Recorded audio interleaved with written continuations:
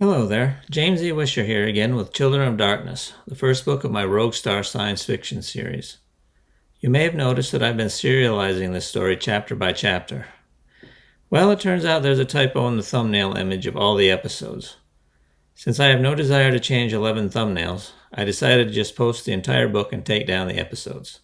Much easier. I hope you enjoy a little change of pace. Personally, I get bored if I read the same genre nonstop. But don't worry, there'll be more fantasy to come. And don't forget, if you're enjoying the stories, please like and subscribe. Okay, with that out of the way, let's get started.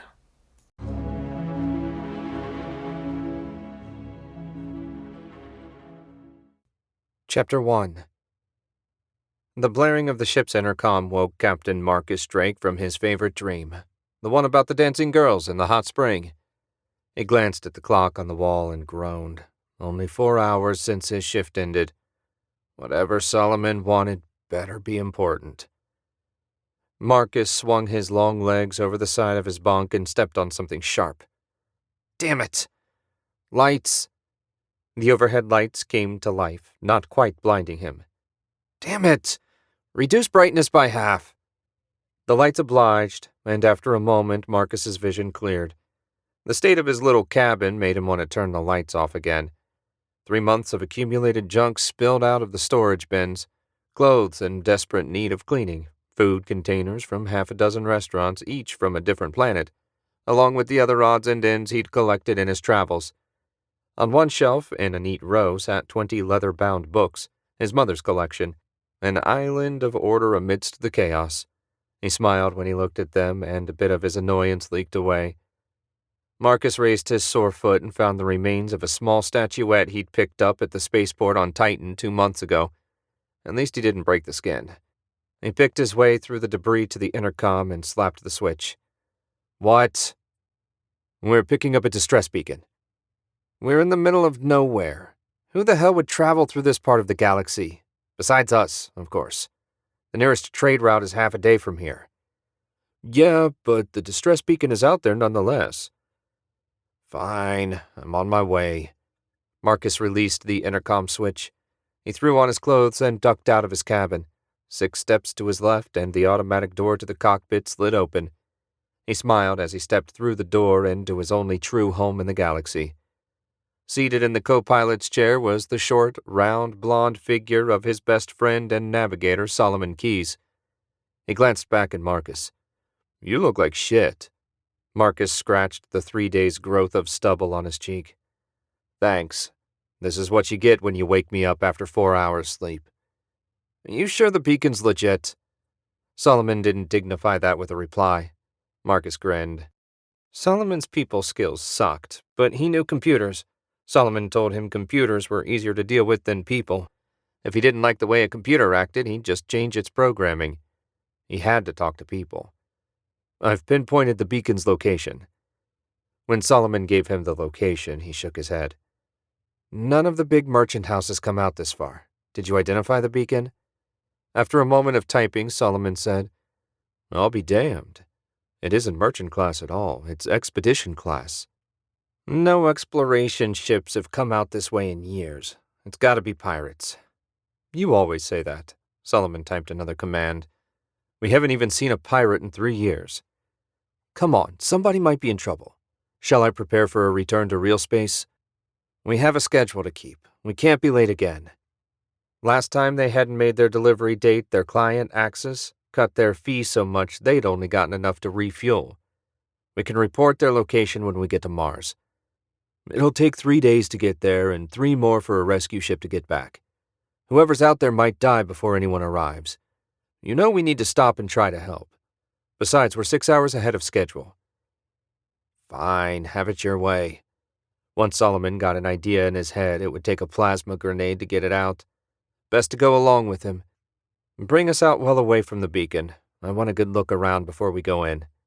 Understood, Solomon said. Revision in 3. Inertial dampers on full. 2. Auto guns online.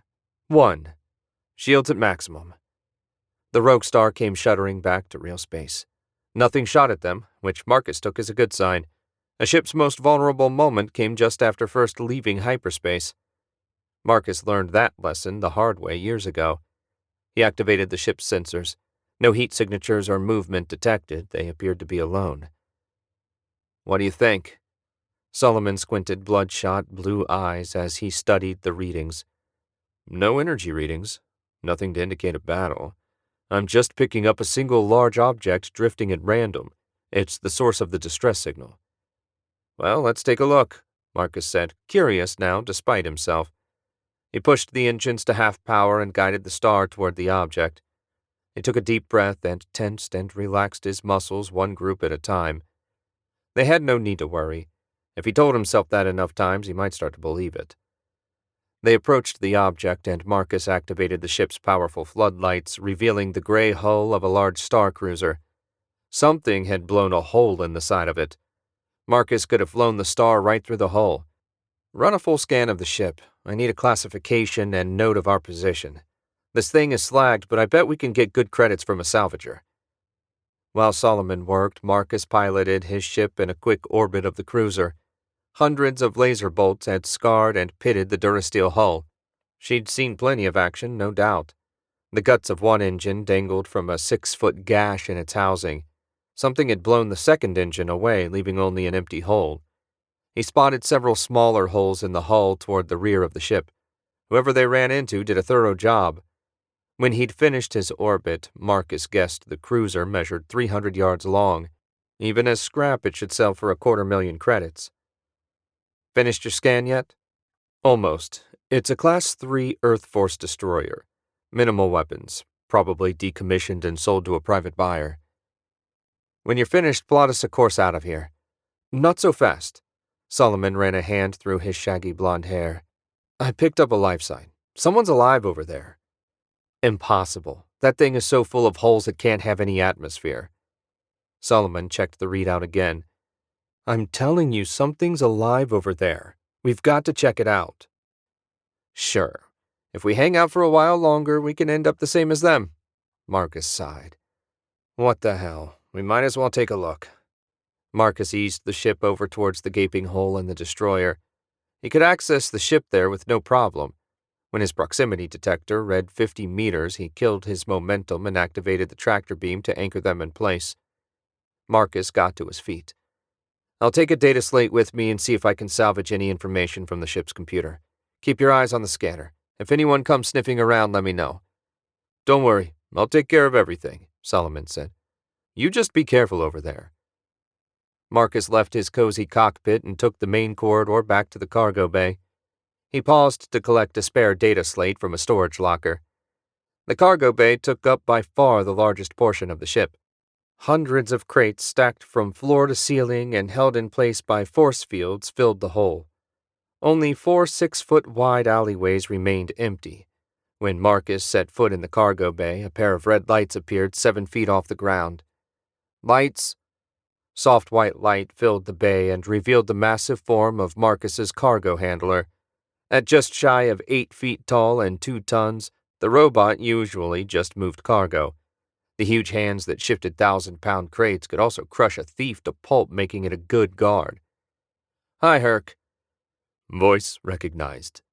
The mechanical vocalization sounded kind of tinny. He needed a new speaker. Marcus would add it to the ever-growing list of new things they needed.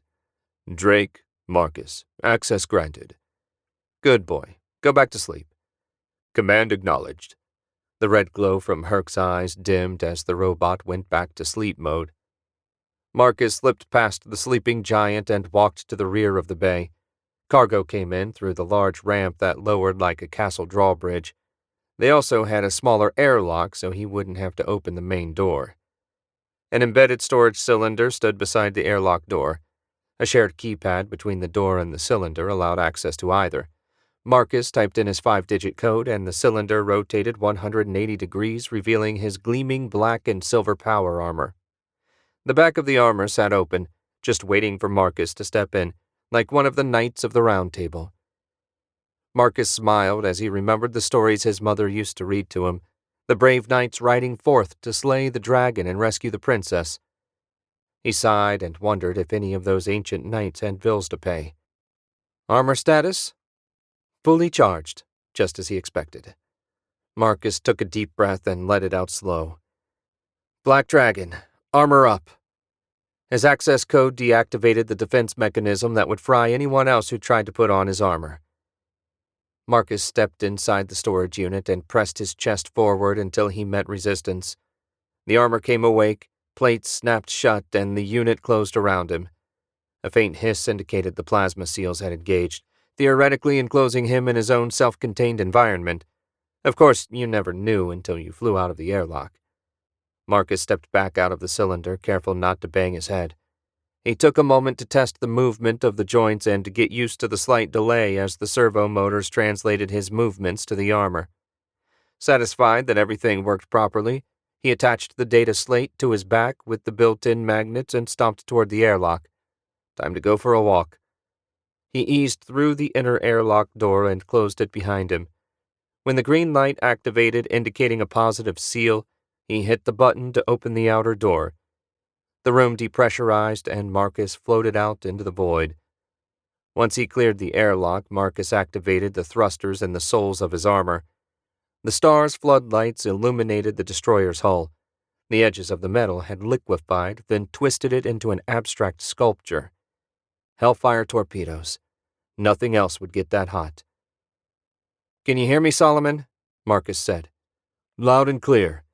The communicator worked. So far, so good. "Okay, I'm heading in." With his thrusters set to low, Marcus eased his way inside the wrecked ship. Away from the hull breach, the light didn't help, and he couldn't see a thing. He activated the light in the chest of his armor. Row after row of empty shelving bolted to the floor filled the space. Pity, he could have gotten more if the cargo hadn't drifted away. "Where's that lifeform reading?" "Somewhere on the lower decks near midship. That's the best I can do." "I'll head to the bridge and check out the computer first." "If someone's in trouble..." "Don't worry. This piece of junk has drifted for years. If someone survived this long, I doubt a few more minutes will matter." Marcus shivered as he flew through the empty ship. Thousands of people worked here once upon a time. Now he found nothing but the odd bit of floating junk. Creepy. Maybe he'd meet a ghost. Most of the inner doors had opened during the battle and remained that way. Something had short-circuited, but it made his life easier.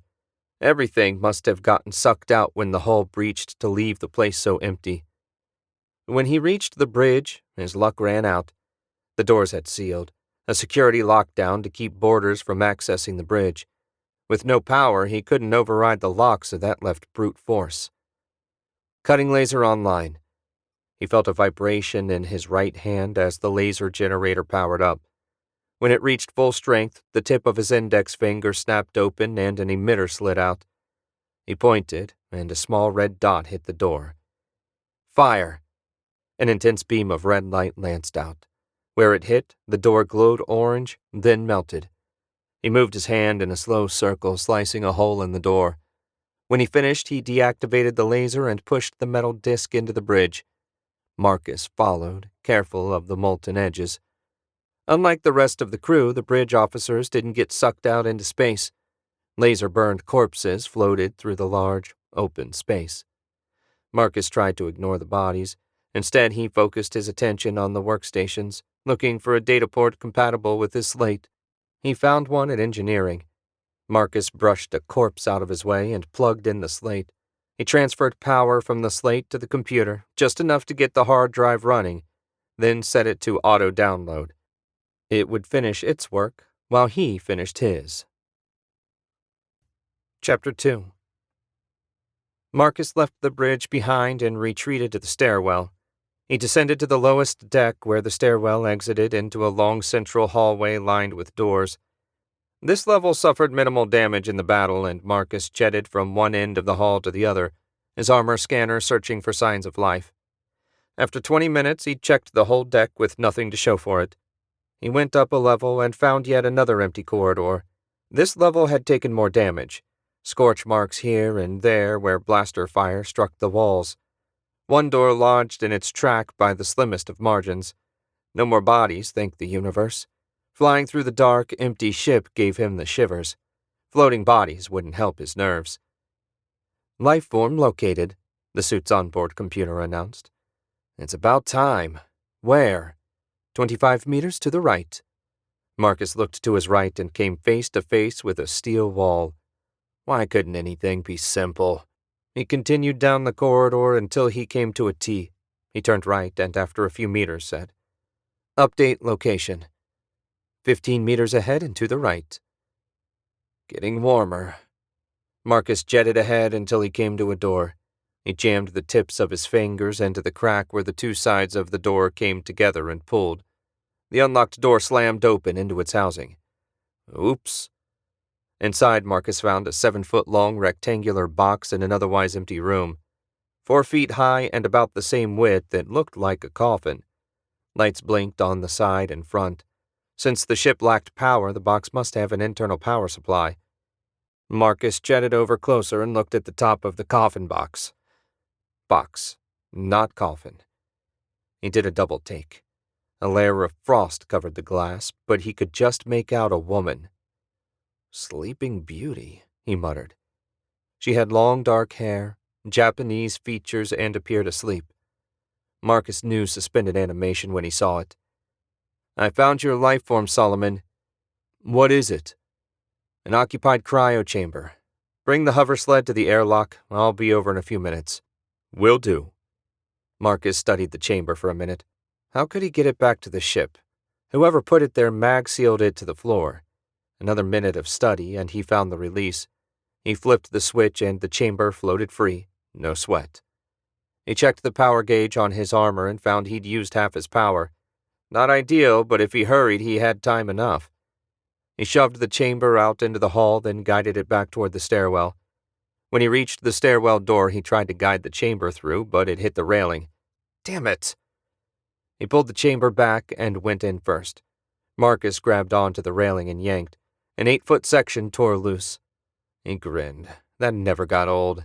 He tossed the piece of scrap aside and guided the chamber into the stairwell and up to the storage area where he'd entered the cruiser. He activated the magnet, locking the chamber to the deck. Confident she wouldn't wander off, he retraced his steps to the bridge. Marcus tried and failed to ignore the bodies as he made his way to the data slate. It read 90% complete. He checked his power gauge. 40% armor power left. Getting less ideal all the time. Marcus tapped his finger on the station. Come on, come on. 5 minutes later, the slate flashed 100%. At last. He disconnected it from the terminal and reattached it to his back. It took a hair over a minute to make it back to the chamber. He deactivated the magnet and jetted across the gap back to the star. Outside the airlock, he said, "Is the hover sled in position?" "Yeah, and I'm clear of the airlock." Marcus held the chamber with one hand and punched his code into the keypad to open the outer airlock door. He maneuvered the chamber into the airlock with a few feet to spare. Once he'd joined it in the narrow space, he positioned it on the hover sled, a 4-foot-wide by 6-foot-long metal pad with an anti-gravity generator. A foot of it hung off, but he couldn't do any better. When he had situated everything to his liking, Marcus closed the outer door. The airlock pressurized, and the artificial gravity came on. Marcus dropped a couple inches to the floor. When the green light came on, the inner door swung open. Solomon stood there like an eager child hopping from one foot to the other. Marcus powered up the hover sled and shoved it into the cargo hold. Solomon closed the airlock behind him. "Could you get the data slate off my back?" Marcus bent over so the shorter man could reach it. The slate disengaged with a click. Marcus turned around and found his partner already tapping away at the screen. "Put that away for now and secure the cryo chamber for transport. We'll have plenty of time to look it over in hyperspace." Solomon flashed him his best sad puppy face. Marcus pointed toward the front of the hold. Solomon sighed, switched off the slate, and pushed the hover sled deeper into the ship. Marcus stepped into the storage cylinder. "Power off." His armor disengaged all functions and the plasma seals dissolved. The rear opened up and Marcus stepped back, careful not to bump his head, and took a deep breath. He felt both relieved and disappointed to shed the armor. He missed the power, but hated to rely on anything for his survival other than the star. "Begin recharge." The storage cylinder spun shut. Marcus stretched and wiped sweat from his forehead. He headed toward the bridge and past Solomon where he worked to secure the cryo chamber. The door slid open as he approached, and Marcus dropped into his seat. The scanners still showed all clear. He flipped on the targeting computer, locked on to the distress beacon, and fired. A red beam of coherent light shot out and obliterated the destroyer's emergency beacon. Marcus grinned. No one else would find it now. Solomon burst onto the bridge, wheezing. "I heard the laser fire." "Relax. I made sure no one would steal our treasure. Everything secure and back?" "Yeah, no problem." "Good. Set course for Mars. We've still got cargo to deliver." Solomon's stubby fingers flew across the keyboard. "Course laid in." Marcus flipped a switch. Hyperspace engines online. The engines exerted their power over the fabric of space-time. A moment later, a swirling portal opened. Marcus pushed the throttle forward and accelerated into hyperspace. The rogue star streaked through hyperspace, and Marcus considered the old cruiser and the woman on board. What were the odds of them stumbling across an old derelict with someone still alive on board? He'd traveled from one side of the galaxy to the other, and he'd seen a cryo chamber with its own power supply just once before, at a prison on Nora 7.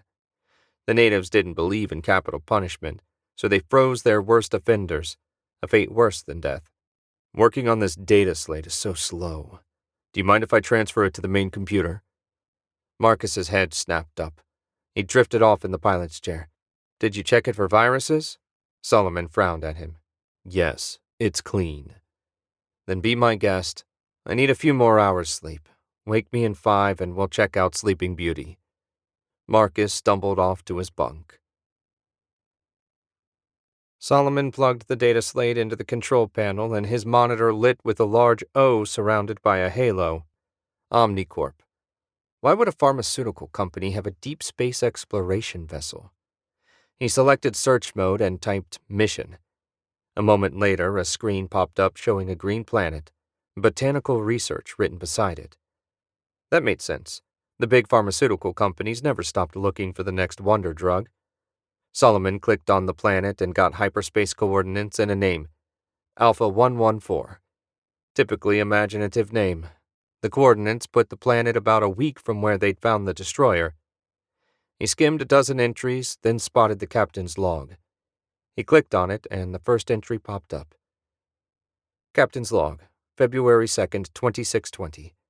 Today we arrived at Alpha 114. The planet orbits its sun slightly closer than Earth standard. We've deployed probes to check the atmosphere. If everything comes back clear, we will begin deploying to the surface after noon Earth standard.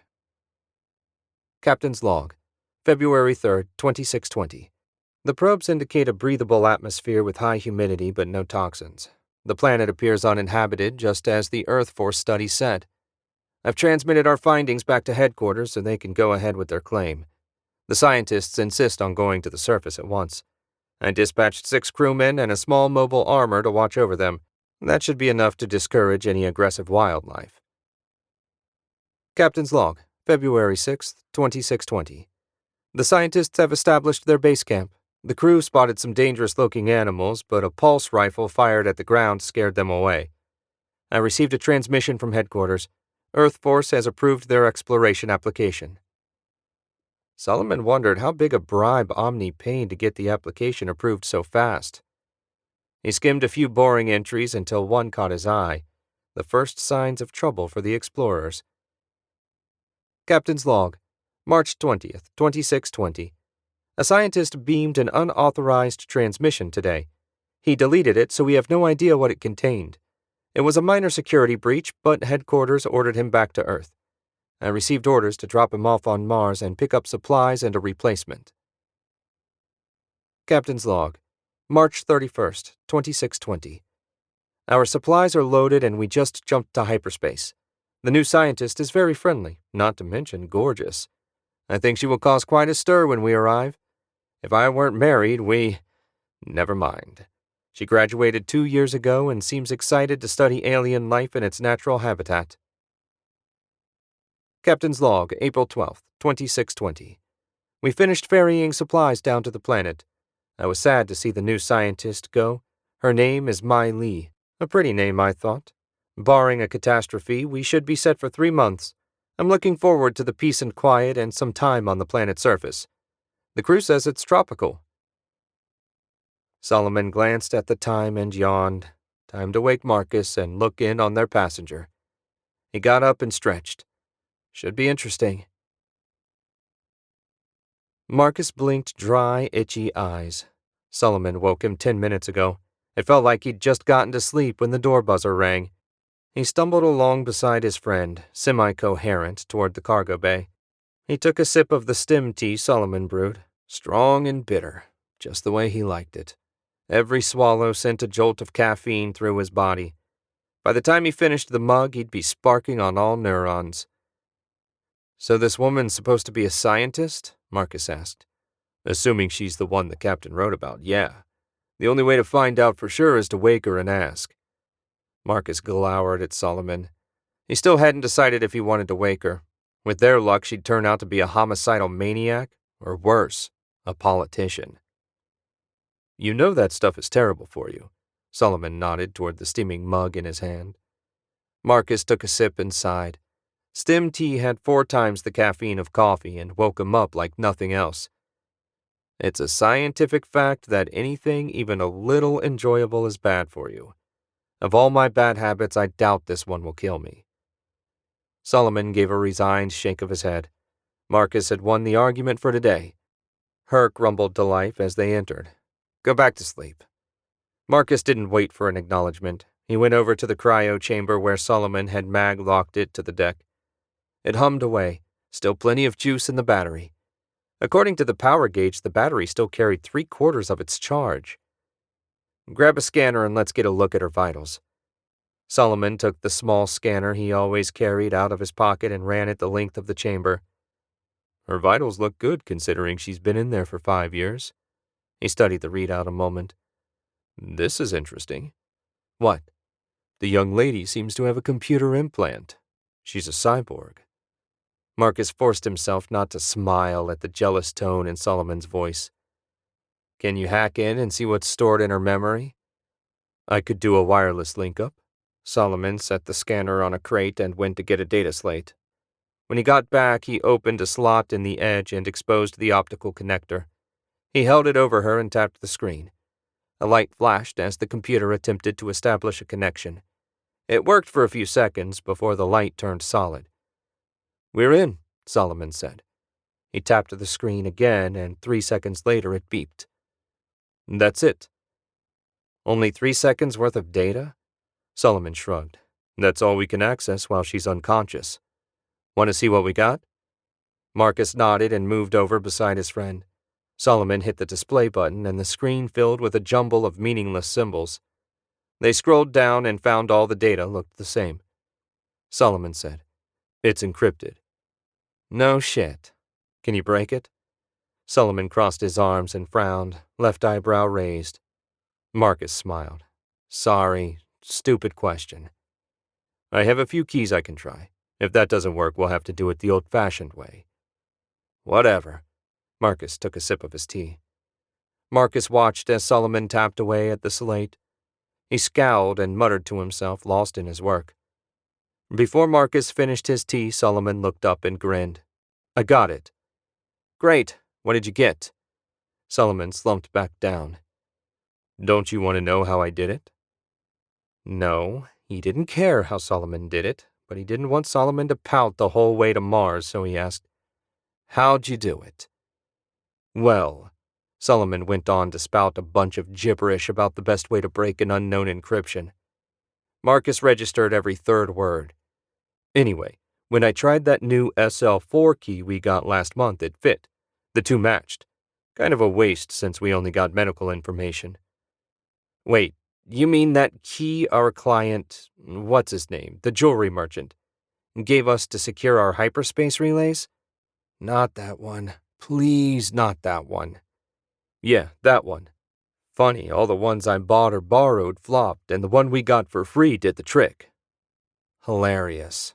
Marcus frowned. His luck couldn't get any worse. "What's wrong?" "While you drooled over the new disk, I asked one of the merchant's guards about the code. He said it was military software, just declassified for civilian use. So why would a scientist have military tech embedded in her skull? Simple, Marcus said. She's not a scientist.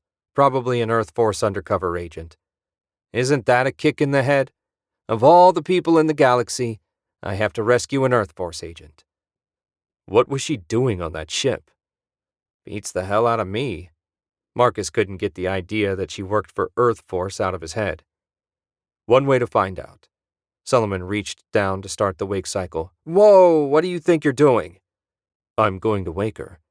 In case you forgot, I'm not on the best terms with Earth Force. So what do you suggest we do? Jettison her? Well, Marcus grinned at the scowl on Solomon's face. We're not going to jettison her. I went to too much trouble to rescue her, after all. What if we just dropped her off at the government building on Mars? The decent thing to do is to wake her, and you know it. Yeah, I know. Marcus flipped the switch. For an ex-thief, you have an overdeveloped conscience. I stole from crooks. They all deserved it. Solomon stifled a yawn. We're both reformed now, right? We're supposed to be the good guys. Right. Why don't you catch a few hours' sleep? Solomon headed to his bunk, while Marcus returned to the cockpit. Chapter 3. The countdown timer read 1 minute. Marcus sat on an upside-down storage crate beside the cryo chamber, and Solomon sat across from him. They'd waited 36 hours for the wake cycle to finish. Marcus watched the last 10 seconds tick off the timer. When it hit 0, the chamber lid hissed and popped open. The woman inside groaned and sat up. They both stood up and edged closer. Now that he didn't have to look through frosted glass, Marcus could make out her face. She had pale skin, dark brown, almond-shaped eyes, and high cheekbones. Her black hair fell to her waist and covered her bare breasts. Marcus glanced at his friend, who stared with his mouth halfway open. He grinned and shook his head. The blanket. Solomon threw off his daze and handed the blanket they'd brought to Marcus, who draped it across her shoulders.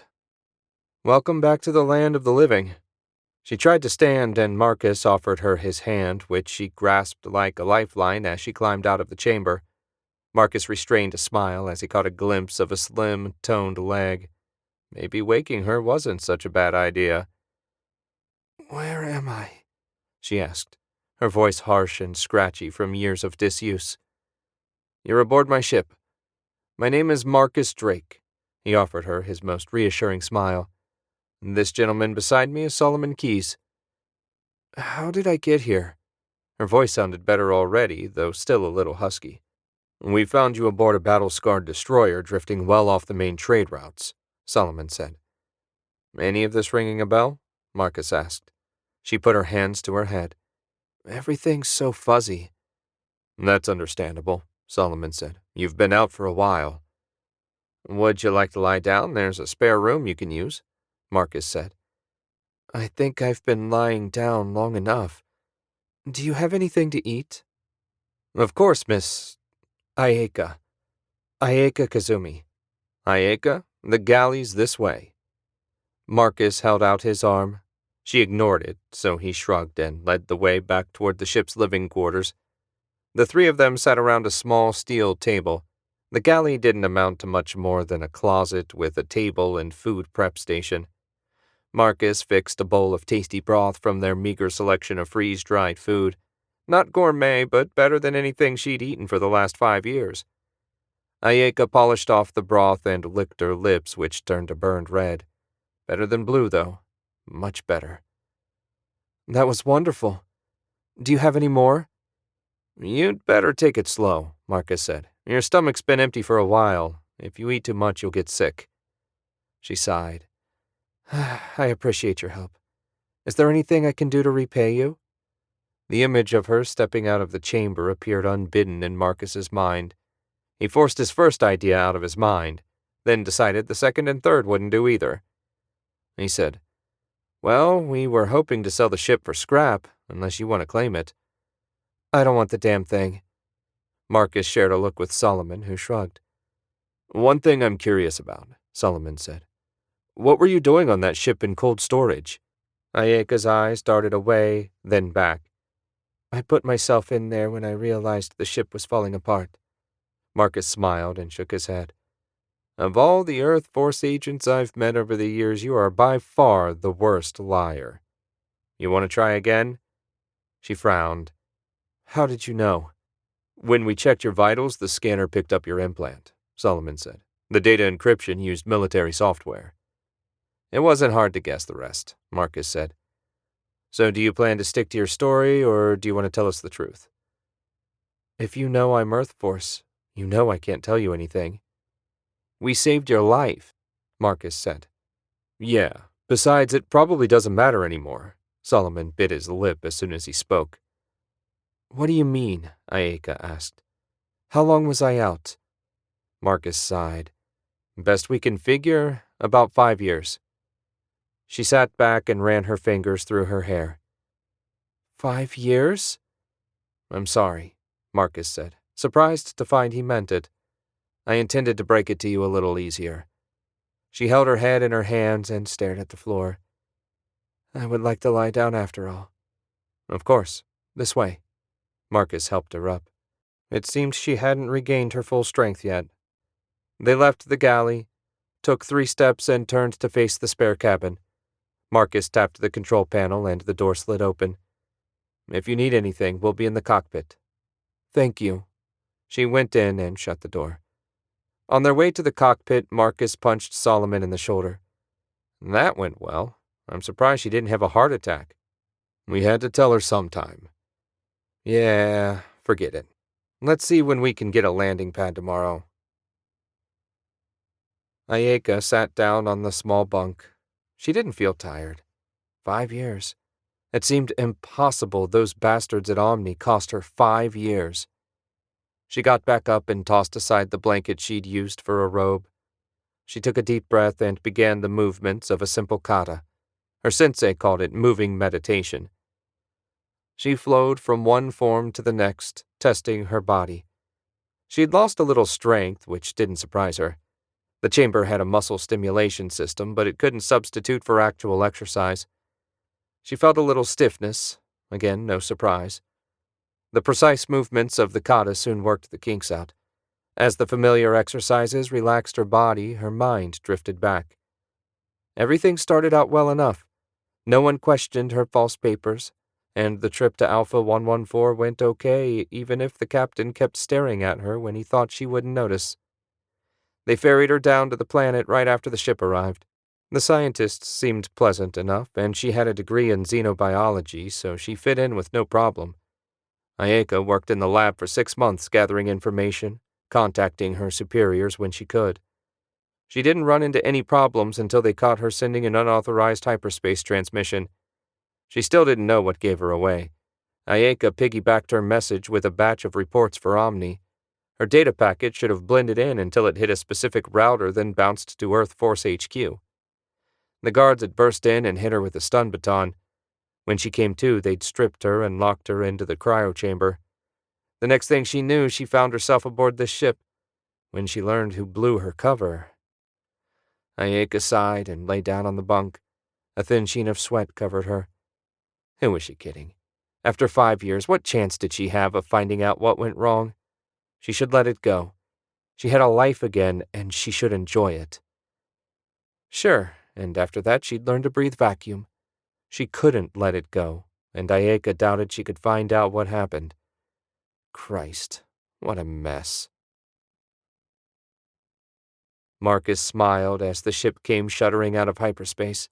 On the view screen, Mars loomed large, though after 3+ centuries of industrial growth, the haze of pollution chugging out of the domes had the red planet looking rather gray. Since the domes went up a little over 2 centuries ago, Mars had become one of this sector's premier manufacturing hubs. Hundreds of companies built factories all over the planet, and the smokestacks vented out into the vacuum. The pollution created a thin haze that always surrounded the planet. This is Mars Control to Rogue Star. Please state your business. The pre-recorded message came on as soon as they reached a distance of 100,000 miles. Marcus nodded at Solomon, who said, This is the Rogue Star. We have a load of microchips for Universal Computer Corporation. A moment passed as the landing control system processed their information. Acknowledged, Rogue Star. You may land at the following coordinates in 1 hour. A stream of numbers appeared on the screen. Contact Universal and tell them where we're landing, Marcus said. Solomon went to work and Marcus put the ship on autopilot until their landing space became available. He left the cockpit and made the short trip to the guest cabin. He tapped twice and the door slid open. Ayeka had found an old pair of coveralls in the storage locker. She spun in place. How do I look?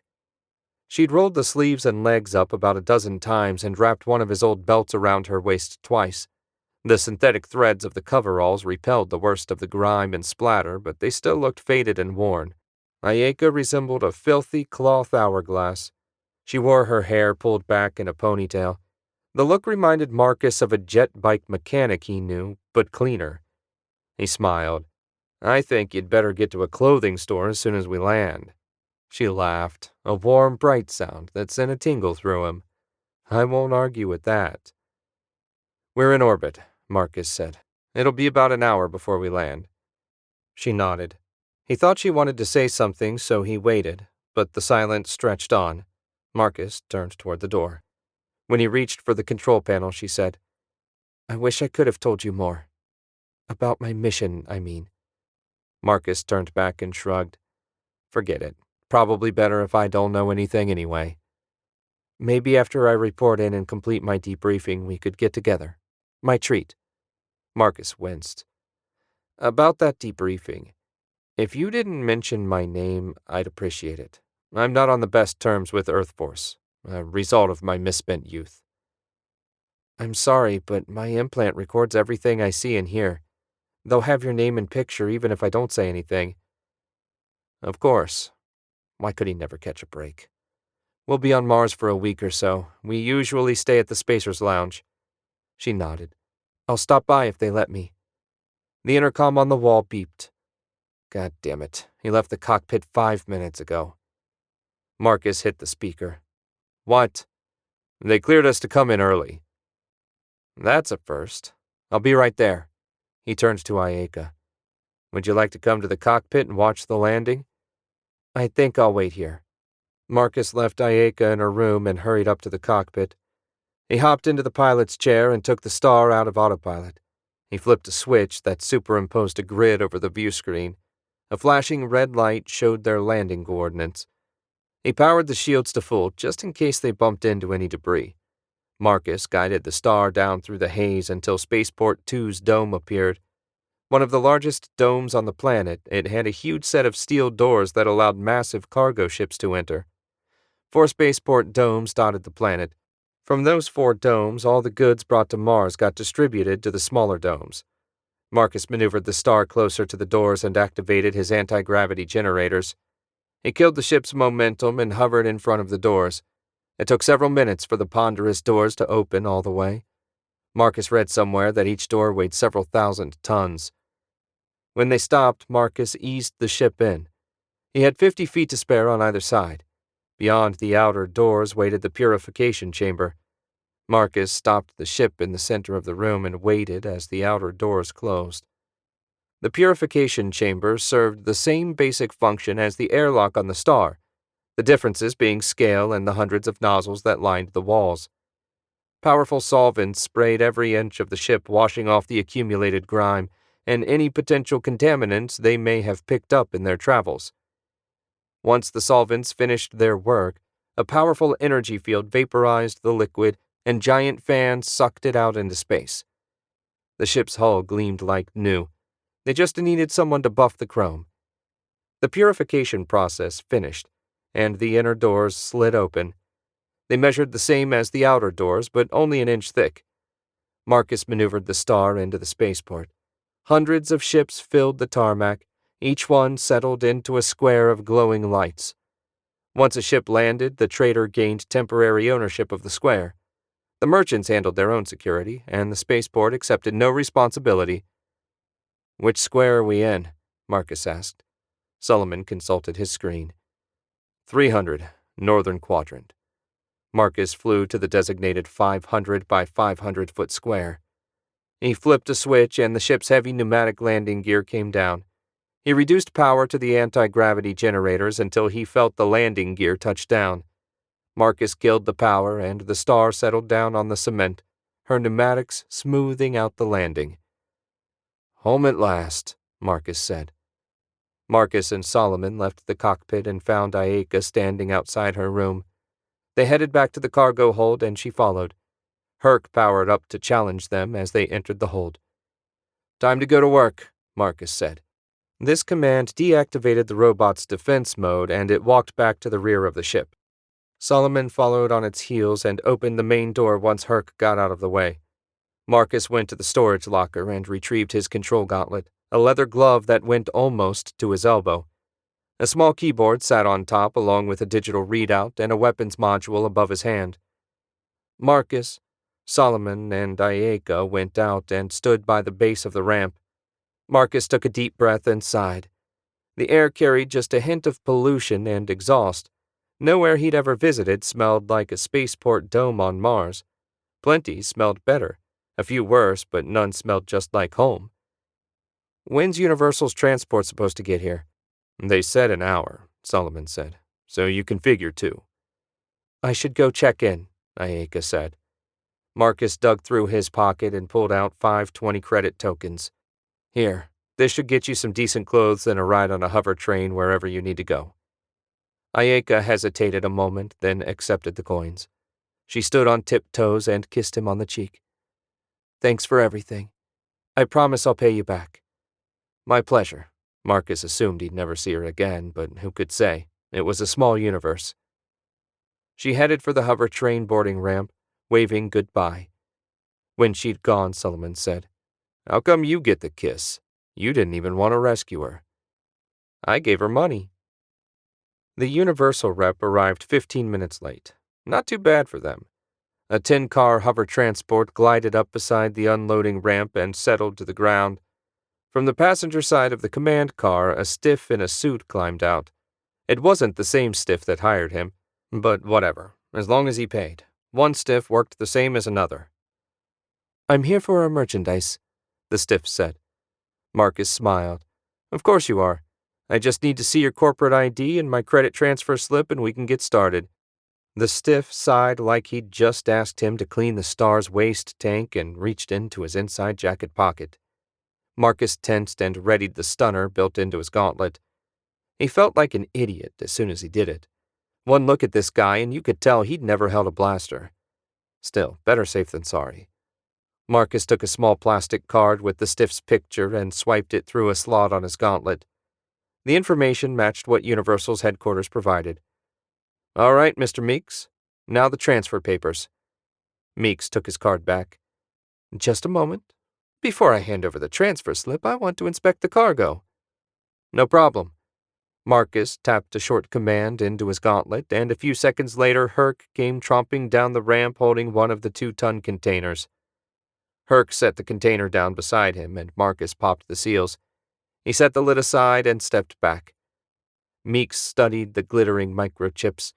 Any idiot could see they looked perfect. Marcus wanted to stun him, but didn't dare until he got paid. Satisfied, Meeks reached into another pocket and withdrew a slip of paper. Marcus grabbed the paper and read it. 40,000 credits as agreed. Everything looked good, so Marcus typed a command into his gauntlet and Herc began loading crates onto the transport. An hour later, the loaded transport flew off toward an exit tunnel. Marcus put Herc on recharge and activated the ship's security system. When they'd retrieved their gear, Marcus used his gauntlet to close the loading bay. "Where are we staying this trip?" Solomon asked. "The Spacer's Lounge is always good." Solomon frowned. "Can't we stay somewhere a little nicer this time?" Marcus smiled. The Spacer's Lounge catered to the less reputable members of society. Smugglers, thieves, and worse hung out there. Old friends, most of them. "Where would you suggest?" "What about the Fireside Inn?" "That place costs 250 credits a night." "Yeah, but a lot of rich business people stay there. We might be able to pick up a job. That would cover the cost plus some." Marcus hated to admit it, but his friend had a point. If he wanted to transition from smuggler to serious businessman, he'd have to stop hanging out with crooks. Unfortunately, serious businessmen bored the hell out of him, and that phony hologram fireplace at the inn sent a shudder down his spine. Tell you what, let's stay at the lounge a couple nights, then we can go and play upright citizens. Deal. They left the ship and went to catch a hover train. Marcus figured they'd have a party at the lounge that night. They had a party every night, and he didn't want to miss it. Chapter 4.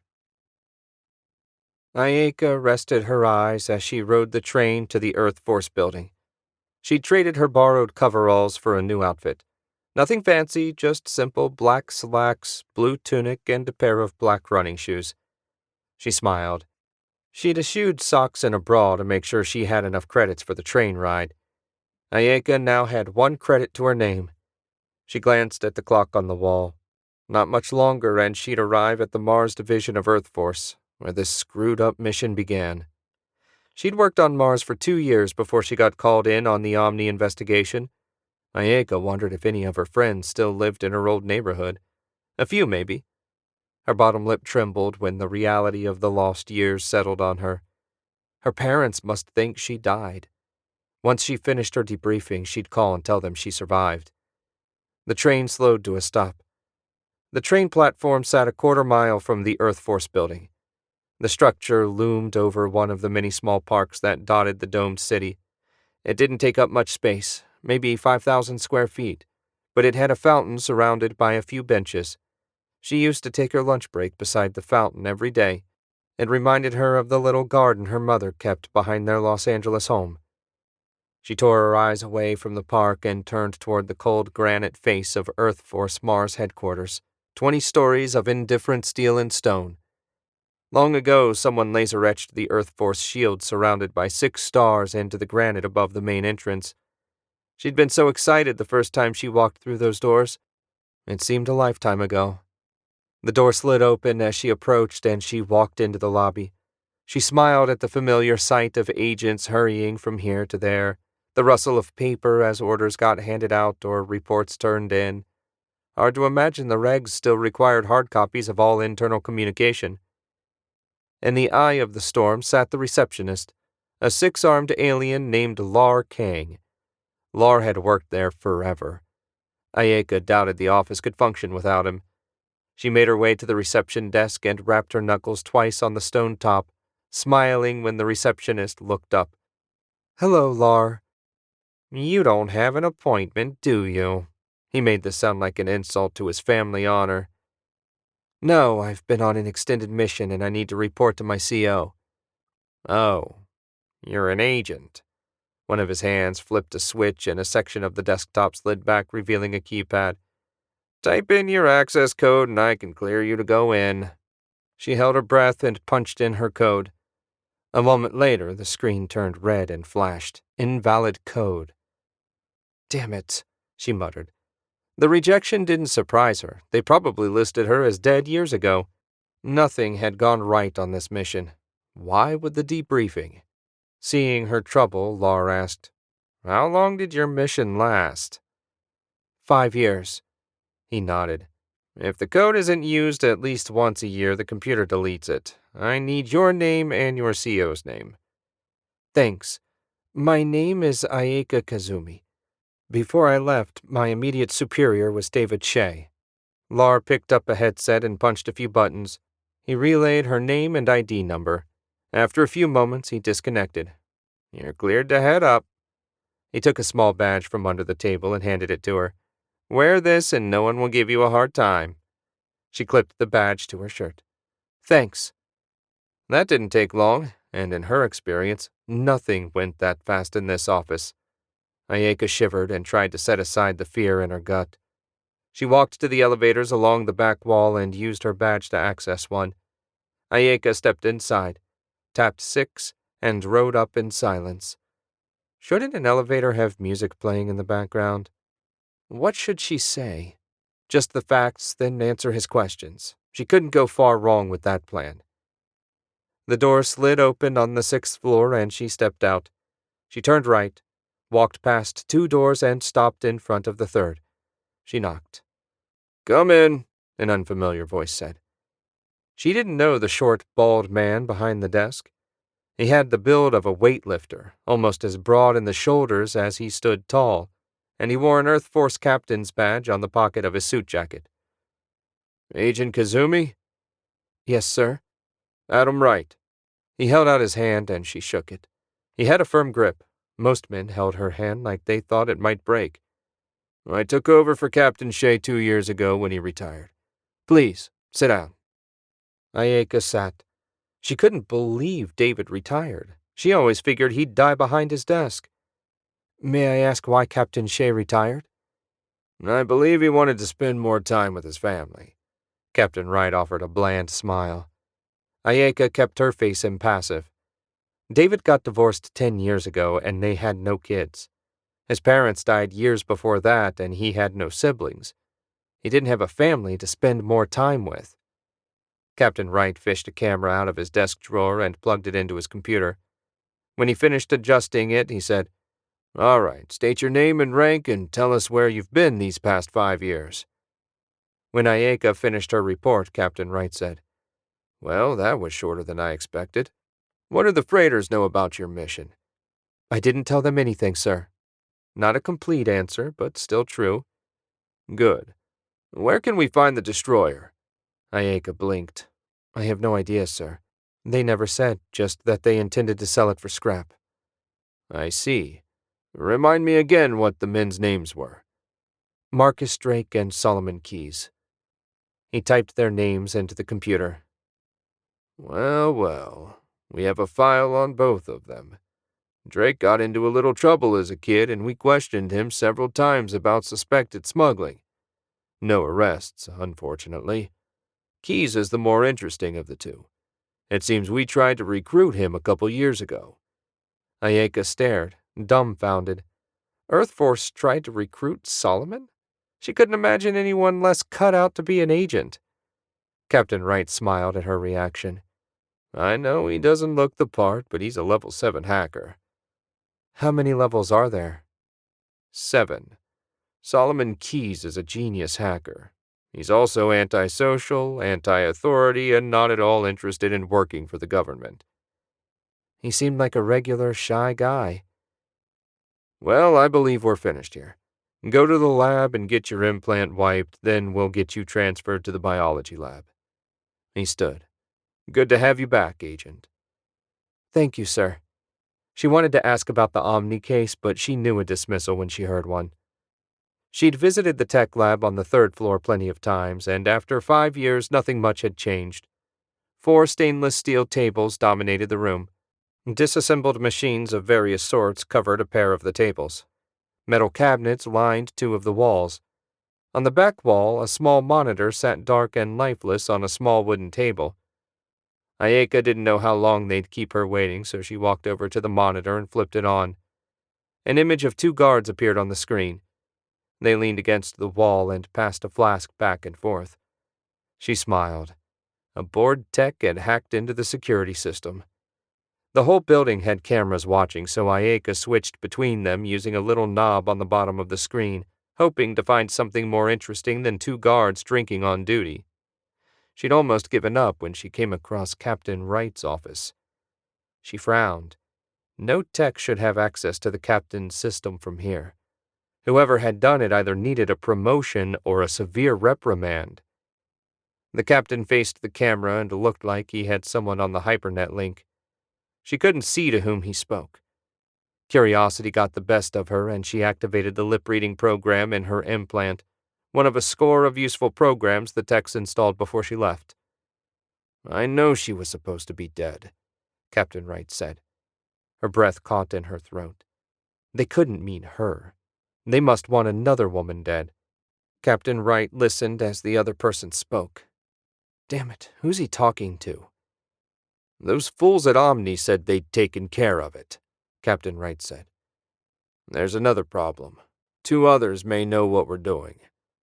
Yes, we can arrest them and eliminate them quietly. I've already dealt with the girl." Ayeka flipped off the monitor. She needed to go before someone dealt with her and warned Marcus and Solomon. Ayeka took a couple steps toward the door.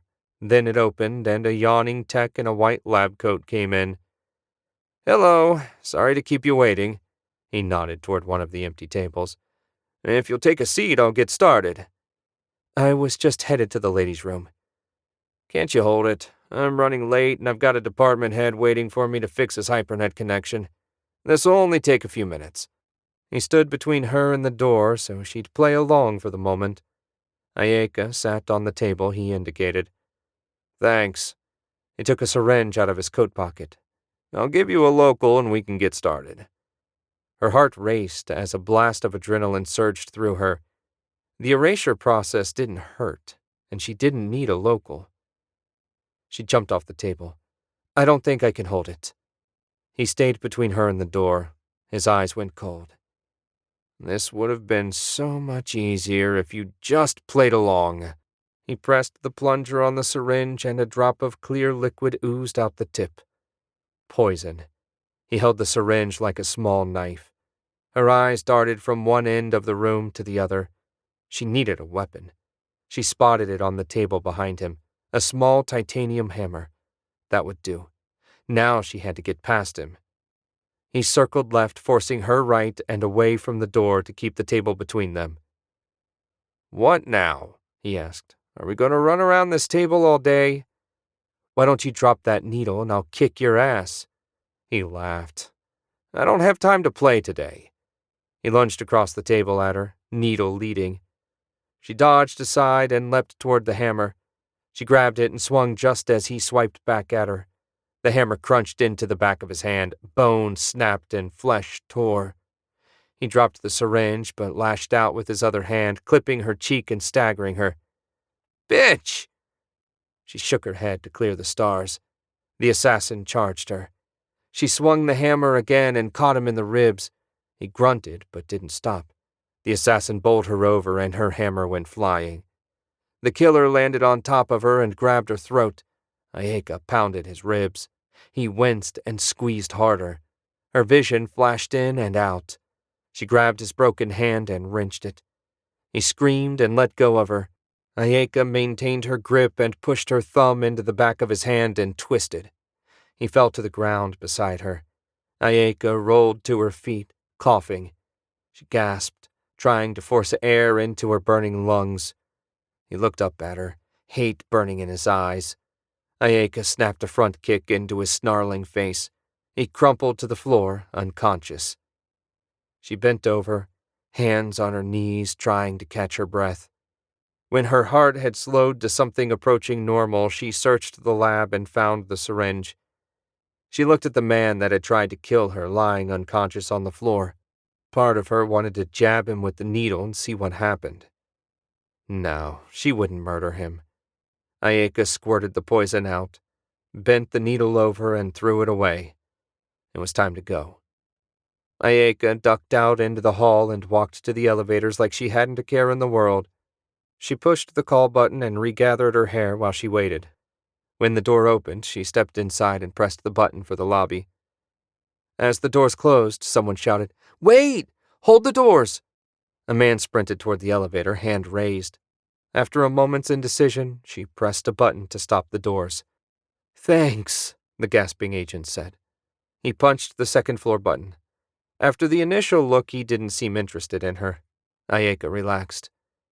"I haven't seen you before. Are you new?" Ayeka forced herself to smile. "No, I just got back from a field assignment. How about you?" "I've been here 5 months. I work in encryption. What's your department?" "Xenobiology." He grimaced. "I'd hate to work with those weird things. Give me a nice air-conditioned office any day." The bell sounded, and the doors slid open. "Thanks again." He stepped out and the doors shut before anyone else could get on. She rode the rest of the way in blessed silence. She wondered how many guards awaited her arrival. Would they stun her or just blast her on the spot? The bell tolled and the doors slid open. No guards, no blasters. She let out the breath she hadn't realized she'd held and stepped off the elevator. So far, so good. Ayeka made it halfway to the doors when Lar shouted, "Wait! Young lady, wait!" She froze. Should she run for it? No, a dozen agents stood between her and the doors. She'd never make it. Gotta play it cool. She walked to his desk. "Yes?" "Your temporary badge. You forgot to turn it in." He held out a hand. She smiled, hoping he couldn't tell how relieved she felt. "Sorry, it totally slipped my mind." She dropped the badge into his hand. Lar waved one of his other hands while the first slipped the badge back under his desk. "Don't worry. Happens all the time. So you heading out again so soon?" She sighed. No rest for the wicked. Lar patted her on the shoulder. "Do be careful." "I intend to," she said. Ayeka left the reception area and went out the main doors. Her whole body trembled. She'd made it this far. Now she needed to get away from here. Where could she hide? Damn it. Marcus. They still wanted him and Solomon. She had to warn them. But Captain Wright would expect that. She couldn't go straight to them, and the comms would be monitored. She needed a roundabout way to the spaceport. All her old friends worked for Earth Force, so they were out. She'd have to do it on her own. Chapter 5. Marcus rolled over on the cheap bed and groaned. He'd guessed right about the party. His mouth tasted like a family of dome rats had moved in and set up housekeeping. Light streamed through the windows of the room he and Solomon shared. 2 beds, 2 footlockers, and nothing else. The rooms at the lounge didn't cost much for a reason. How long had he slept? The party wound down way after midnight. He sat up and wished he hadn't. His head throbbed and the room seemed to expand and contract with his pulse. He couldn't do this anymore. The all-night parties. Maybe the fireside wouldn't suck so much after all. The door swung open and he grabbed his gauntlet. When he saw Solomon, he set it back down. "Finally awake?" Solomon carried a tray loaded with pastries and a steaming carafe. Marcus groaned and lay back down. He didn't want food. Just thinking about it made his stomach churn. The coffee smelled good, though. "I'll take that as a yes." Solomon set the tray on Marcus's footlocker and poured coffee into 2 cups. He dug 2 gray pills out of his pocket and held them out to Marcus along with the cup. "Here. Dodger left these after he helped carry you up here." Marcus sat back up and took the cup and pills. "His miracle hangover cure?" "So he said." Solomon spoke around a mouthful of pastry.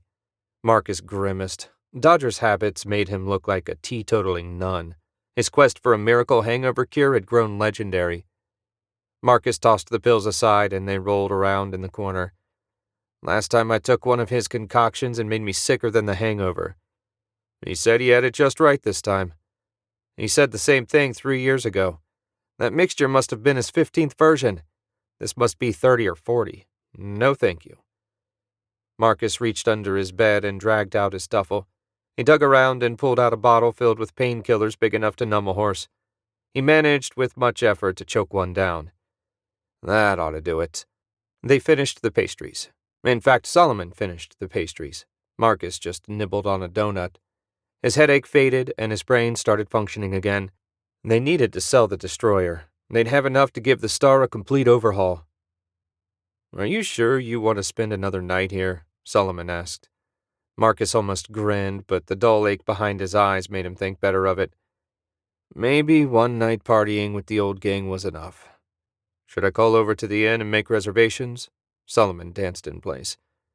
"No, let's head to the junkyard and sell the destroyer first. Then we can find new accommodations. There must be somewhere better than the bloody Fireside Inn." Solomon shrugged. "All right, where are we going?" "William O'Mara's junkyard." Solomon groaned. "Not Slick Willie again. The last time we went there, he tried to cheat us." Trying to get twice as much as something's worth isn't the same as trying to cheat you. It's negotiating. Willie's as honest as any of the merchants we dealt with. There's a ringing endorsement. Marcus laughed, then winced when his headache flared up.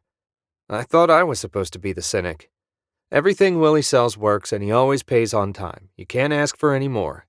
Fine, but the way you two haggle, I'd better make the reservations now. Suit yourself, my friend, Marcus said, trying hard not to laugh.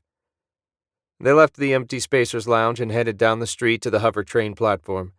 Willie had his junkyard in the next dome north.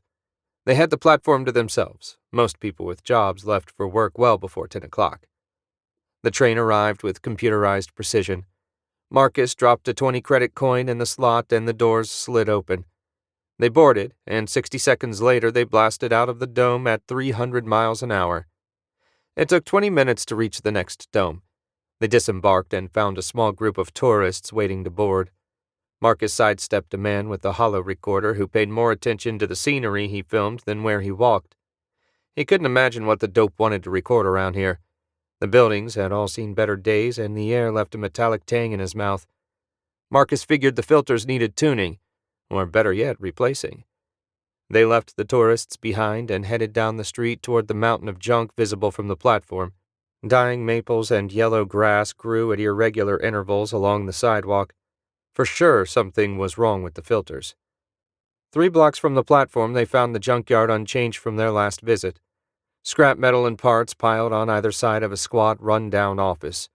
On the side of the building, an ancient 1900s-style neon sign flickered, showing a leprechaun sitting on a hyperdrive coil.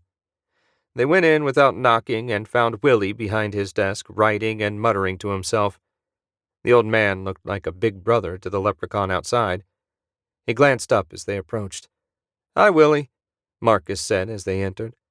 Solomon closed the door behind them. "Hello, lads. Have a seat." He gestured to a pair of chairs covered with papers. Once they cleared them off and sat, Willie continued. "So what brings you boys by?" Marcus smiled. He turned 30 in 8 months, and nobody had referred to him as a boy in a good while. Still, he took no offense as Willie passed 90 a few years ago, and to him everybody younger than 60 looked like a kid.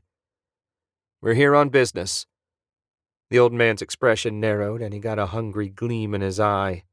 Willie lived for a deal. "Buying or selling?" Out of the corner of his eye, Marcus saw his friend roll his eyes to the ceiling. "We're selling." Willie rubbed his hands together. "What have you got for me?" Marcus typed a short command into his gauntlet, and a hologram of the destroyer appeared in the air between them. "We found it drifting in deep space. There was no one on board to claim it, so it's fair salvage. It was true enough since Ayeka didn't want it." "That's an old Earth Force destroyer, isn't it?" Willie squinted at the hologram. "Sure is. Decommissioned for civilian use." "Give me the specs and I'll make you an offer." Marcus had typed half of another command when in walked 2 men wearing identical black suits. Slight bulges under their arms betrayed the blasters holstered there. Earth Force agents. Marcus would have bet the star on it. "You two will come with us," the agent on the right said. They showed no emotions. Earth Force agents seldom did. "Of course," Marcus said. His mind raced. Whatever Ayeka's mission, it must have been important if they had the dogs out already. Marcus knew they should have delivered her frozen and let Earth Force thaw her out. He remembered those legs and decided maybe he could stand a little trouble. He had to figure a way out of this mess. As he and Solomon eased up to their feet, Marcus tapped the front of his gauntlet and a pair of metal studs popped out and locked in place. "We'll have to finish this conversation another time, Willie." Willie nodded. "Sure, lad. I'm not going anywhere." "You'll have to remove that as well." The agent on the left indicated his gauntlet. Feigning irritation, Marcus removed the gauntlet and tossed it to the agent on the right. He threw it harder than necessary, and the agent fumbled it. His hand hit one of the studs. A light flashed, and the second agent watched his partner fall to the ground. Marcus took advantage of the distraction to clobber the still-standing agent in the jaw. He wobbled, and Marcus waded in with a left to the gut and an uppercut. The agent collapsed to the floor, out cold. Marcus rubbed his hand. He hated bare-knuckle fighting. His hand would ache for days. Marcus collected his gauntlet and helped himself to the agent's blasters and communicators. Solomon caught a blaster and a communicator when Marcus tossed them his way. The second weapon Marcus slipped into his front pocket. He smashed the second communicator under his heel. "How do you suppose they found us?" Solomon asked. "Sleeping Beauty probably told them we planned to salvage the ship." "I suppose, but how did they know to look for us here?" "I don't expect they did. How much you want to bet there's another pair waiting at Mac's junkyard?" "What I don't get is why. We don't know anything. We just gave her a ride home. Hell, they should thank us for rescuing her." "I hate to interrupt you boys, but what should I do with them?" Willie nodded at the unconscious agents drooling on his floor. Marcus reset the weapon module on his gauntlet and pumped stun blasts into each of the agents. "They'll be out for at least an hour. Give us a 15-minute head start, then call the Dome Patrol. Tell them what happened, but don't mention the destroyer." Willie nodded. "Speaking of the destroyer, I'll take a pass on it. You boys come back after you get this mess cleared up, and we'll talk again." "Sure." Marcus shook hands with the old man. "I'm sorry to get you mixed up in this." "Bah, I'm 94 years old. What are they gonna do, arrest me?" Willie peered at them. "You boys in bad trouble?" Marcus sighed. "Bad enough, I imagine. I noticed their blasters didn't have a stun setting, so what does that tell you? I think it's time for us to get off Mars for a while." "Yeah, like forever," Solomon said. They left Willie and the unconscious Earth Force agents and retraced their steps back to the train platform. They needed to return to the ship and jet. If someone had left a job offer, they'd wait long enough to load. An empty platform greeted them. Pity, Marcus would have welcomed some people to act as cover. Solomon went to check the schedule. "Next train's in 5 minutes." Solomon sat on the bench while Marcus paced. Their head start dwindled by the second. Marcus checked the clock in his gauntlet for the third time in a minute. You'd think the goddamn train could arrive early once in his life. He looked up and blinked. A pair of large, hairy humanoids plodded towards them. When they got closer, Marcus realized how big they were. Both stood over 7 feet and must have measured 5 wide at the shoulder. They wore nothing but loincloths. He recognized the creatures as Gorts. Not just any Gorts, but he suspected a pair of old associates. Marcus tapped Solomon on the shoulder. "Look sharp, partner. We've got company." Solomon got to his feet. His hands shook as the 2 behemoths bore down on them. He reached for the blaster they'd taken off the Earth Force agent, but Marcus grabbed his wrist. That little blaster would just piss them off. "Steady. I don't think they mean us any harm." "They're Gorts. They mean everybody harm." The creatures stopped 2 strides away. The one on the right held out his hand. In it rested a small metal disc half an inch thick. Marcus knew better than to accept gifts from strangers, but he also knew better than to refuse a Gort.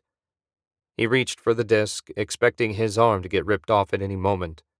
He grabbed the disc, and the Gort lowered his hand and stared at them. Marcus handed the disc to Solomon, relieved to have his extremities intact.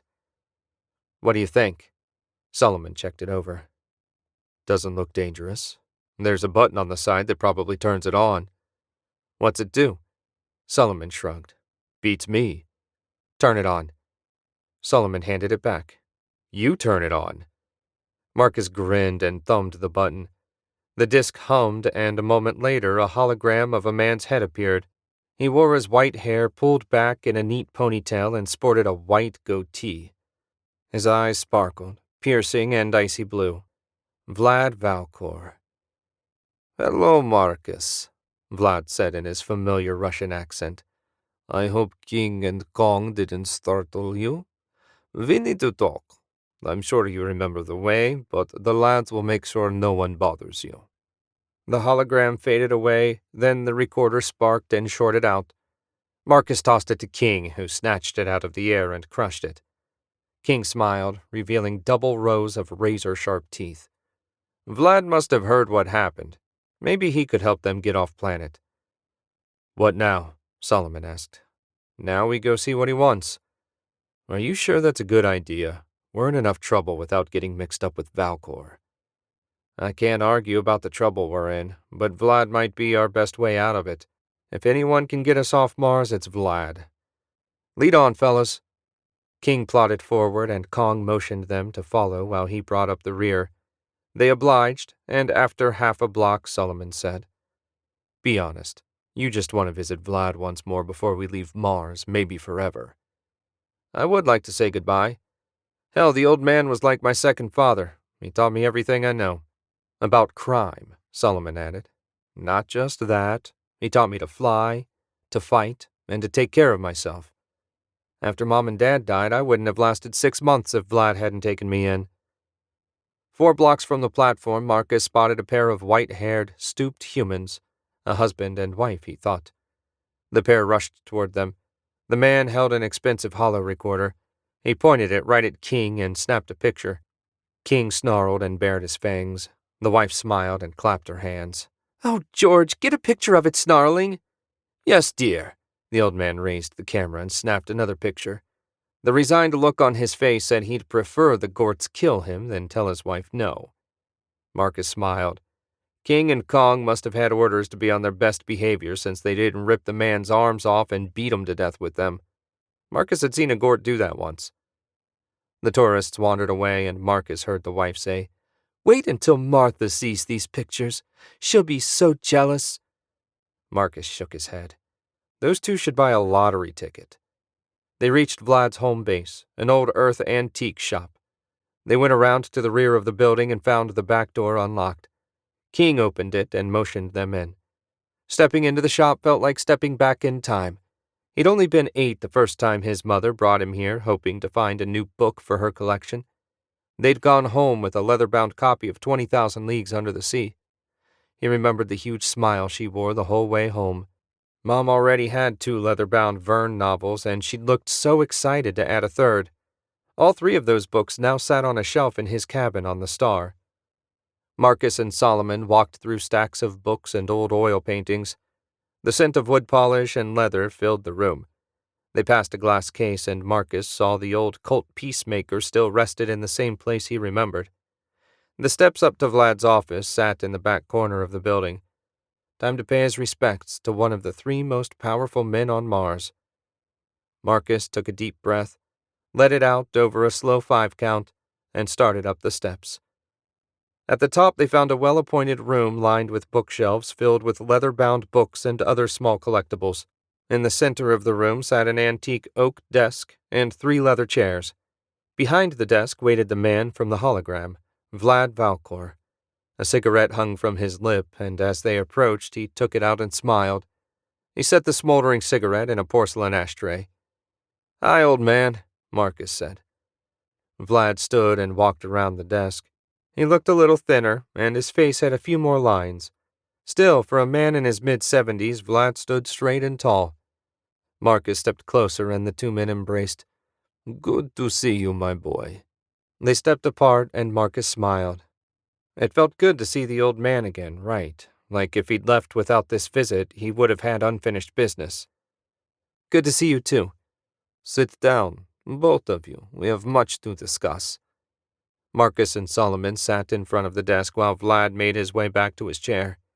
He took a drag on his cigarette and blew a smoke ring. "I thought you said you'd quit," Marcus said. "Those are terrible for you."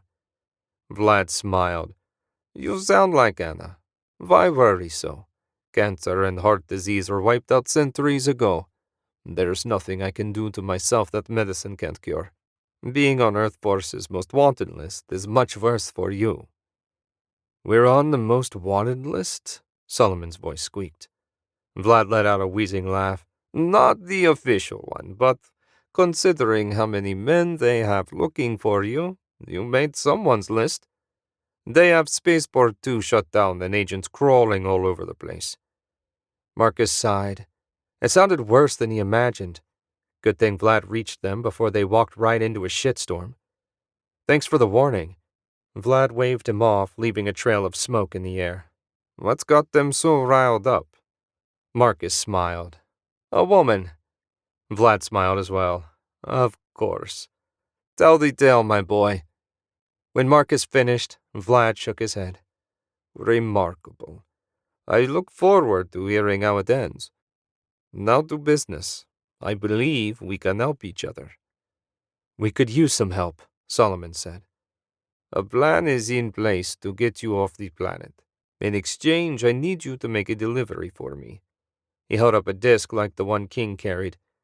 "This is your cargo." "Where?" Marcus asked. Vlad held up a data chip. "All the details are here. The disk must be accessed within 1 minute of midnight Earth Standard Time. If you access it at any other time, it will self-destruct. If it isn't accessed by 2 minutes past midnight, it will self-destruct." "Pretty heavy security. You must not be too confident in your plan to get us off Mars. I put your chances at 50%. They want you bad, Marcus. You've really stepped in it this time. I prefer to think I stumbled into it this time. Still, you've got a deal. What's the plan? When Vlad finished, Marcus thought 50% an over-generous assessment. Chapter 6. Ayeka hadn't seen any agents for hours. After she escaped the assassin, she fled north and found a dark alley and a poor section of the dome in which to hide. She'd eluded them for now, but they'd have agents everywhere looking for her. How could she get back to the spaceport, find Marcus and Solomon, and get off the planet? The stench of the alley overwhelmed her fear. She walked out to the end and looked left and right. The street looked deserted for the moment. Cheap housing filled this part of the dome, and most of the people went to work first thing in the morning and didn't return until late.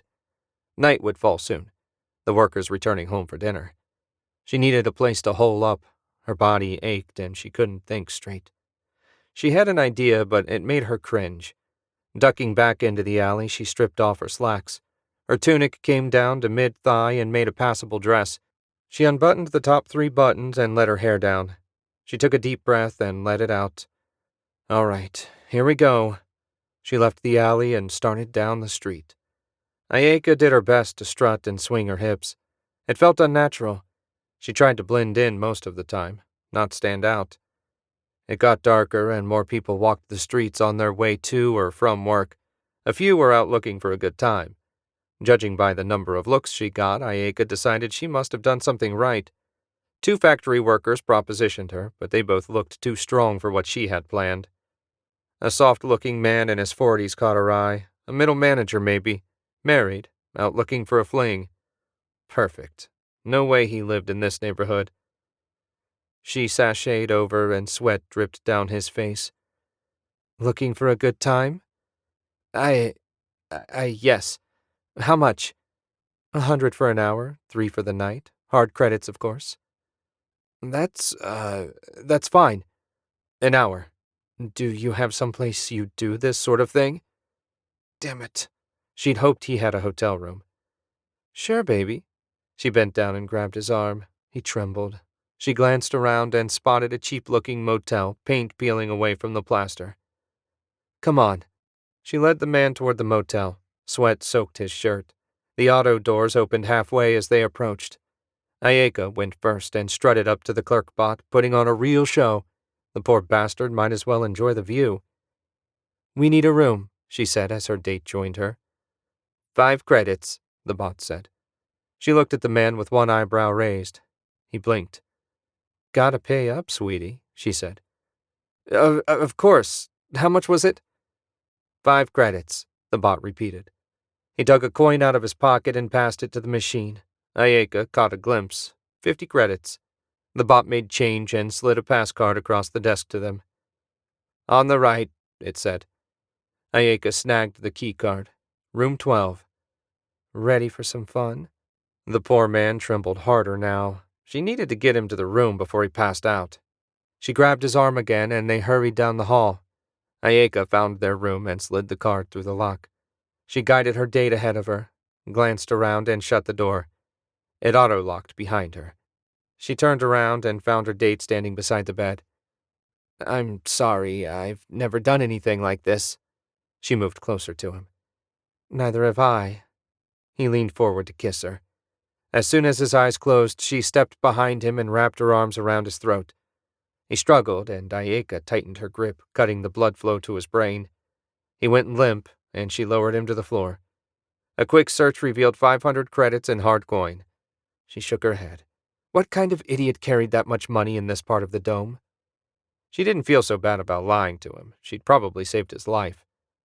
Ayeka tore a pillowcase into strips, tied him up, and gagged him. She checked to be sure he could breathe okay, then went to take a shower.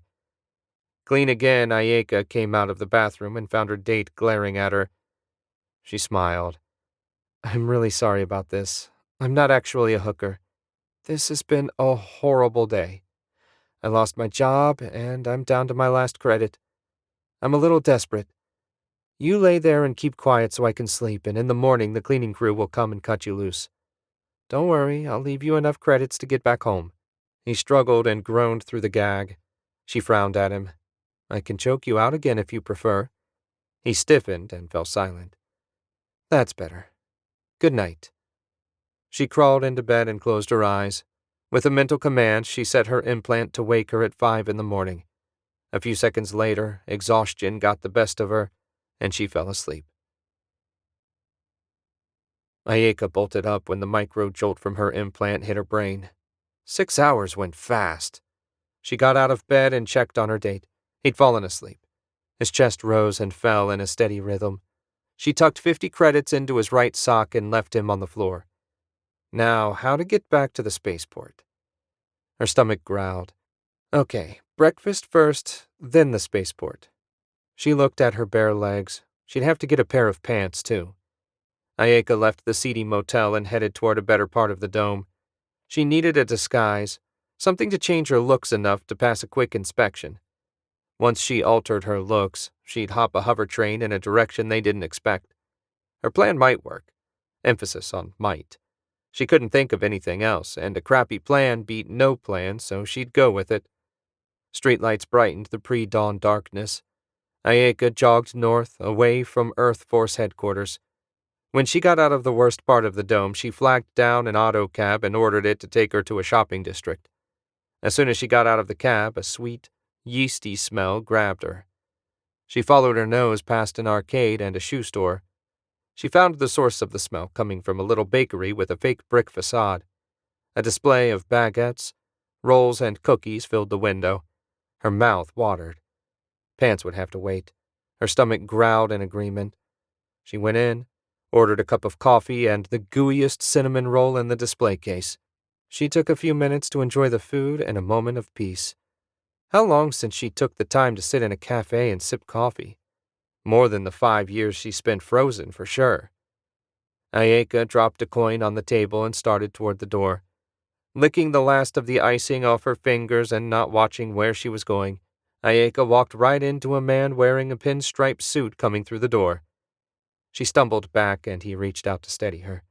I'm terribly sorry. Are you all right? I'm fine, she said. He smiled. Well, good day then. He stepped around her and went to the counter to order. Idiot. If she didn't pay more attention, she'd end up dead. No more screwing around. Time to find Marcus and get off this rock. Ayeka found a clothing store a short walk from the bakery. She strolled up one aisle and down the next, looking for inspiration. She grabbed leggings, then spotted a young woman wearing a pair of wraparound glasses with several electronic devices attached. Those might work. A quick search turned up a dark pair of glasses like the girl wore. She added glittery earrings and on the way out grabbed a pack of gum. She paid, slipped the leggings on, and left the store. She had an idea for a persona. 50 people stood on the platform waiting for the hover train to arrive. Ayeka stood in the midst of them. She wore her glasses and earrings, smacked her gum, and blew an occasional bubble. An older woman glared at her, and Ayeka stuck her tongue out. She spotted a pair of Earth Force undercover agents, but so far they hadn't given her a second look. The train zoomed up to the platform, and the doors opened. People streamed out, then more piled in, Ayeka among them. She rode for 2 hours, putting distance between herself and those looking for her. She got off just after noon. A dozen people exited with her, but none of them looked like agents. So far, so good. No agents monitored the trains this far from Spaceport 2. The schedule posted at the platform said the train for the next leg of her roundabout trip wouldn't arrive for half an hour. Not far from the platform, she spotted a hot dog stand and bought one, along with a bottle of water. She plopped down on a nearby bench and started eating. The world looked blurry. Ayeka hadn't stopped moving for almost 12 hours. She'd jumped between trains half a dozen times before she dared board one headed to Spaceport 2. She spotted several agents during her travels, but none of them gave her more than a cursory look.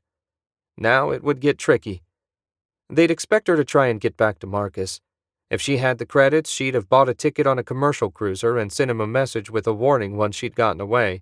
But she didn't have the credits, and she couldn't abandon the people that saved her life.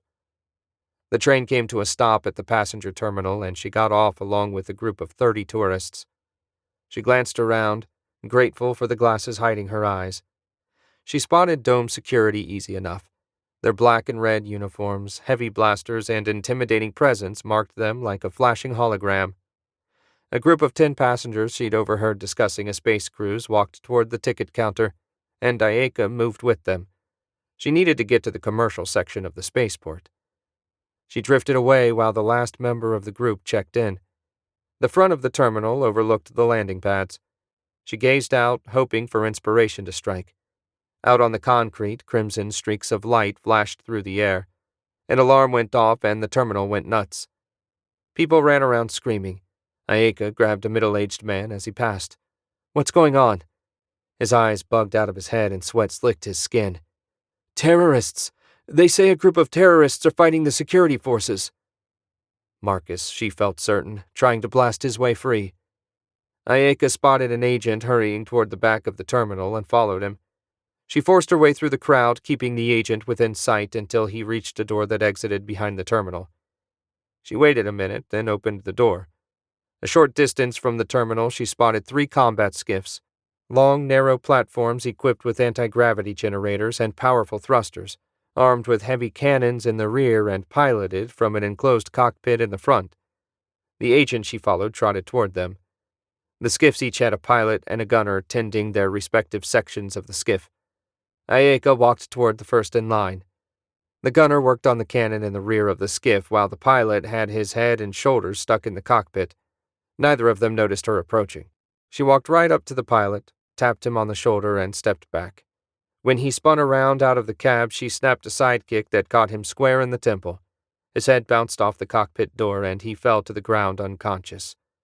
She hopped into the cockpit and examined the controls. They looked simple enough. A steering wheel, throttle, brake, and a few gauges. The weapons controls rested in the rear of the skiff. Here goes. She jammed the throttle forward and the skiff leapt away, racing toward where she'd last seen the blaster fire. Seconds later, her skiff rocked sideways. She looked in the rearview mirror. The 2 skiffs behind her had caught up, their heavy cannons struggling to get a lock on her. She wove a random path through parked ships and their crew. No more shots came. They must have had orders to avoid civilian casualties. Ayeka spotted the Rogue Star. A wide open space separated her from the ship. She pushed the skiff to full power and went for it. Her skiff cleared the ships and an explosion rocked her. She lost control. Flames shot out the back. They must have fired the moment she got clear. The thrusters quit, and she lost steering. The skiff slowed. She opened the door and leapt before a second blast hit the skiff and it exploded. The concussion sent her flying. Then darkness. Chapter 7. Marcus spent the day losing to Vlad at chess while they waited for his people to get everything ready for their escape attempt. In the early evening, a young man with a shaved head and goatee came in and whispered in Vlad's ear. The old man nodded and got to his feet. "Thank you, Eric. It's time." Marcus stood as well, and they shook hands. "Thanks for doing this." Vlad smiled. "See the package delivered, and I will consider myself well compensated. Best of luck, my boy." Solomon got up from the chair where he'd been messing around with a borrowed computer. He nodded to Vlad and joined Marcus by the door. They followed Eric down the stairs to the rear of the building. Marcus paused and looked back at the antique shop, wondering if he'd ever see the place again. He hoped so. They found a delivery truck attached to a trailer loaded with crates hovering in the alley behind the shop. 3 hard-eyed men sat in the cab, some of Vlad's leg breakers. "You 2 hide in the back," Eric said. Marcus climbed up into the truck, then reached back to help Solomon. They shoved crates filled with liquor bottles around until they had enough room to sit down out of sight. Once they settled in, the truck took off. He couldn't see much out the back of the trailer. After 15 minutes, the truck came to a stop at the train station. They'd hired a flatbed car to carry them to Spaceport 2. After a short wait, the truck moved again. When it stopped a few seconds later, the hair on Marcus's arms stood up as a force field engaged to hold the truck in place. "Do you think this will work?" Solomon asked as the train raced through the tunnel. "It's a little late to worry about it now," Marcus said. "What do you think's on that disc Vlad gave you? Where do you think we'll have to take it? Do you think—" "Solomon, you need to calm down. If you lose it, we won't have any chance of getting through this. Once we get off the planet, all your questions will be answered. If we don't, it won't matter. Now take a breath and get your shit together. I need you focused." Right. I'll be okay. I just hate waiting." Marcus nodded. He didn't like waiting either. It won't be long now. The static vanished and the truck started moving. They must have reached the spaceport. The main hover train platform wasn't far from where they landed the star. Not more than a minute later, a voice shouted, "Halt!" "What's the problem?" That sounded like the young man. "The ship is off limits. Turn that piece of junk around and get lost." They'd reached the ship at least. So far, so good. "That can't be right. I've got a delivery to make, and this is the pad the boss sent me to." Boots scuffed beside the trailer. Someone was walking beside the truck. Marcus readied his gauntlet. A face appeared above the tailgate, and Marcus shot a stun bolt into it. "What the hell?" Another weapon crackled when someone stunned the second guard. He typed a command into his gauntlet to open the cargo bay doors. The truck started forward. It rocked as blaster fire hammered into it. Nothing penetrated, and Marcus assumed they'd reinforced the exterior. The angle changed when they went up the ramp. They leveled off and did a 180. Marcus jumped out of the trailer, Solomon following right behind him. The trailer clicked as the coupling disconnected from the truck. "You're on your own," the young man shouted. The truck raced back down the ramp, blaster bolts pouring into it and out of it as Vlad's men exchanged fire with the Earth Force agents. As soon as the truck cleared the ramp, Marcus fired up the shields. He hadn't seen anything on the tarmac that could penetrate them. "Secure the trailer and raise the ramp. I'll start the pre-flight checklist." "The abbreviated version," Solomon said. Marcus had finished half the pre-flight check when Solomon burst into the cockpit. "We've got company." "Now what?" He flipped on the rear monitor and spotted 3 skiffs armed with heavy cannons racing toward them. As he watched, the back 2 fired on the one in front. Someone leapt out. He twisted a dial and zoomed in on the figure lying on the concrete. Ayeka, of course. "She's in trouble," Solomon said. "No shit." "She is trouble." Marcus activated the auto guns and targeted the 2 remaining skiffs. A vibration thrummed through the hull when the cannons fired and blew the skiffs to bits. "Hold her steady." "Where are you going?" "Where do you think?" He left the cockpit and punched in the command to open the ramp. It had lowered when he reached the cargo bay, so Marcus just kept running. A shiver passed through him when he slid through the shield. "Don't think. Keep moving." As soon as he got close, Marcus could see her chest moving. The blast didn't kill her, at least. He smacked her on the cheek, but she didn't stir. Marcus looked up. A hovercar raced toward them at full speed. 2 men had their heads sticking out and blasters in their hands. Marcus grabbed the front of Ayeka's shirt and slung her over his shoulder. Blaster bolts whizzed by his head. He headed toward the ramp as fast as he could. "Damn it!" He stumbled when a blast grazed his leg. Just a few more steps. He gritted his teeth and staggered onto the ramp. A tingle passed through him and he was through the shield. He limped up the ramp, pausing to hit the switch to close it as he went. The hydraulics engaged, but he continued past without pause. It felt like Ayeka gained 10 pounds with each step he took as he moved deeper into the ship. He reached the spare room and dumped her on the cot. First aid would have to wait. "I finished the pre-flight," Solomon said as he collapsed in the pilot's chair. "Good." Marcus engaged the anti-gravity generators, retracted the landing gear, and powered up the engines. "Now we'll see if Vlad's hackers are as good as he thinks." Solomon looked over. "Your leg." "Forget it, it's just grazed." "Hurts like a bitch, though." Marcus eased the ship over to the airlock and held his breath. After a long minute, the doors cracked open. "Yes!" they shouted in unison and shared a high five. As soon as the doors opened enough for them to fit, he eased into the airlock. They'd be less apt to shoot if they feared damaging the mechanism.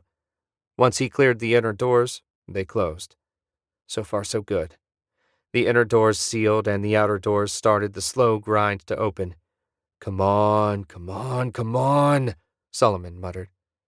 The doors stopped about a quarter of the way open. "Earth Force must have regained control," Solomon said. "No kidding." Marcus powered up the main cannons. The doors started to close. He targeted the hydraulic cylinders and fired. The cylinder burst and fluid sprayed everywhere. The door stopped closing. He let out a breath. "All right." Marcus rolled the star on her side. "Are we going to fit?" Solomon asked. "I don't think we're going to fit." "Will you shut up? I'm trying to concentrate."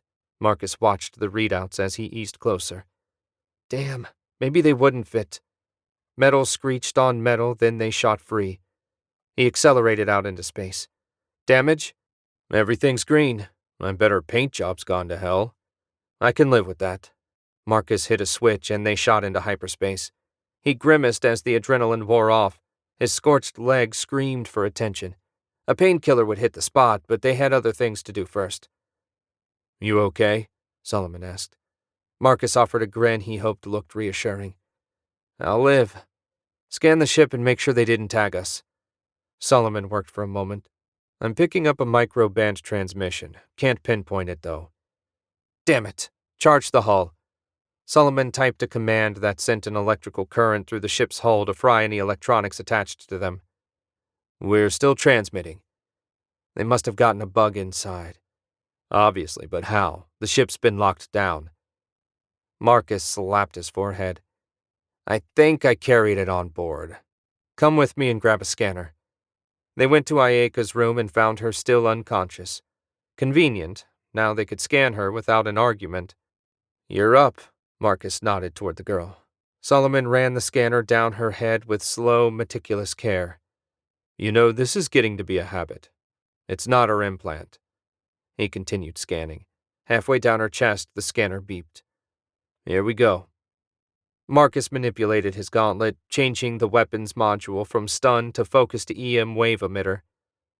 "Where is it?" Solomon drew a circle in the air above her right shoulder. "I can't get any more specific with this piece of junk." "That's close enough. Get back." He activated the emitter and blasted Ayeka's shoulder with electromagnetic energy. "You got it," Solomon said. "Transmissions have ended." Marcus deactivated the emitter and switched it back to stun. He had 10% power remaining in his gauntlet, so he slid it off. "Now we need to have a chat with Ayeka." "How are you going to wake her?" "I'll get a stimulant." Marcus went next door to the galley and drew a cup of icy water. He went back to the spare room. "This ought to do it." He threw the water in her face. Ayeka sat up and gasped. "Where?" "Take a guess," Marcus said. She groaned. "Not again." "Yeah. Now there's the matter of the tracking beacon. It's fried, but just to be safe, we should find it and get rid of it." Ayeka finished drying her face. "Wait, what?" "So you didn't know. Good. I'd have felt like an idiot if you set me up.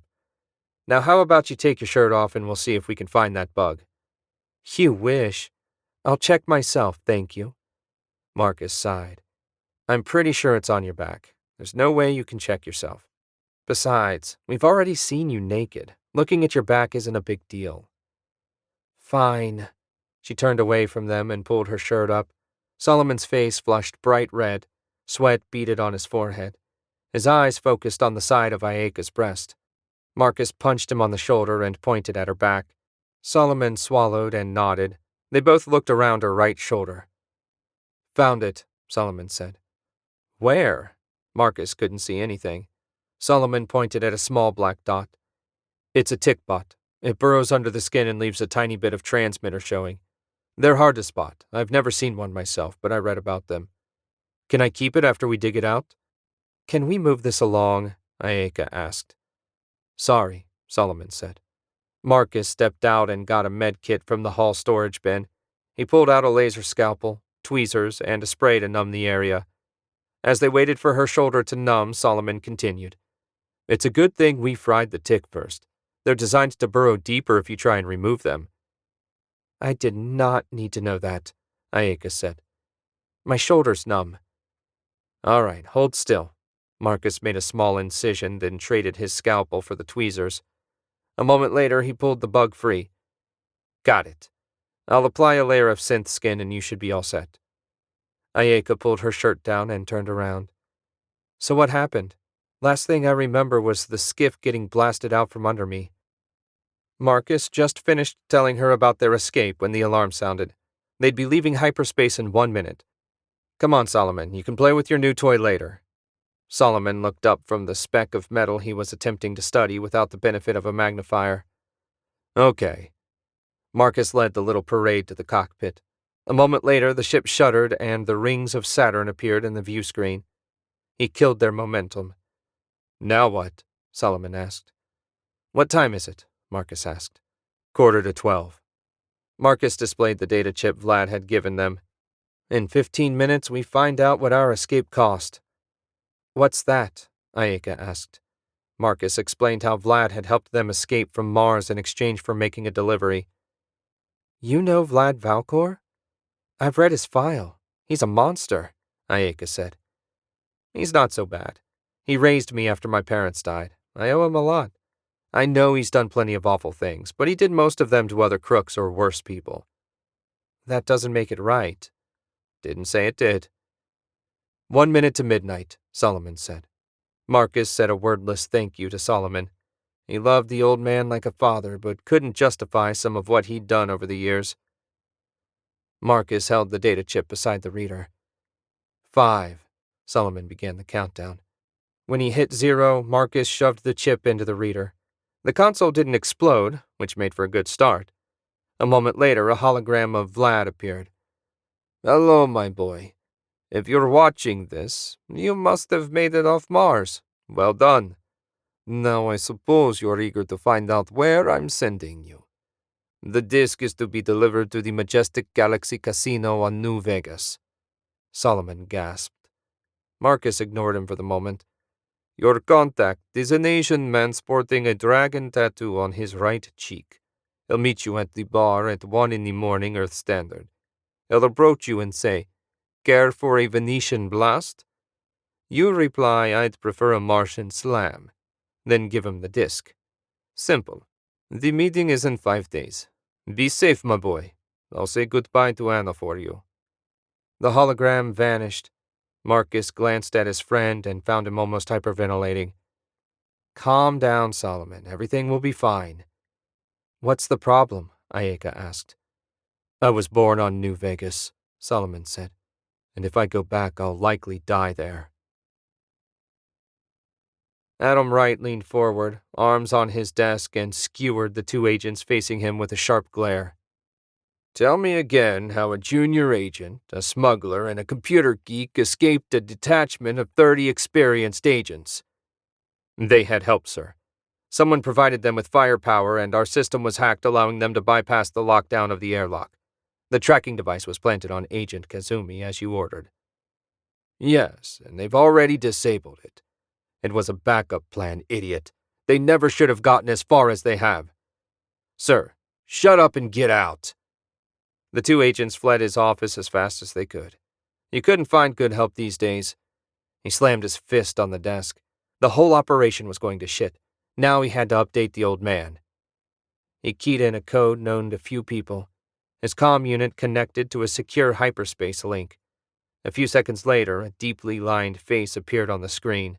Cold gray eyes, sunk deep into the man's skull, glowered at Adam. I trust matters have been dealt with, Adam. The old man's voice sounded harsh and raspy. He had to be 100 years old at least. No, sir. We've had a few setbacks. Explain. His flat, emotionless tone gave away nothing. Only the tightening around his eyes betrayed the old man's anger. Adam tried to swallow and found his mouth too dry. They escaped, sir. Someone helped them get past our people and out of the dome. Where are they now? Adam forced himself not to wince. We have no idea, sir. A homing beacon was placed on Agent Kazumi, but it has been deactivated. What are you doing about it? The old man's voice stabbed through Adam like a dagger of ice. We've contacted our people in the field and put out a general alert. We've branded them terrorists. Very well. Keep me informed. Yes, sir. And Adam, I'm very disappointed. The screen went blank. Adam switched off the comm unit and tried to breathe. He needed this mess cleaned up now. The last person the old man had been disappointed with got his throat cut. Adam knew. He'd done the cutting. Chapter 8. Ayeka, I believe you're about to explain why everyone seems so angry with us, Marcus said. The three of them sat around the small table in the ship's galley. After hearing Vlad's message, they retreated there to discuss their options. My last assignment was to infiltrate Omnicorp. Earth Force received an anonymous tip saying they were involved in illegal research. Our first undercover agent got caught sending an unauthorized message, and they fired him. The head of Mars branch chose me to replace him since I had a degree in xenobiology. How much experience did you have? Solomon asked. It was my first assignment in the field. Before that, I'd worked for 2 years in the research lab. Your first field assignment was an undercover job? Were they out of their minds? Marcus asked. No, they were desperate.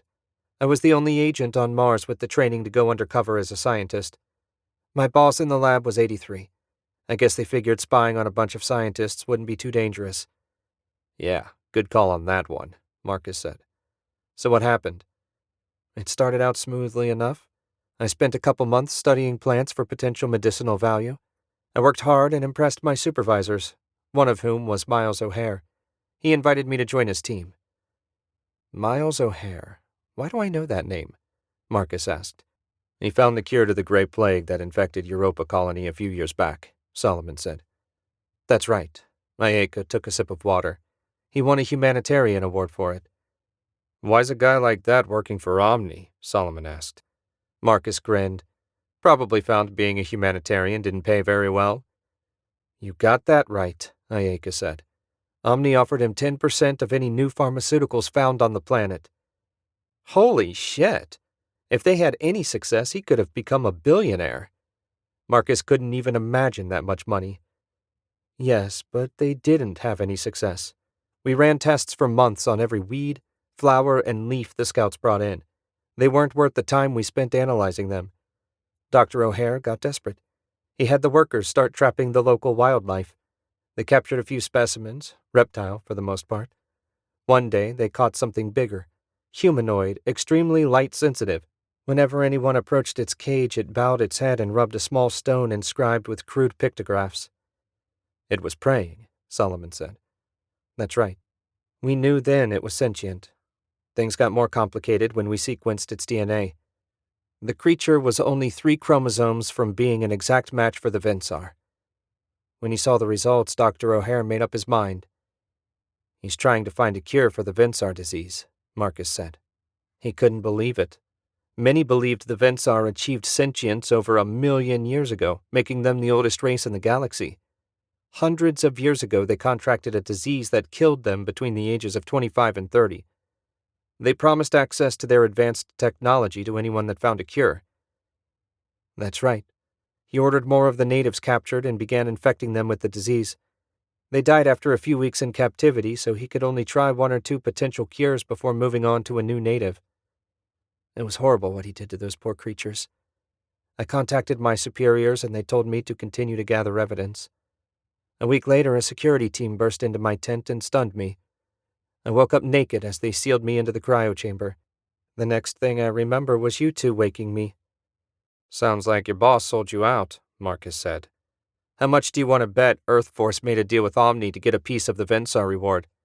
Their technology would make Earth Force a great power in the galaxy. But the Vensar don't believe in exploiting less advanced species, Solomon said. They'd never reward Omni. Only if they found out, Marcus said. Once Omni found the cure, they could nuke the planet and present their findings however they chose. How close do you think the Vensar'd look if someone found a cure? Anyway, Ayeka said, I don't know who I can trust at Earth Force. I think my next move will be a visit to the Galactic Council. They'll at least give my evidence a fair look. Sounds good to me, Marcus said. As soon as we finish Vlad's errand, we can head to the council. Vlad's errand? Ayeka's voice rose. Didn't you hear what I said? They're experimenting on innocent creatures. Every day we waste, they're suffering. Marcus took a breath and counted backward from 10. According to a book he read, this would calm you down before you spoke. The old man saved our lives. I promised him I'd see this done, and I intend to. If you'd prefer to walk to the council, the airlock is in the back. You think keeping your promise to a gangster is more important than my mission? I think, Marcus said. That it's been 5 years since the experiment started and 5 more days won't make much difference. I also think that just because Vlad and I are close, it won't stop him from having me killed if I don't get this job done. Without another word, Marcus got up and left the galley. Solomon didn't speak for a minute after Marcus left. Ayeka seethed without comment. He decided not to point out they didn't have enough fuel to get to New Vegas, much less the council. Ayeka turned to him. What's wrong with him? Doesn't he know how important this is? Yeah, he knows. You must admit that after 5 years, a few more days really doesn't matter. She got up, paced around the small room a couple times, and then sat back down. It doesn't feel like 5 years to me. It feels like a week ago. I'm completely dependent on someone else to get where I need to go, and I hate it. I understand. But will antagonizing Marcus help you get where you need to go any faster? I've been flying with him 3 years now, and he's always done the right thing. He bitched, complained, and dug his heels in, but he did it. But he's got a stubborn streak, and if you push him too hard, he'll stun you and put you back in the cryo chamber. She stared at him, seeming at a loss for words. Solomon grinned. Okay, he probably wouldn't stun you, but he might leave you at the first space station we come to. If you're patient, he'll get you where you need to go. Why do you have so much faith in him? She asked. Solomon closed his eyes and sighed. He didn't like to remember, but she might understand if he told her. He saved my life, same as you. 3 years ago on New Vegas, I was running from some nasty people I had robbed. Marcus was arguing with a corporate rep, and the defenses on the ship were down. I snuck aboard a few minutes ahead of the people chasing me. How much did you steal? 70 million credits. Wow, no wonder they were after you. What happened to it? I used it to pay off the gambling debts of about 10,000 people. I didn't keep any for myself. Anyway, when the thugs chasing me arrived, they demanded Marcus let them search his ship. Marcus being Marcus, he invited them to perform an anatomically dubious act and activated the ship's guns. They took the hint and left. He came on board and told me to show myself. I did and told him my story. When he stopped laughing, he offered me a ride. We got to know each other and became friends. The men I robbed put a 25,000 credit bounty on my head. We've gone through stretches where we didn't have 2 credits to rub together, but he never turned me in. No matter how big an argument we had, he never threatened me with it either. That's why I have faith in him. They reached the refueling station without incident. When Marcus had calmed down, Solomon told him about the fuel situation. It didn't take long to find a fueling station they'd never visited before. It had a bar, so Marcus hoped to sell some of the liquor in the trailer, at least enough to buy the fuel they needed. At 1 minute to reversion to real space, the cockpit door slid open and Ayeka and Solomon entered. Ayeka didn't speak, for which she earned his gratitude. Solomon handed him a data slate with an inventory of the booze. A quick glance through the list showed some high-end stuff. Maybe too high-end for a bar on a refueling station. No matter, it's what they had, so he'd just have to make do. How's our fuel holding up? Marcus asked. She's running on fumes, Solomon said. If there are ships waiting for us, we're screwed. Great. With that happy thought, everyone strap in for the return to real space. Marcus typed a short command and activated one of their alternate transponder signals. The star was of a common style, so he hoped they'd pass a casual inspection if they had a different transponder. A shudder ran through the hull as they left hyperspace. The refueling station dead ahead made a welcome sight. It looked like a donut, but instead of a hole in the center, it had a huge fuel tank. 6 claw-tipped arms marked the docking stations. The station didn't have any other customers, and that made him nervous. They didn't need to stand out.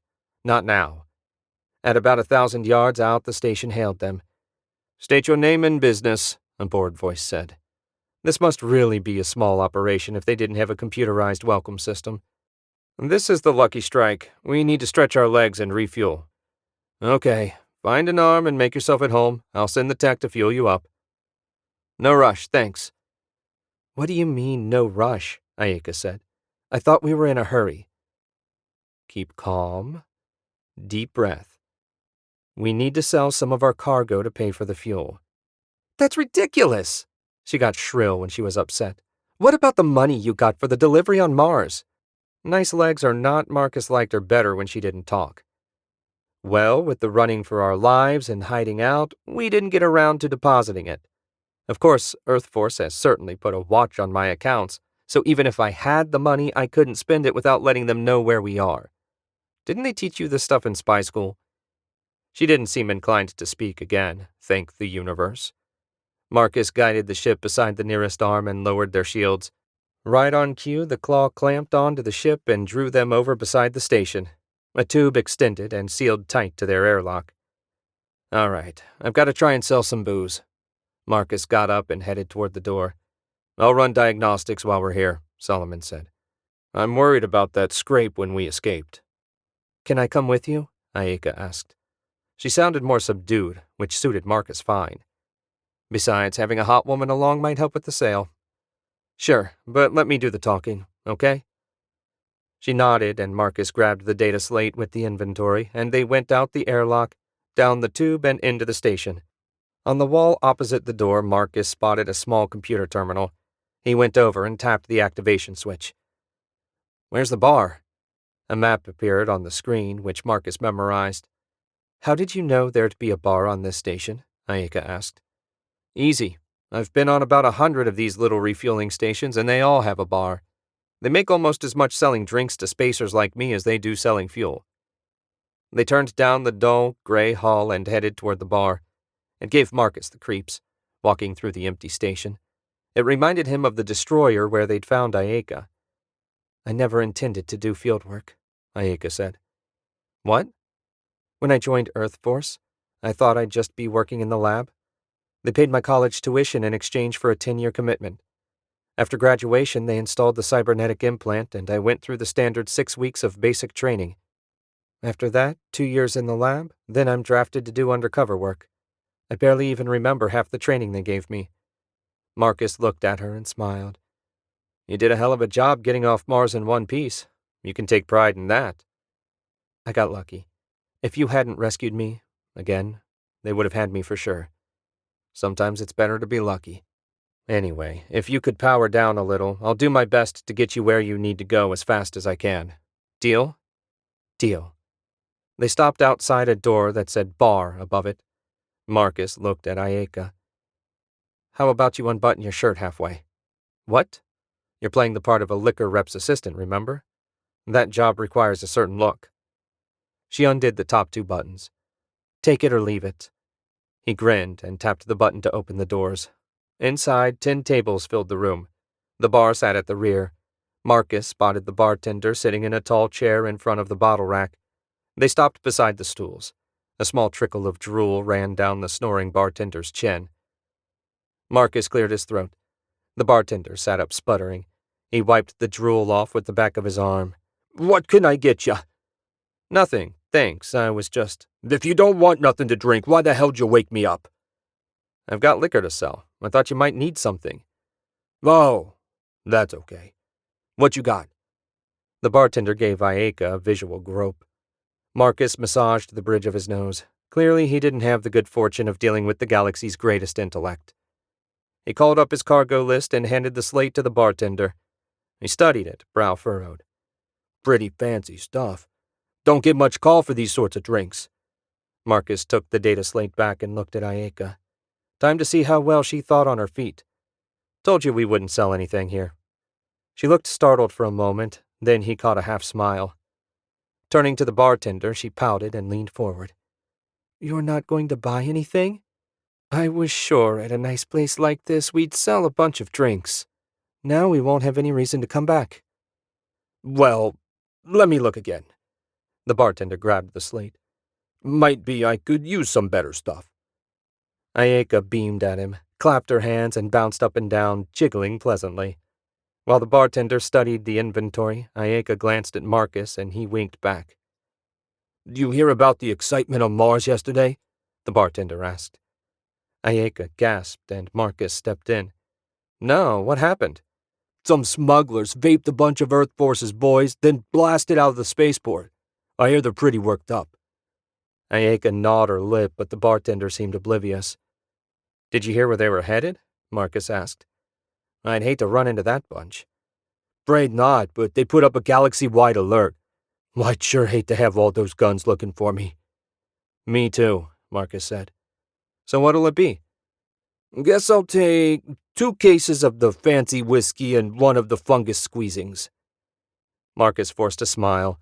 Those fungus squeezings could peel the paint off a starship. Excellent choices. That'll be 2,000 credits. The bartender dug a steel box out from under the bar and fished out the coins. I'll send a crawler for the booze. All right, we're docked at Arm 5.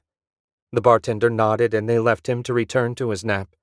They hadn't gone far when Marcus said, Well, I guess they didn't forget about us. You didn't tell me you killed them. Ayeka stopped in the middle of the hall. Marcus turned to face her. What? The Earth Force agents back on Mars? You didn't tell me you killed them. Marcus didn't know what she was getting at, but she seemed serious. I blasted their skiffs with the ship's cannons. What did you think happened? I know. She ran her fingers through her hair. It's just, I worked with those people. I can't just flip a switch and think of them as my enemies. Well, you'd better work on it because they don't seem to have the same problem. Marcus started back down the hall. They walked a couple 100 yards when the comm on his gauntlet beeped. What is it, Solomon? The tech just arrived to fuel up the ship. What should I tell her? Tell her to put in 2,000 credits worth. I'll be there in a minute. You got it. Out. The tech had just finished refueling when Marcus and Ayeka got back. She was a cute little thing, 19 or so, with short blonde hair and a grease-smudged face.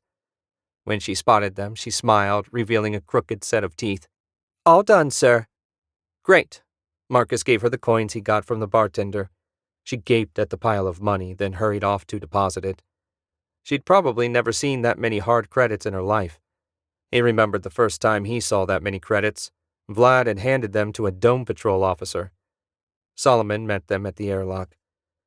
Diagnostics look good. We're at 90% efficiency. Good, Marcus said. We couldn't have bought parts anyway. How about fuel? Little over half full, plenty to get to New Vegas, he said with a decided lack of enthusiasm.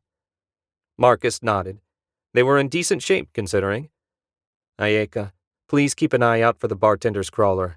We'll go get the crates. No problem. When they got back to the cargo hold, Solomon asked, What did you want to tell me? Marcus sat down on the back of the trailer. They've got a galaxy-wide alert out for us. Even if we make it to New Vegas, I don't know how we'll get to the Council space station. There's bound to be several Earth Force ships there. We got a 3-day jump to New Vegas, a day on the planet, then another 5 days to the Council. Anything could happen between now and then. Let's just take one thing at a time. Yeah, you're right. No sense worrying about the dragon at the top of the mountain when the ogre guarding the pass might kill you. If you say so. About New Vegas. Relax. You just stay on the ship. Keep the weapons on. Anybody tries to bust in, fry them. It'll be fine. Chapter 9. New Vegas filled the view screen. Marcus glanced over at Solomon. His hands shook. Marcus sighed and hoped Solomon could keep it together for however long they'd need to finish their business on the planet. The spaceport nearest the casino where he had to meet Vlad's contact sat on the night side of the planet. Not that it made much difference. With the light from the holograms advertising the casinos, night became day. The colony mirrored its Earth counterpart, only on a larger scale. While Las Vegas was a city dedicated to pleasure, New Vegas was an entire planet dedicated to it. Casinos, hotels, brothels, and restaurants catering to hundreds of different life forms dotted the planet. Marcus often heard it said if you couldn't buy it on New Vegas, you couldn't buy it anywhere.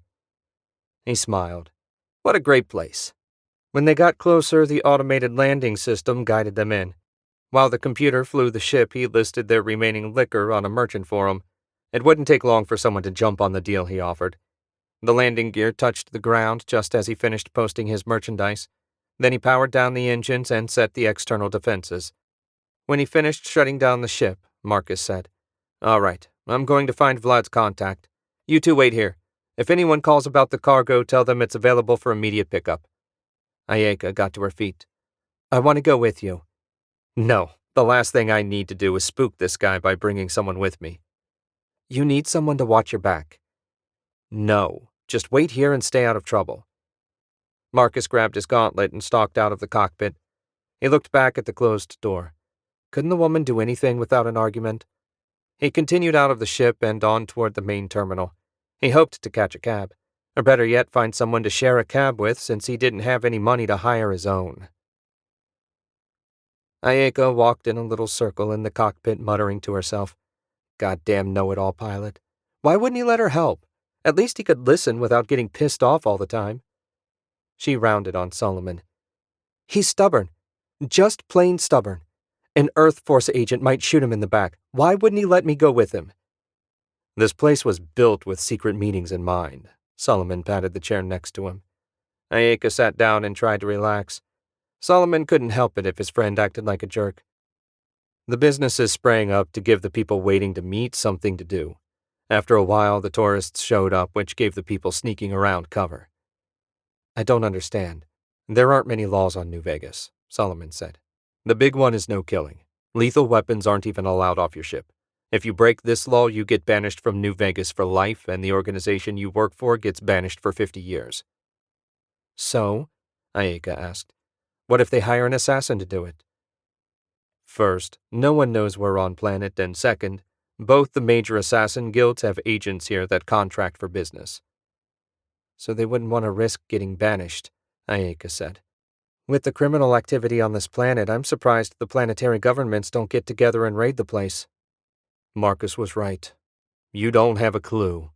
Solomon smiled at her. "The governments are the biggest crooks on the planet. They've all got small offices here." "Wait," Ayeka said. "Earth Force has an office here?" "Sure, but only about a dozen agents work out of it, and they spend their time spying on the other governments. They shouldn't have enough time to bother Marcus." "What?" She had a plan now, but it felt sketchy even to her. "I said Marcus shouldn't have to worry about Earth Force." "Oh, that's not what I was thinking. I thought if I hacked into planetary communications, I could backtrack to the Earth Force computer." "That's not a bad idea, but it won't work." "Why not?" She crossed her arms and stared at him. "Each government has its own hyperspace relay to prevent that sort of thing." Oh, maybe she wasn't cut out to be a spy. "You know an awful lot about how things work here." "Sure, I told you I was born here." A slow smile spread across his face. "Mom danced at one of the clubs, among other things, and Dad was a pro gambler. She said Dad was here for a week-long poker tournament. He stayed just long enough to lose in the first round and knock her up. She sort of looked after me until I started walking and talking a little. After that, I was pretty much on my own." "God, that's horrible," Ayeka said. "It wasn't so bad. One of Mom's other boyfriends was a bright computer geek, like me." Solomon's smile grew as he remembered. "He was shy, but he liked kids.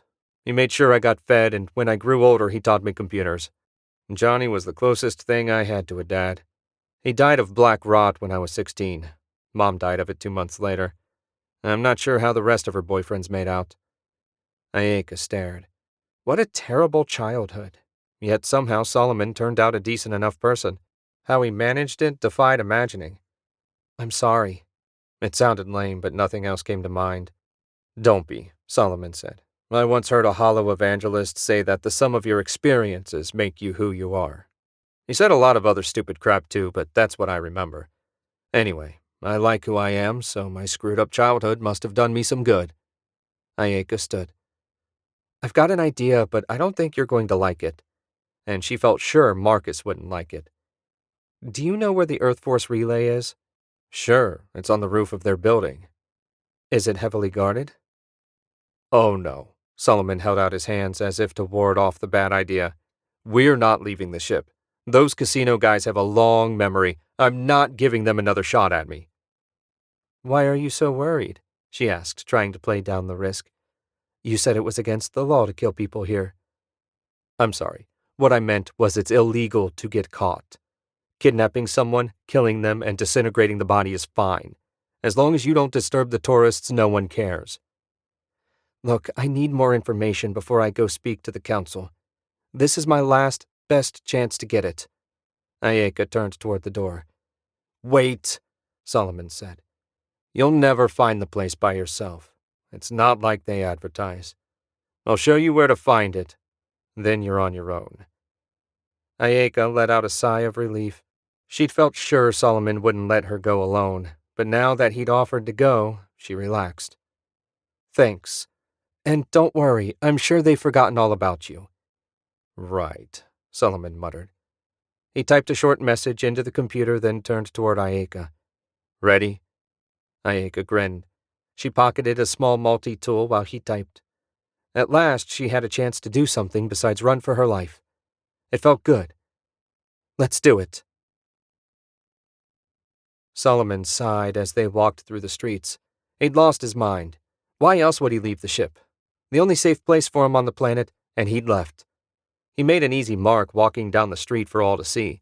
The colored lights and holograms made shadows everywhere, and Solomon imagined every one hid someone that meant him ill. The one saving grace of this stupid project, Earth Force had built their office just a couple miles from the spaceport and well away from the casinos. Bums and hookers decorated the alleys. Solomon smiled. The place hadn't changed. After the fifth turn, Ayeka said, Are you certain you know where we are? Solomon looked back at her. Sure, we're about a half-mile away. How can you tell? I was lost after the third turn. The city planners laid the city out this way on purpose so you'd get lost and have to stop at one of the businesses, ask directions, and hopefully buy something. Solomon smiled at her bewilderment. Don't feel bad. I spent most of my childhood running these alleys, and I don't even know them all. Solomon couldn't believe he'd been gone for 3 years. The sights, the smells, everything seemed the same. He winced at the stench of rancid meat wafting out of an alley. Yeah, home sweet home. He forced his mind to focus on the moment. One more block and they'd arrive. After the next left, you'll see it across the street. Finally, Ayeka picked up her pace. Solomon held out his arm to slow her down. Easy, the building isn't going anywhere. Let's take our time. They made a left and stopped in the shadows across from a plain concrete building with a cracked brick facing. A few windows on the first and second floor had lights glowing. On the roof rested a large dish. There's your hyperspace relay. She craned her neck to look. Good, I don't see any guards. If I can get up there, I shouldn't have any trouble getting into the system. Great. How are you going to manage that?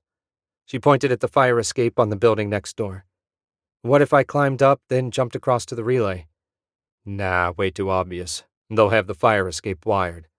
Let's take a look around back. They walked a circuitous route around to the back of the building.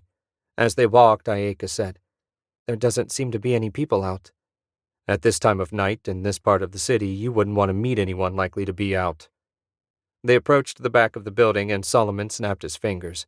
The Earth Force building was just a few feet from a pawn shop. Bingo, there's your way up. Ayeka looked at the buildings, then back at him. Where? Geez, she was the worst spy ever. Get in between the buildings and brace your feet against one and your back against the other, then inch your way up. She studied the walls again, then looked back at him. Have you lost your mind? You got a better idea? Let's hear it. I don't plan to spend a second more out here than I have to. Fine. Ayeka wedged herself between the buildings and worked her way toward the roof. Every time she lifted a foot, he expected her to come crashing down and break a leg or her neck.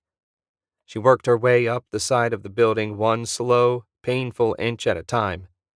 At last, after 10 minutes, she pushed herself over the edge and onto the roof. He felt exhausted just watching her. Solomon had his hand half raised in salute when something crunched behind him. He turned part way around. Ayeka lay on her back and tried to catch her breath. Why couldn't they have the relay on the ground floor?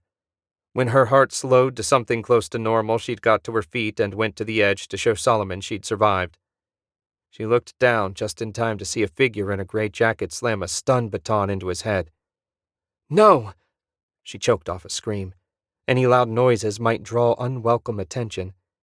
She watched, horrified, as a hover car pulled up and a second person got out to help the first load Solomon into the trunk.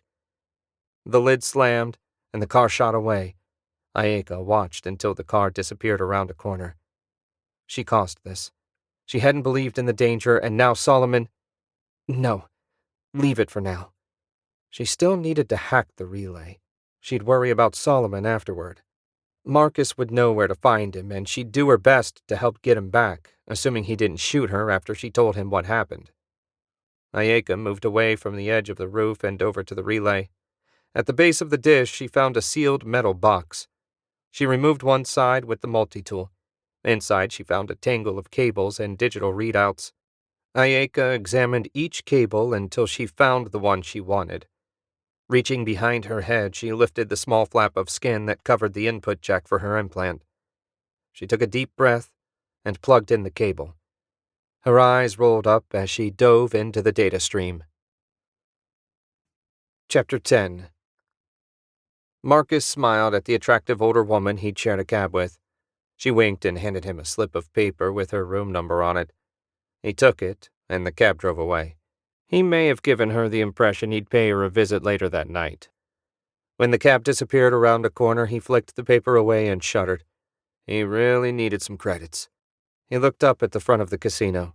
A huge hologram of a swirling galaxy danced around above the entrance. 60 stories above, people with more money than he could imagine looked out over the city without a care. Lucky pricks. The doors slid open when he approached. Inside, they'd decorated everything in shades of crimson and gold. A pair of security guards eyed him. Marcus didn't blame them. He stuck out from the well-dressed masses like a gangrenous thumb. To hell with them. He'd make Vlad's delivery, and they'd blast off. An information kiosk directed him to the bar. He passed row after row of slot machines. Hundreds of sentients, mostly humans, fed coins into the machines. Marcus ignored them. He preferred poker. Of course, he never had much money to play with. He found the bar at the far end of the ground floor. Like everything else, it sported the crimson and gold design with polished wood mixed in for good measure.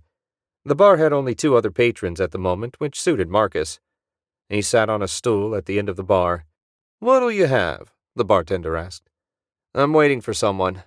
The bartender shrugged and wandered back to the middle of the bar. Marcus waited. He checked the time and waited some more. Finally, half an hour late, he spotted a slender Asian man with a dragon tattoo. The man caught his eye and made his way over. His contact offered a small bow and asked, "Care for a Venetian blast?" "I'd prefer a Martian slam," Marcus said. The man nodded and sat down beside him. The bartender started down to offer drinks. Marcus's companion turned and looked at the bartender. The man froze. A moment later, he headed toward the other end of the bar. "You have something for me?" He had a soft, almost feminine voice. Marcus took the disc out of his pocket and slid it to him. His contact studied it and tucked the disc into one of his pockets. "Did the old man tell you what was on it?" "No, and I didn't ask." "Wise. Do you have a name?" Marcus nodded. A ghost of a smile played at the corner of the other man's mouth. "Wiser yet. Wisdom should be rewarded." He slid a velvet pouch to Marcus. The man stood, and Marcus joined him. "Thanks for the tip." The stranger bowed slightly and left. When he'd gone, Marcus sighed. Running errands for gangsters, Earth Force trying to kill him. All he used to worry about was money for fuel and not starving. Hardly anybody had wanted him dead. He pulled open the pouch. Inside rested a small silver sphere. Marcus closed the bag and slipped it into his pocket. Hopefully it wasn't a bomb. He groaned. Life used to be simpler. Time to head back to the ship and help himself to a bottle of expensive scotch. Marcus looked up at the star and smiled. The sight of his beautiful ship never failed to cheer him. He used his gauntlet to deactivate the defenses and lower the boarding ramp. He trotted up and headed to the cockpit. "Hey, Solomon, anybody call about our cargo?" No answer. Marcus poked his head in the cockpit. A light flashed on the console, but nobody was home. He was probably taking a nap. Marcus went back to Solomon's cabin. The door stood wide open and the room empty. Worried now, Marcus went back to the cockpit and pressed the flashing red light. 3 messages from people looking to buy booze. Marcus ran his fingers through his hair and paced. Solomon knew how desperate they were for money. He frowned. There was no sign of Ayeka, and no one had tripped the security system. Clank. Marcus turned. What the hell? Clank, clank, clank. Someone was running up the boarding ramp. Idiot! He hadn't reset the defenses when he came in. Marcus grabbed a blaster and hid to the side of the cockpit door. Anybody stupid enough to board his ship without permission deserved what they got. The steps were getting closer. Marcus raised his blaster. When Ayaka's head appeared in the doorway, it startled him so much he almost fired. He sighed and lowered his weapon. "I thought I told you to stay on the ship," Marcus said. "Where's Solomon?" Ayaka collapsed in the navigator's chair. "He went with me to the Earth Force building." Marcus stared at her. "Are you out of your fucking mind?" "I needed information, and he wouldn't let me go alone." She sounded tired. "Where is Solomon?" "Someone took him. 2 people, actually. They stunned him and dumped him in the back of a hover car." Soft-hearted moron. All he needed to do was stay put and no one would have dared try and touch him. But no, you laid a guilt trip on him so he'd guide you through the city. Now some nasty people have my friend. "Don't you want to know what I found out?" she asked. "I don't give a good goddamn what you found out. All I care about is rescuing Solomon before they kill him." "I'm coming with you. It's my fault he's in this mess, and I've got to try and make it right." He considered stunning her and locking her in the spare room, but she might be useful. "All right, let's go." Solomon's head throbbed. A bright light shone down in his face. He blinked, trying to clear his vision. He tried to move his hands to shield his eyes, but they wouldn't budge. Steel manacles held his feet and hands to the table. He groaned. Just stay on the ship. He didn't have to do anything else. Simple, you'd think, but no. He had to go play hero. Only blank gray walls to his left and right. Nothing that gave him any idea where they brought him. It didn't matter. He had a good idea who had grabbed him. As if on cue, a door opened in the far wall. More lights came on, revealing the rest of the empty room. In walked the emaciated form of Eric Kane. A mop of strawberry blonde hair hung across his pockmarked face. He wore a silk navy blue suit.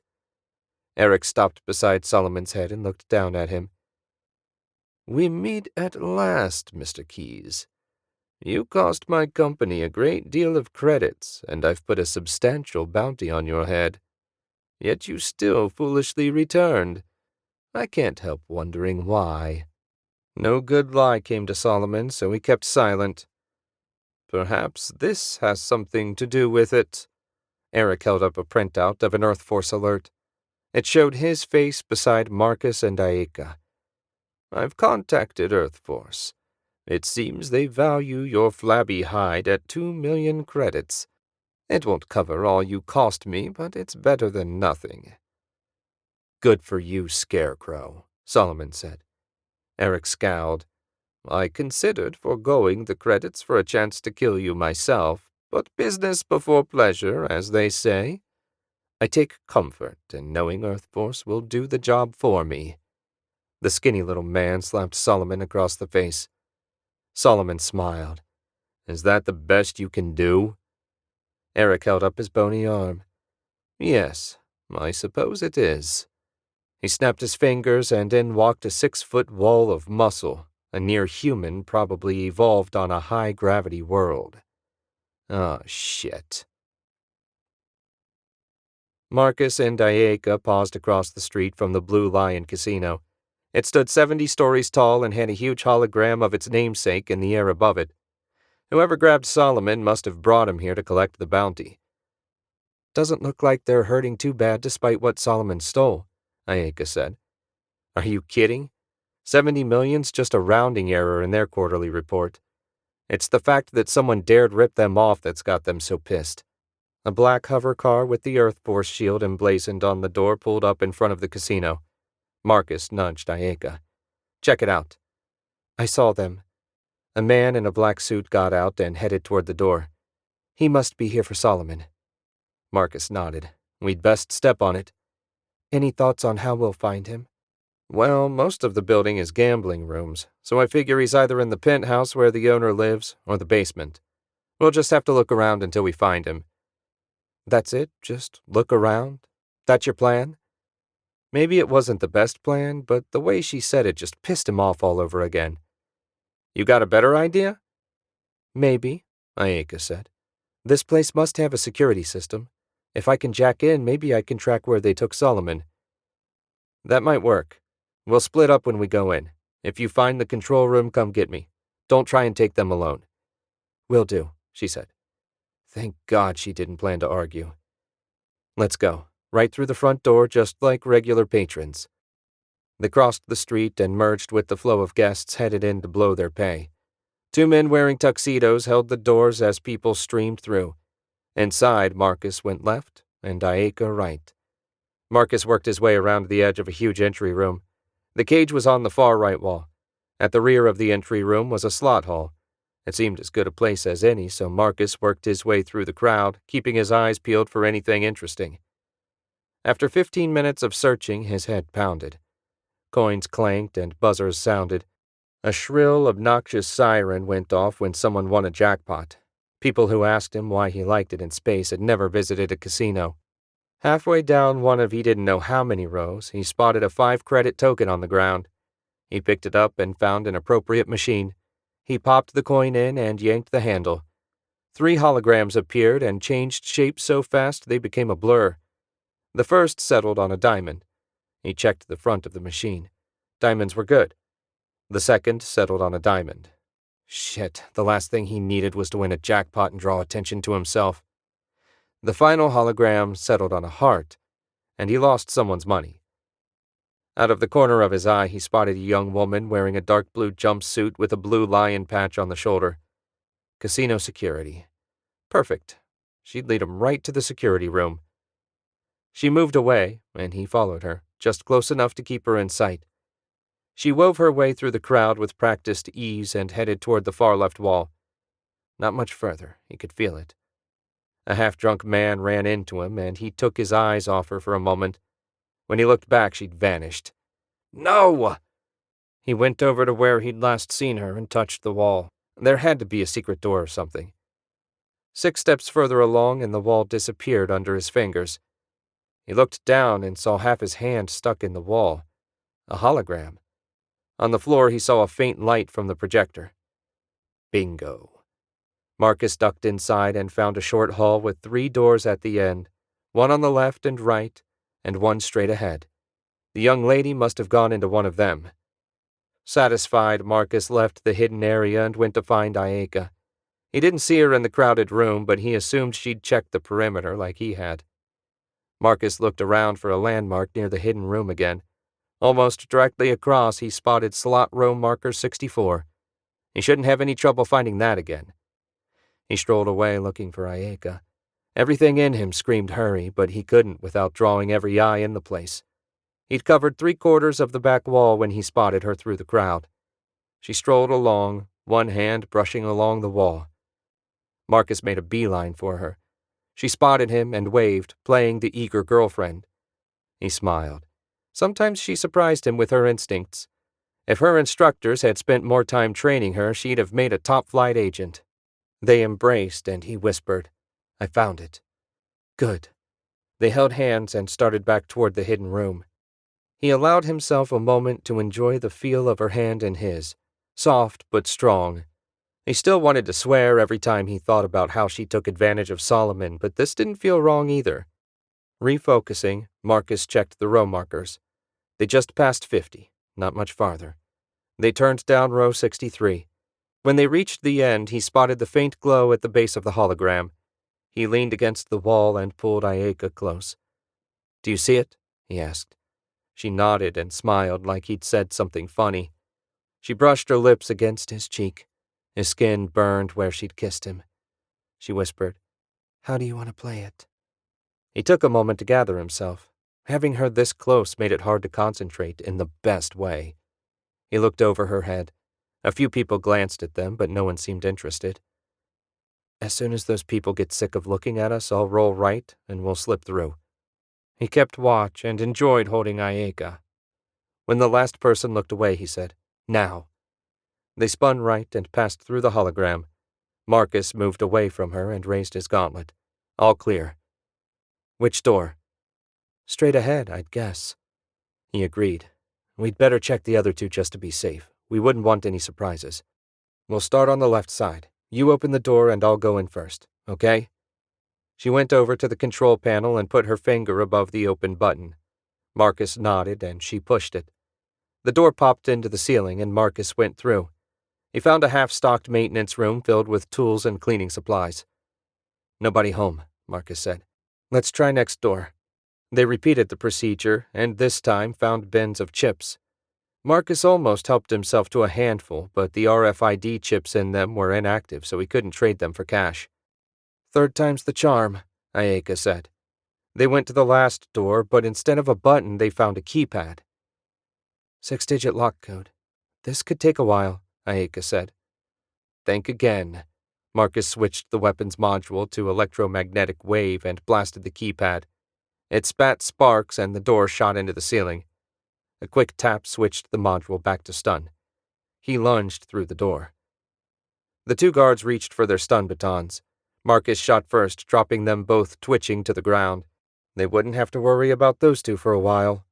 He turned and found Ayeka looking for the proper cable to plug into her implant. She seemed to have everything under control, so he checked on the guards. He found the girl he'd seen earlier and an older man, her boss most likely. They were only armed with stun batons. He hoped the rest of the guards didn't have any other weapons. The range of his gauntlet gave them a huge advantage. Marcus turned and saw Ayeka sit and reach around to plug a cable into her head. He shuddered when he heard it click into place. He didn't even like needles. He couldn't imagine shoving a cable jack into the back of his head. Ayeka slumped in the chair and he thought for a moment something went wrong, but the breathing seemed steady. She must have sent her consciousness to interact directly with the computer. Nothing to do now but wait. He plopped down into the second chair and searched for a place to plug in his gauntlet. It'd be a bitch if he ran out of juice in a fight. The gauntlet had a 95% charge when Ayeka's eyes popped open. "I found him." He sat up straight and unplugged. "Where?" "They brought him in a side door, then took him to the basement." He looked away when she reached back to pull the jack out of her head. "They don't have cameras downstairs, so I'm not exactly sure where he is. The Earth Force agent went downstairs as well.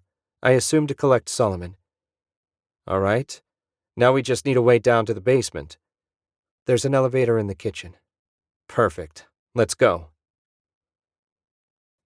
Chapter 11. Solomon groaned as he came awake. Eric's goon had given him a thorough beating. He tasted the copper tang of his blood. He turned his head and spat. It didn't help much. The door snapped open again, and Solomon hoped Eric brought a smaller thug this time. Eric came over to stand beside Solomon. Behind him stood a large man in a plain black suit. Solomon closed his eyes. He'd seen enough men in black suits to last a lifetime. "I thought you'd like to meet your new keeper." Solomon opened his eyes and saw Eric leering down at him. "This is Agent Smith of Earth Force. He's quite anxious to speak with you."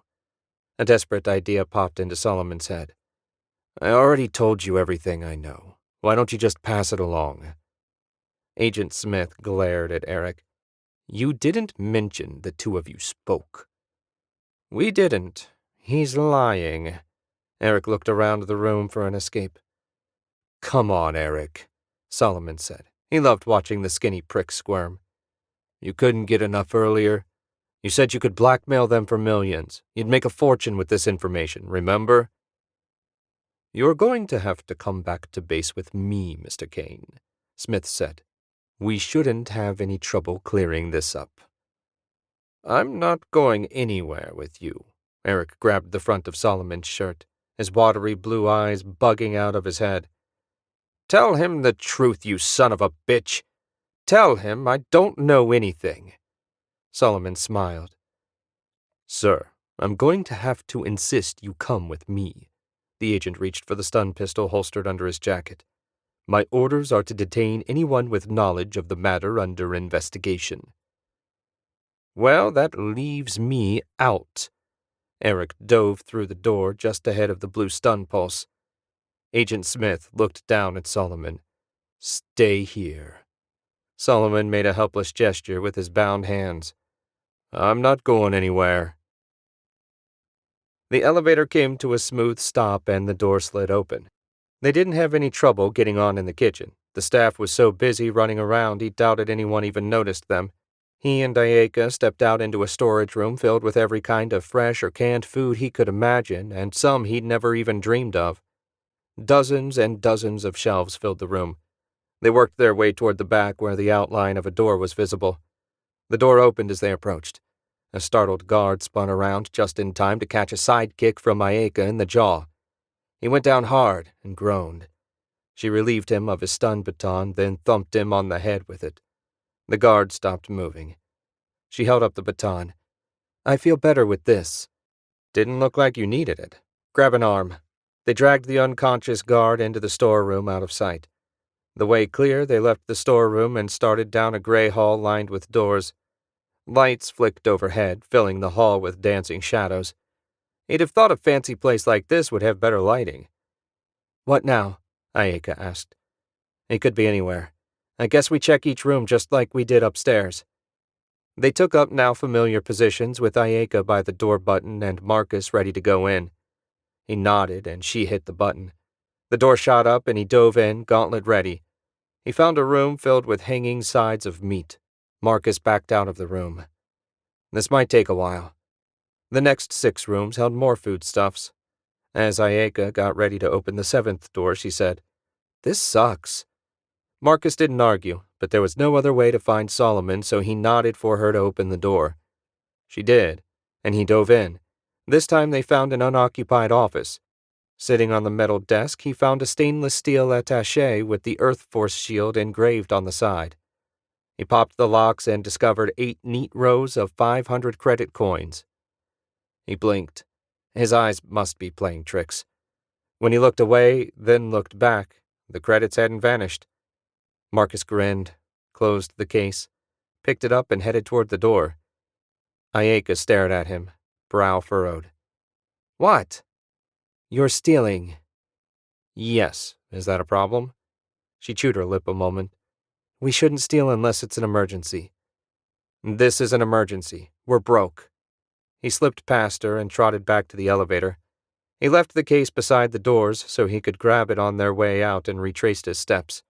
Ayeka still scowled at him as they continued down the hall. He didn't care. No way could he leave that much money lying around.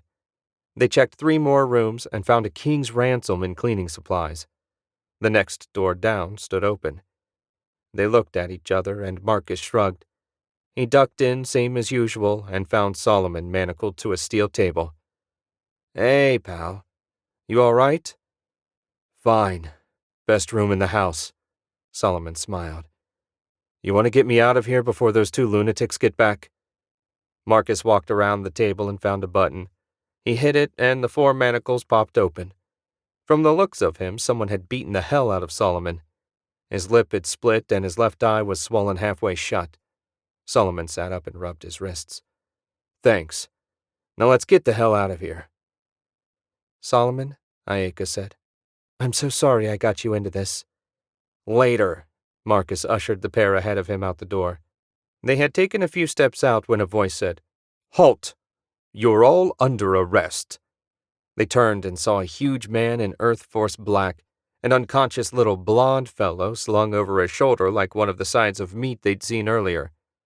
"Like hell," Marcus said. "Scatter!" Ayeka ducked into the storage room across the hall. Solomon ran down the hall toward the elevator, and Marcus jumped back into the prison. He tried to, anyway. He didn't move fast enough, and his left leg went numb where the agent's stun blast grazed him. "Damn it!" He stuck his arm out and fired a blast down the hall. He peeked out. The agent crouched down behind the unconscious man. Marcus fired another shot, but the body absorbed it with barely a twitch. "Ayeka, head for the elevator. I'll cover you." "Here I go." Marcus pumped 2 more blasts into the unconscious shield as Ayeka ran down the hall. Once she made it out of the hall, he ducked back into the room. Not a moment too soon, as a flash from the agent's weapon lit up the doorway. He checked his gauntlet. Only a quarter charge left. Not good. 2 shots, tops. He fiddled with the module's settings, switching from a focused blast to a diffused spray. It wouldn't knock the agent out, but it might daze him long enough for Marcus to reach the others. Maybe. He glanced out and jerked his head back as the agent fired another blast at the door. Guess he's still out there.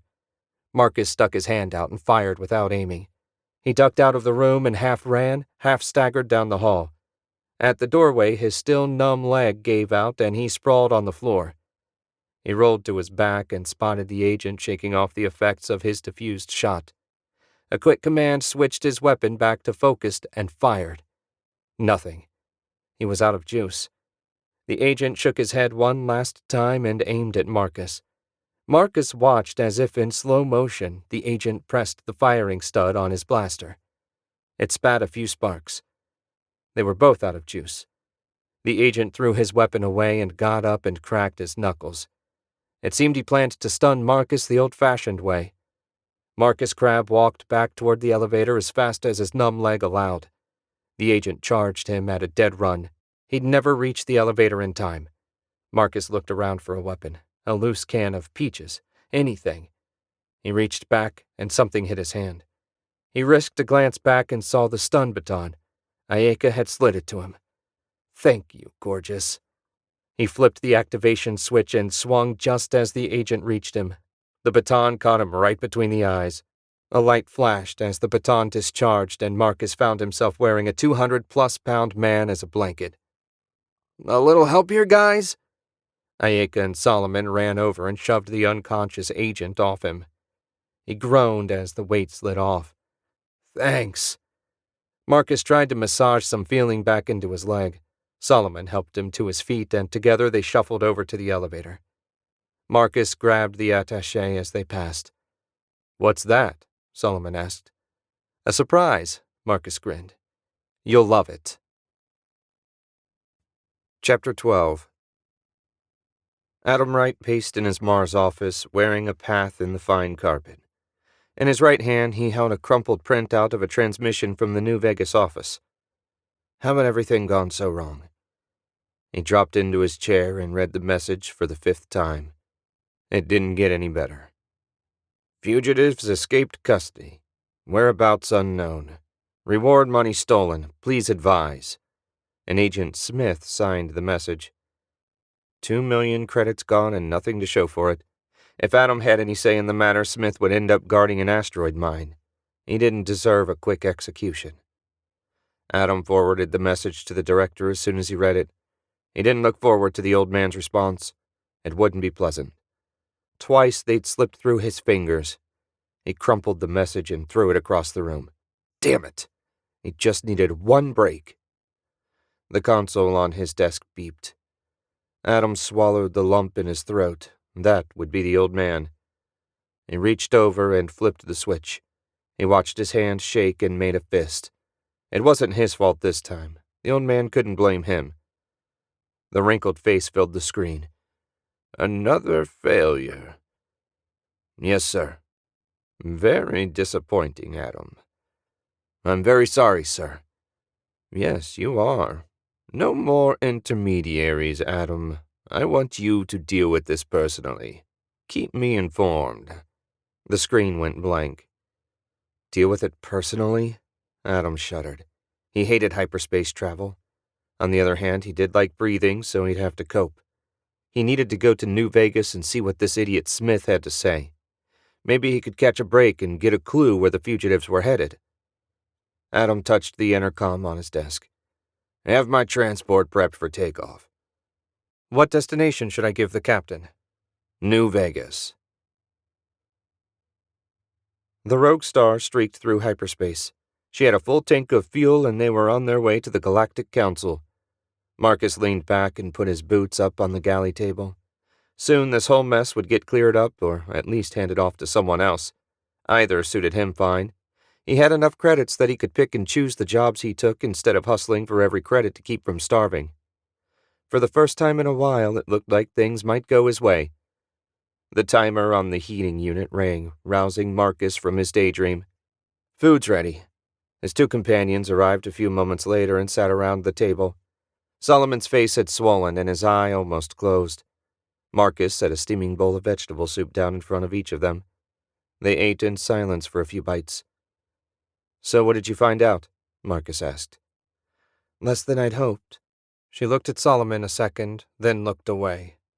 The only interesting thing was the number of calls between Omni and the Office of the Director of Intergalactic Affairs. You think the director's involved? Marcus asked. Ayeka swallowed another bite of soup. It makes sense.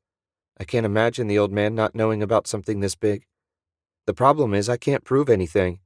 A record of phone calls is circumstantial at best. Who is this director? Solomon said. Oliver MacDonald, Ayeka said. He's the second most powerful man in the Earth government. He's in charge of all matters that don't happen on Earth. He reports only to the president. Truth is, he's outlasted 4 presidents, and rumor is the current president doesn't take a nap without his approval. Damn, how come I've never heard of him? Solomon asked. He stays out of sight. He must be over 100 years old. Anyway, he's not an immediate problem. No, getting the council to listen to you is, Marcus said. What happens when we arrive? I'll petition the council and they'll decide when or if they'll hear our case. When our turn comes up, I'll present the evidence I've collected. Earth's representative will have a chance to offer a rebuttal. When both sides have spoken, they'll deliberate and decide what must be done. Sounds simple enough, Marcus said. He didn't imagine for a second it would happen that way, but what the hell. He'd roll with it for now. What about us? If the council wishes to hear your testimony, you'll be called to speak. If not, you'll just have to wait. We've been putting off some maintenance, Solomon said. We could work on it. Marcus nodded. Great. What could go wrong? Adam Wright's ship touched down at the spaceport on New Vegas. An agency hover car waited for him just outside the terminal. The driver opened the door as he approached. Agent Smith, the ranking agent assigned to the planet, sat in the back of the car waiting for him. Hello, sir, Smith said. I trust the jump went well. Adam climbed in and sat beside him.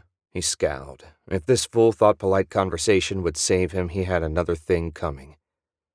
Skip the pleasantry, Smith. Smith licked his lips. Yes, sir. Let's go, driver. The trip to the Earth Force building only took a few minutes. They got out of the car, walked up the steps, and through the door. Once in the soundproof building, Adam said, Well, let's hear it. I don't have anything to add to my first report, sir. Our techs have checked every system, but they report nothing unusual. Morons. Adam doubted the lot of them could find their asses with both hands in a star chart. Fine. I'll need access to all your records, as well as any communications sent or received during the fugitive's time on the planet. Of course, sir. We have an office set up with a terminal for you to use. Good. They walked through an empty lobby and down a short hall to the door of his temporary office. Where's your hyperspace relay? On the roof, sir. I'll need to examine that too. The door to the roof is locked, but I can have a guard let you out any time you wish. Adam opened the door, stepped inside, and slammed it behind him, leaving Smith alone in the hall. Adam spent the next day running diagnostics on all the data stored on the servers. If Kazumi or Keys tampered with anything, he'd find it. 12 hours staring at a monitor, and he had nothing to show for it. Nothing. No damage, no corrupted files. How could anyone, no matter how good, break into the system and leave no sign? More importantly, why would they want to? The New Vegas servers held nothing that could interest Kazumi. He stood up and heard his knees pop. He needed some fresh air and then a few hours' sleep. Adam went to find Smith. As long as he was going outside, he might as well check the hyperspace relay. After 5 minutes looking, he couldn't find Smith. Irritated, he grabbed the first agent he came across, a young woman looking like she just graduated from high school. Where's Agent Smith? He's out of the office on business, sir. Of course he is. I need someone to let me up on the roof. There's a guard room next to the roof access. The duty officer can let you out. Thank you. He let the young woman get back to her work. Adam trotted up the 3 flights of steps. It felt good to get his blood pumping after so much time at his desk. It didn't take him long to find the guard room. It was right beside a staircase ending in a locked hatch, just like the girl said. He looked inside and saw the duty officer leaning back in his chair, feet up on the control panel, sound asleep. He entered the room without a sound and looked down at the sleeping man. How did Earth Force function with so many incompetents on the payroll? Perhaps they'd gathered them all up and sent them to New Vegas. Time for this one to get a lesson on the importance of vigilance. Adam lashed out with his right foot, kicking the officer's chair out from under him. He fell in a tangle of arms and legs, flopping around and snorting for a few seconds. He managed to get his bearings and scramble up off the floor. "That was a hard way to wake a fellow up." The officer's lopsided smile faded when he saw the look on Adam's face. "If that's the worst thing I do to you while I'm on this miserable planet, you may consider yourself fortunate." The officer's Adam's apple bobbed as he tried to swallow. "Yes, sir." "May I assume you're the idiot in charge of monitoring the roof access?" He nodded. "Good. Go open the hatch so I can have a look around." "I'll have to see your ID, sir." The officer flinched like a dog that had gotten kicked once too often. Adam smiled. A glimmer of professional behavior at last. If he could stay awake, this one might have potential. He reached into his pocket, pulled out his ID card, and showed it to the officer. "This way, sir." The officer swiped a key card through the lock and pushed the hatch open. He went through first, and Adam followed him out onto the roof, the sun just clearing the horizon, the streets below quiet. Adam strolled over to the relay, taking a deep breath of the cool morning air. It wouldn't take long for the heat and humidity to settle in, and anyone who could would retreat into an air-conditioned room. He bent down beside the relay and examined the control box. The side panel looked loose. He tapped it, and the panel fell off. "How often do you come up here?" "One of the techs comes up for annual maintenance, otherwise no one comes up here." "What about defenses?" "Defenses? We're on the 3rd story of the building." "Clearly that was insufficient in this case. Never mind, just get someone up here to fix the panel." Adam left the roof without throwing the fool off. He considered that a victory. Back in his office, he contacted the director. It took a few seconds to establish the connection from this distance. When the familiar face appeared in the screen, Adam brought him up to speed. "This is bad, Adam. How much information could they have accessed from the relay?" "If Agent Kazumi accessed it directly with her implant, given enough time, she could access most of the network. There's no way to know for certain." "Very well. We must assume the worst. Go to Alpha 114 and prepare a full-scale evacuation. Scorched Earth Plan Omega, understood?" Adam nodded. "Yes, sir." The director severed the link. Marcus drew a card and tossed the Queen of Diamonds on the galley table. He needed to invest in some entertainment equipment. 5 days in hyperspace, and they'd been reduced to playing gin rummy to pass the time. He would have preferred poker, but Ayeka didn't have any money, so what's the point? He glanced over at her, studying her hand. Maybe he should have suggested strip poker. That would have been interesting. Ayeka drew and discarded the 10 of diamonds. "What's on your mind?" She had good instincts for sure. "Aside from the fact that one of us should have gone with diamonds, I've been thinking about what happened at the casino." "You're not still mad?" "No. I was thinking how right it felt when we were walking together, holding hands. When you kissed me, my skin felt on fire. It wasn't just a cover, was it?" She set her cards down and looked into his eyes. "No, it wasn't." Ayeka leaned across the table. Marcus leaned forward, eyes closed.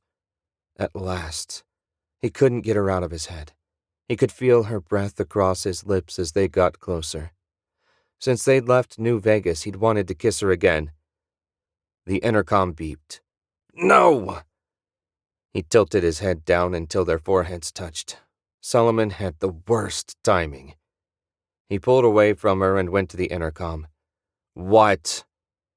"2 minutes to arrival." He released the switch, considered screaming, and settled for a groan. He felt Ayeka approach. She wrapped her arms around his waist and leaned against his back. "Later." "Yeah, later." He hit the intercom again. "We'll be right there." When they entered the cockpit, Solomon looked up from his console. 1 minute. Marcus took his seat and cranked the shields to maximum. Ayeka strapped into the extra chair behind him. 30 seconds, Solomon said. They watched as the counter wound down from 10 seconds. When it hit 0, stars filled the view screen along with a huge asteroid, the home of the Galactic Council. Centuries ago, the Vensar hollowed out the asteroid and fitted machines necessary to maintain an atmosphere. 2 miles long and a mile wide, the thousands of delegates and their assistants had plenty of room. Half a dozen warships from as many planets patrolled the space around the asteroid. "Does one of those ships look familiar?" Marcus asked. "Yeah," Solomon said. "Little bit newer model, but that one on the left is definitely an Earth Force destroyer." "Contact the Council fast," Ayeka said. "Let them know we want to talk." "I'm on it," Solomon said. The destroyer noticed them. It seemed the fake transponder didn't do the trick. Marcus found himself staring down a third of a mile of steel and weapons. "Any thoughts?" "Don't do anything aggressive," Ayeka said. "We don't want to give them an excuse to fire." An alarm sounded. "They've got a weapons lock. I need to move or we're going to get fried." Over the open comm channel came, "Earth Force destroyer, stand down. That ship has permission to land." Marcus felt the knot between his shoulder blades relax. That was too close. A cannon blast from the destroyer grazed the ship, rocking them and nearly draining the shields. Marcus pushed his stick down, sending the Star into a steep dive. A second beam passed through the space they'd just vacated. Marcus spun, banked, and twisted the ship, weaving a path through the blasts coming from the destroyer. "Anybody got a plan B?" He looked at Solomon, who had his eyes closed and a white-knuckled grip on his console. No help there. He didn't dare look back at Ayeka, but her silence said all he needed to hear. The ship shook again as a missile detonated nearby. The shields held, but only just. One more blast and they were done. A second alarm sounded. "What now?" Solomon peeked at the control panel. "The asteroid is powering up its weapons." "How many?" Marcus asked. "A lot." Solomon closed his eyes again. "Earth Force destroyer," the transmission came through on the open channel again. "Power down your weapons or face immediate destruction. You will not be warned again." Marcus maintained his evasive maneuvers for a few seconds, but found he didn't have anything to evade. The captain of the Earth Force ship must have decided they meant it this time. A light flashed on the control panel. "You can open your eyes, Solomon. It looks like we're going to live, and someone's calling." Solomon tapped the flashing button. "This is the Rogue Star. Go ahead." "This is Asteroid Control. We offer our most sincere apologies. The human delegation has received a severe reprimand. I'm sending docking coordinates now." The data entered the computer, and Marcus activated the autopilot. He switched off the shields as a show of good faith, not that the meager power remaining would stop their heavy laser cannons anyway. They came to a stop in front of a set of heavy double doors. The doors slid open and a tractor beam pulled them in. The docking bay was set up for just one ship. A full set of repair equipment lined the walls and 3 huge clamps hung from the ceiling to hold the ship in place. When the clamps had a firm grip, the doors slid shut and the bay pressurized. A loud beep sounded, and a few seconds later someone rapped on the loading bay door. "Welcoming committee?" Marcus asked. "I suppose so," Ayeka said. "Let's not keep them waiting." Marcus strapped on his gauntlet. "Grab a blaster, Solomon, and let's go say hi." The 2 men started toward the cockpit door, but Ayeka grabbed Marcus by the arm. "Are you crazy? You can't greet a representative of the Galactic Council with weapons." "All right," Marcus said. "You greet them and we'll cover you. If everything goes smoothly, no one will ever know we had any weapons." "That's a much better idea," Ayeka said. She led the way back to the cargo hold. Marcus went to the right side of the door and Solomon went to the left. When they had taken their positions, Marcus nodded and Ayeka pushed the button to open the ramp. Marcus peeked out the door and saw a furry alien about 7 feet tall in a purple robe. He didn't immediately recognize the species, but it looked unarmed. "Welcome to the home of the Galactic Council," the creature said in flawless basic. "The members wish me to apologize again for the trouble outside. The offending ship has been sent beyond the Council's territory. In an effort to make up for this unfortunate incident, the Council has agreed to hear your petition at the earliest possible time." Ayeka bowed to the alien. "We are honored by the Council's generosity." "How many in your party?" 3, Ayeka said. "Very good. I will show you to your suite." "This way." The alien turned to leave. Solomon tucked his blaster out of sight and the 3 of them left the ship. Once everyone cleared the ramp, Marcus closed it and activated all security systems. Friendly or not, no one would be snooping around his ship. They followed the furry alien out of the hangar into the twisting corridors of the asteroid. The inside was nicer than a hollowed-out rock had any right to be. Fine, dark wood paneling covered the walls, and a plush carpet made a soft pad for them to walk on. Small stands and cases filled with antiques from a dozen cultures Marcus could identify, and many more he couldn't, decorated the halls. It took them 5 minutes at the alien's sedate pace to reach a plain metal door. It slid open when they approached. "These are your quarters during your stay. If you need anything, there is an intercom. When the council is ready, I will come for you."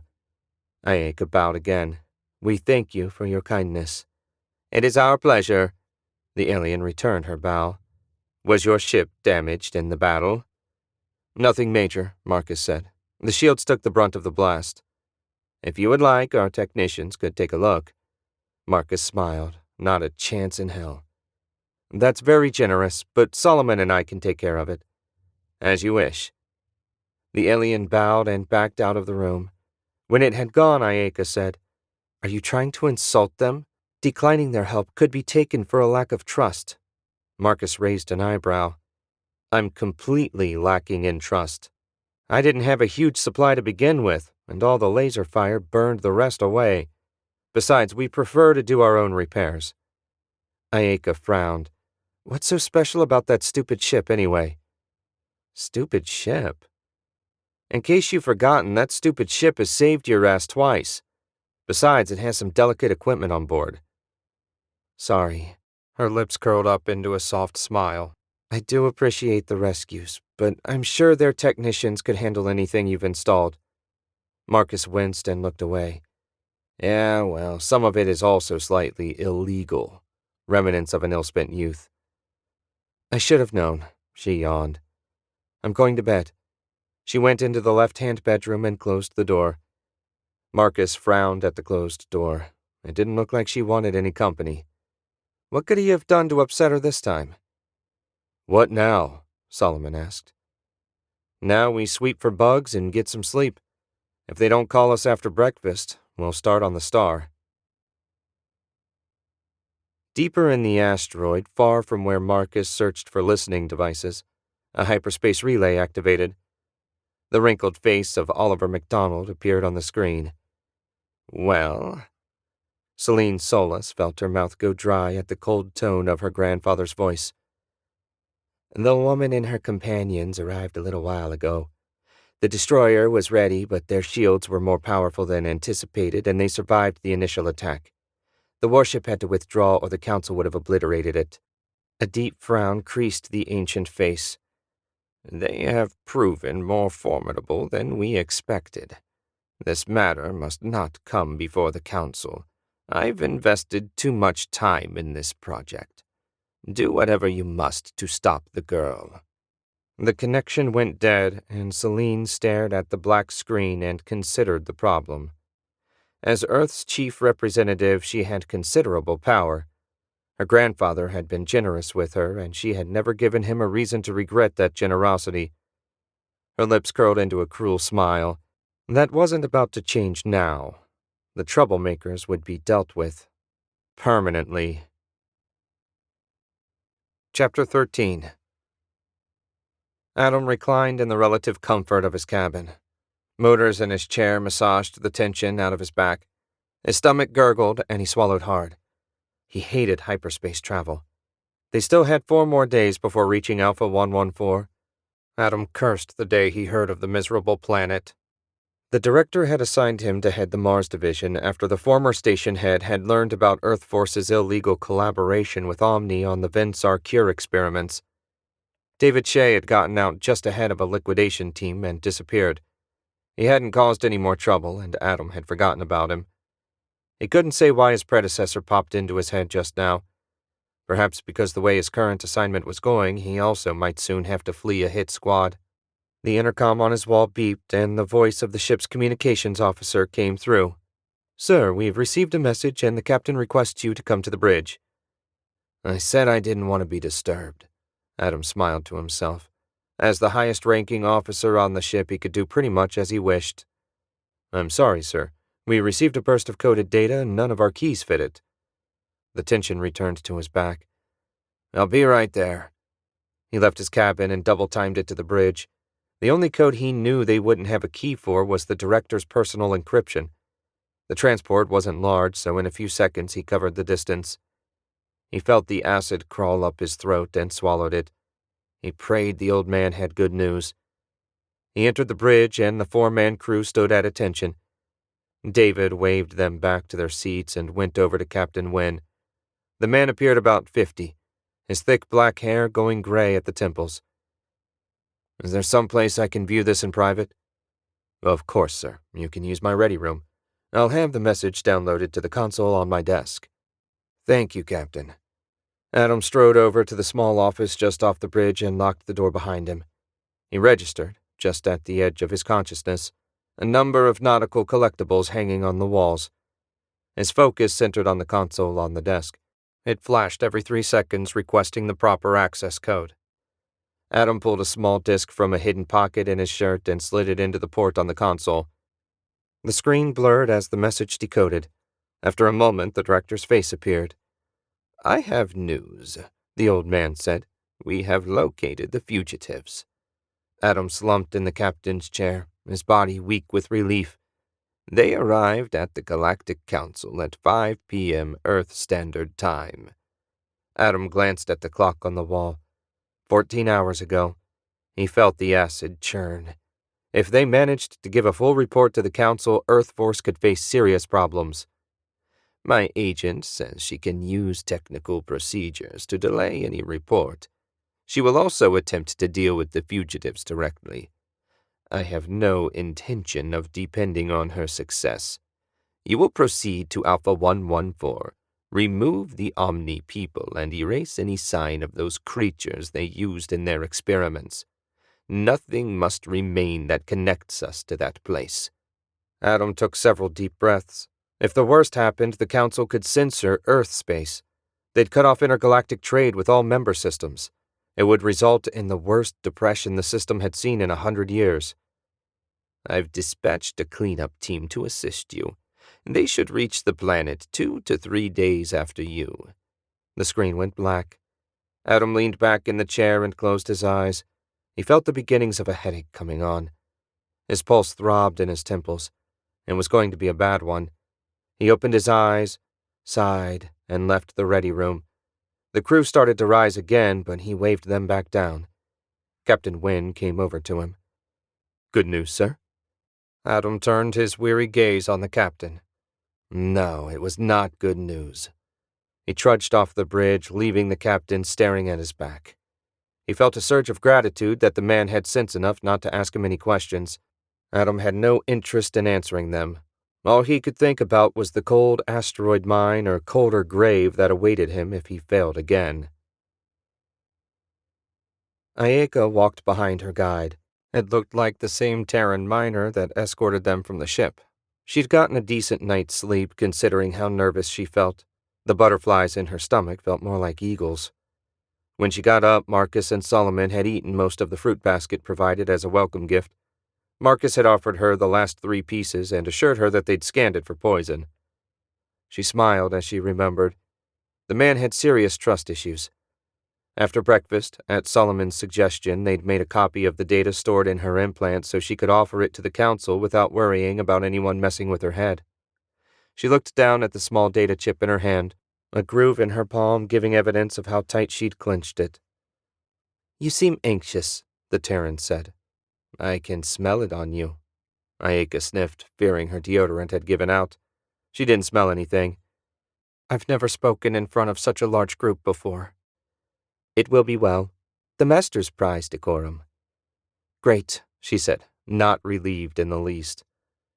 They came to a door at the end of the hall. The Terran pushed a button and the door slid open. I can go no further, he said. She took a deep breath.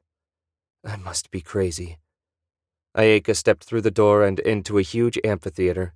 She'd just cleared the door when it sealed shut behind her. She swallowed, remembering her lessons about ancient Rome and the Colosseum. Thousands of delegates filled the seats like a crowd ready for blood. Any moment she expected a gate to open, and lions to come roaring out to devour her. In front of her on the main floor sat two beings, one human and one alien. The alien rose as she approached.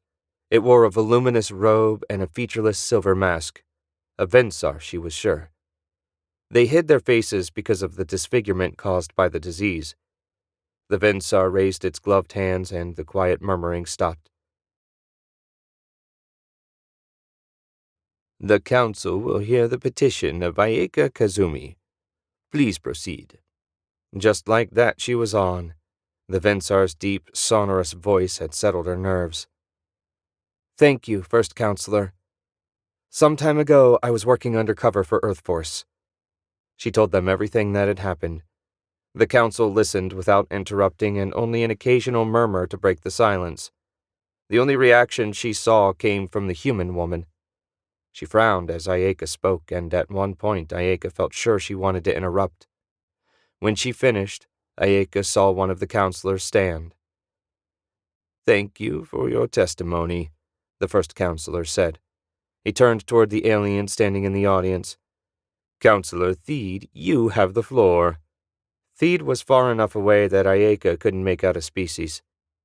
Thank you, First Counselor. I wish to know what evidence this human brings to corroborate this remarkable story. Drakor looked at her. You may answer. I am a cyborg, Ayeka said. She reached into her pocket and removed the data chip. This contains a copy of everything my implant recorded. You could see for yourself that everything I said happened. Her answer seemed to satisfy Theed, and the counselor sat back down. The human woman seated beside the first counselor whispered something to him. He nodded. Counselor Solis, you have the floor. Counselor Solis stood. As much as I hate the idea of innocent creatures suffering, the council bylaw specifically state on page 1022, subsection Q, that no complaint can be brought unless a representative of the offended species is present. These creatures haven't evolved past the Stone Age. How do you propose they get here to file a complaint? Ayeka just managed to keep her comment in a civil tone. The woman was stalling for time, she knew it. The Vensar stood as well. The rules are explicit. We can't open an official inquiry unless one of the offended beings is present. However, Miss Kazumi's point is well taken. Perhaps an independent investigation could be organized to look into these accusations. We will have to discuss the matter. Drakor turned to Ayeka. You may go. Ayeka bowed to the first counselor. She wanted to scream at him, but that wouldn't accomplish anything. Out of the corner of her eye, she saw Counselor Solis smiling. Ayeka wanted to slap the smug look off her face. Bitch. Ayeka turned and walked back out the way she'd come. Outside the council chamber, her guide waited.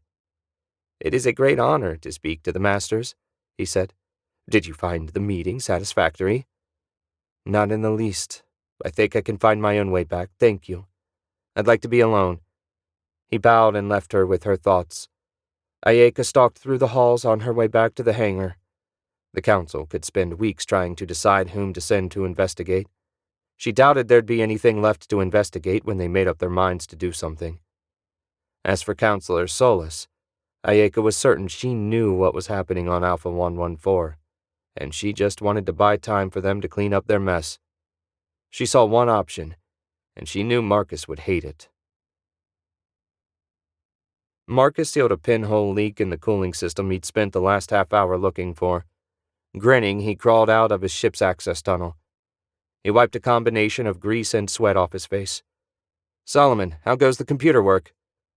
After a moment, his partner appeared out of the cockpit. Software's debugged, and I calibrated the laser cannons and the shields. Excellent. I finished the cooling system, so that leaves the fuel injectors to clean and a hydraulic cylinder on the landing gear to replace. Solomon smiled. When we get finished, she'll be in better shape than when you bought her. Marcus matched his partner's smile. She's already in better shape than when I bought her. He thought back to the rusty piece of junk he'd fallen in love with 8 years ago. When we're finished, she'll be in better shape than when she came out of the shipyard. So which job do you want? Someone pounded on the ramp. They shared a look. Do you suppose they want us already? Solomon asked. Marcus shrugged, and they walked back to the rear of the ship. Solomon moved to stand by the control panel. Marcus armed the stunner on his gauntlet and stood off to one side of the ramp.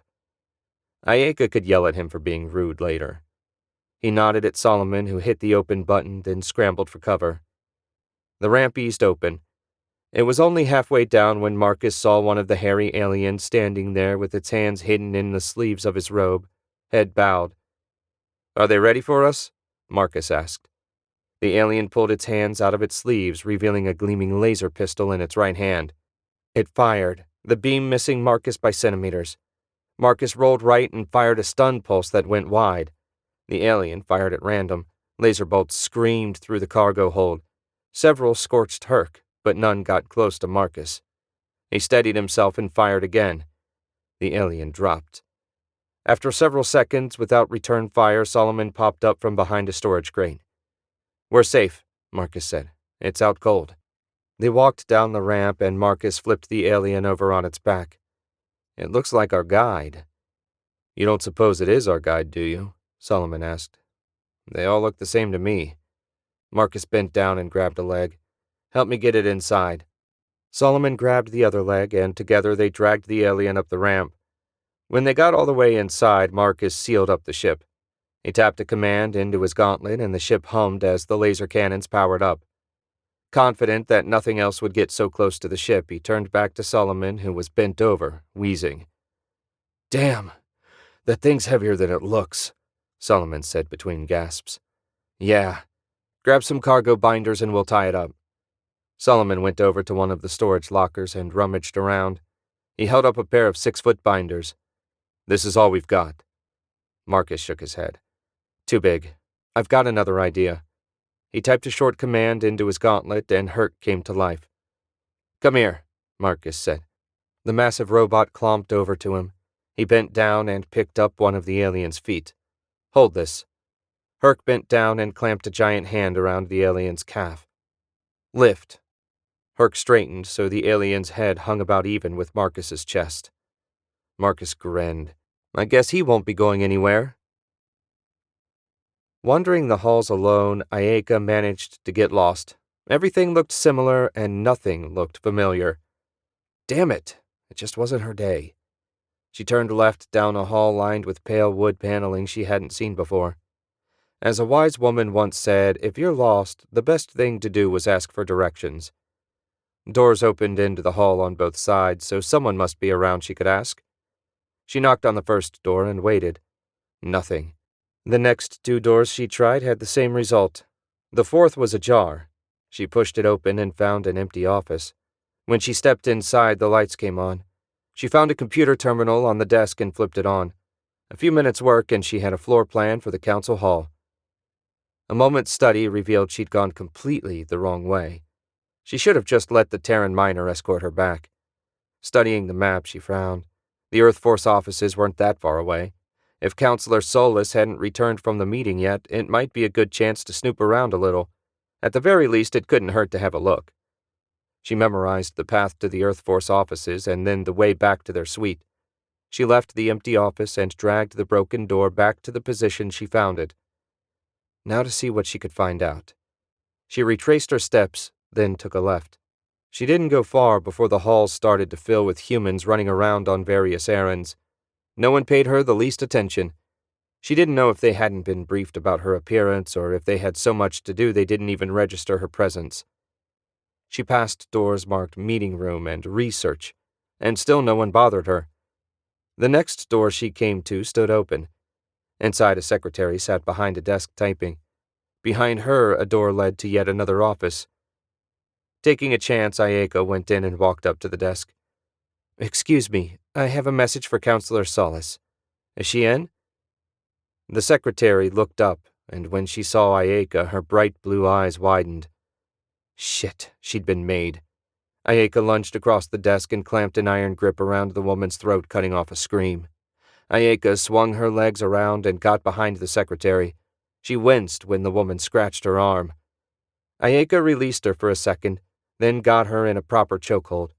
It only took seconds for the other woman to pass out. She propped the unconscious woman up in her chair and spent a second wiping away the slobber on her chin and the tears streaking her face. "Sorry," Ayeka said. She hated doing that, but the last thing she needed was the alarm to sound. It would take a minor miracle for her to find anything good, much less get out in one piece. If she had to deal with security, forget it. She walked to the back office and the door slid open at her approach. Solace must trust her secretary to keep people out of her office. Ayeka flipped the light switch and found the office decorated in warm earth tones, a polished cherry wood desk in the center, a computer terminal on the desk. Ayeka hurried over and sat down behind it. She tapped a key and the screen came to life. The home screen was locked and it wanted a password. Damn it. She needed Solomon. He could hack the computer in no time. He was supposed to be helping Marcus work on the ship. Maybe he could help her after all. She turned from the computer to the comm unit beside it. She punched in the Rogue Star's comm channel and said a little prayer. As she waited, she listened and imagined every little noise was someone coming to get her. After a full 15 seconds, Solomon's face appeared in the screen. "Ayeka, where are you?" "Never mind, I need you to help me hack a computer." He beamed through the screen. "Sure, tell me the problem." "I'm at a locked home screen and it wants a password." "That's tricky. Does the comm unit have an out cable as well as an in cable?" Ayeka checked the back of the comm unit. The slot for the in cable was empty. "The in cable hookup is empty." "Perfect," Solomon said. "Look on the computer and find a cable hooked to the hyperspace relay. There has to be one. And unhook it." She did as he asked. "I got it. What now?" "Use that cable to connect the computer to the comm unit." She plugged the cable into the empty hookup. "Got it." "Okay, I'm connected to the computer. I can run the hack remotely from here. Turn off the monitors on the comm unit and the computer, but make sure both are still running. I'll handle the rest." "Okay, thanks." Ayeka did as instructed, then got up to leave. She'd pushed her luck about as far as she dared. She stood by the open door and glanced back. The office looked just like she'd found it. In the outer office, she checked the secretary and found her breathing easy. The woman would be fine. She'd have a bruise on her throat for a few days, but nothing permanent. Ayeka took a breath to steady her nerves, then stepped out into the hall just like she had every right to be there. She retraced her steps again, drawing no more than a passing glance. Ayeka looked down at a paper someone had dropped. When she looked up, just entering the hall came Counselor Solace and her entourage. Their eyes met and Ayeka ran. She darted down the first side hall she came to. "After her!" Counselor Solace screamed. Behind her, feet pounded on the hardwood floor. She didn't look back. Following the map in her head, she darted down another side passage. She ducked into the first doorway she saw before the guards chasing her came around the corner. Her pursuers thundered down the hall past her hiding place. It wouldn't take long for them to realize she wasn't ahead of them anymore. The room she ducked into was filled with shelves loaded with office supplies. A quick look around revealed no other exit. She'd have to jump whoever came looking for her. If they followed council rules, none of the guards should have weapons. Fat chance of that. "She's got to be here somewhere." Some of the guards were outside the door. "I'll take this side, you take that side." A door opened, then another. She tensed, ready to lash out as soon as one of them entered. The door opened. A broad-shouldered man stepped through, his head turned away from her. She snapped a kick at him. He must have sensed something. He twisted so the kick caught him on the shoulder instead of the neck. The door slid shut and he flicked a switch to lock it. "No escape now, girl." She bounced on the balls of her feet, perfectly balanced. "You took the words right out of my mouth, boy." The guard took a black cylinder from his belt and flicked his wrist. It extended 2 feet and crackled with energy. Stun baton. Great. At least he didn't have a blaster. The guard advanced a step, weapon cocked and ready to swing. She feinted toward him and he swiped at her with the baton. When she went back, he came forward, baton raised. Ayeka darted forward inside his reach and caught his wrist as it came down. She stepped aside and twisted. He went ass over elbows and landed on his back with a thud. She kicked him in the side of the head and he went limp. Ayeka helped herself to his baton, unlocked the door and slid it open. The second guard came out of the room across the hall. She lunged across and drove the tip of her stolen baton into his gut. He shuddered once and collapsed. Her heart slowed. She couldn't hear anything. Maybe only those two had given chase. Either way, she needed to get back to the ship. Ayeka started back toward the docking bay, leaving the unconscious guard where he lay. She turned right at the end of the hall. "That's far enough," a feminine voice said from behind her. "Turn around, slowly." Ayeka did as she was told on the assumption that a blaster was pointed at her back. Sure enough, Counselor Solace stood there with a palm-sized blaster pistol in her hand. She must have heard the fight and waited out of sight. Ayeka should have gone the other way. "Drop the baton." Ayeka tossed the baton to the floor. "Now what?" "Turn around and walk. There's an airlock just a little ways from here. No one will ever find your body." Ayeka did as she was told. As long as Solace stayed out of reach, she had the advantage. Ayeka needed to draw her closer. "I'd assumed you'd return to your idiot friends after the council meeting. The assassin I sent should have dealt with all three of you at the same time. Imagine my surprise to find you walking through my section like you owned the place." "Assassin?" Solace laughed. "Someone they'd never expect. Your friends are certainly dead by now, as you will be shortly. Take the next left." Ayeka turned, then slowed. "Who did you send?" From the sound of her footsteps, Solace was a little closer. "A servant, one of the Terran minor. Such obedient things. They'll do anything a counselor tells them." "You think sending a servant will catch Marcus off guard?" She slowed a little more. "That man doesn't trust anybody or anything." "If the servant fails, I'll send someone else. They will die one way or another. Move." The barrel of the blaster poked Ayeka in the back. The instant she felt it, she spun away and grabbed Solace's wrist. A blast scorched the floor. Ayeka punched the other woman, hard, 3 times in the face. The blaster fell from her fingers. Blood ran down the counselor's face, and her nose now bent to the left. Ayeka grabbed the blaster and stepped back. "You should have shot me in the hall." Solace wiped the blood from her face. "Kill me, then. It doesn't matter. Someone will get you and your friends. It's only a matter of time." "Unlike you, I'm not a murderer." Ayeka flipped the selector switch to stun and blasted the counselor. Chapter 14. The perimeter alarm shrieked. Marcus nearly dropped his mug of stim tea. He could hear the auto guns tracking whoever had arrived in the hangar. "Who is it?" Solomon had gone to the cockpit to answer the comm, and he hadn't heard anything from him in 10 minutes. He got up and took a step toward the cockpit. "Don't worry, it's Ayeka," Solomon shouted back. Marcus went back and deactivated the external defenses and opened the loading ramp. "You could have killed me," she said as soon as the ramp touched the floor. "When I saw those guns tracking me, I thought I'd had it."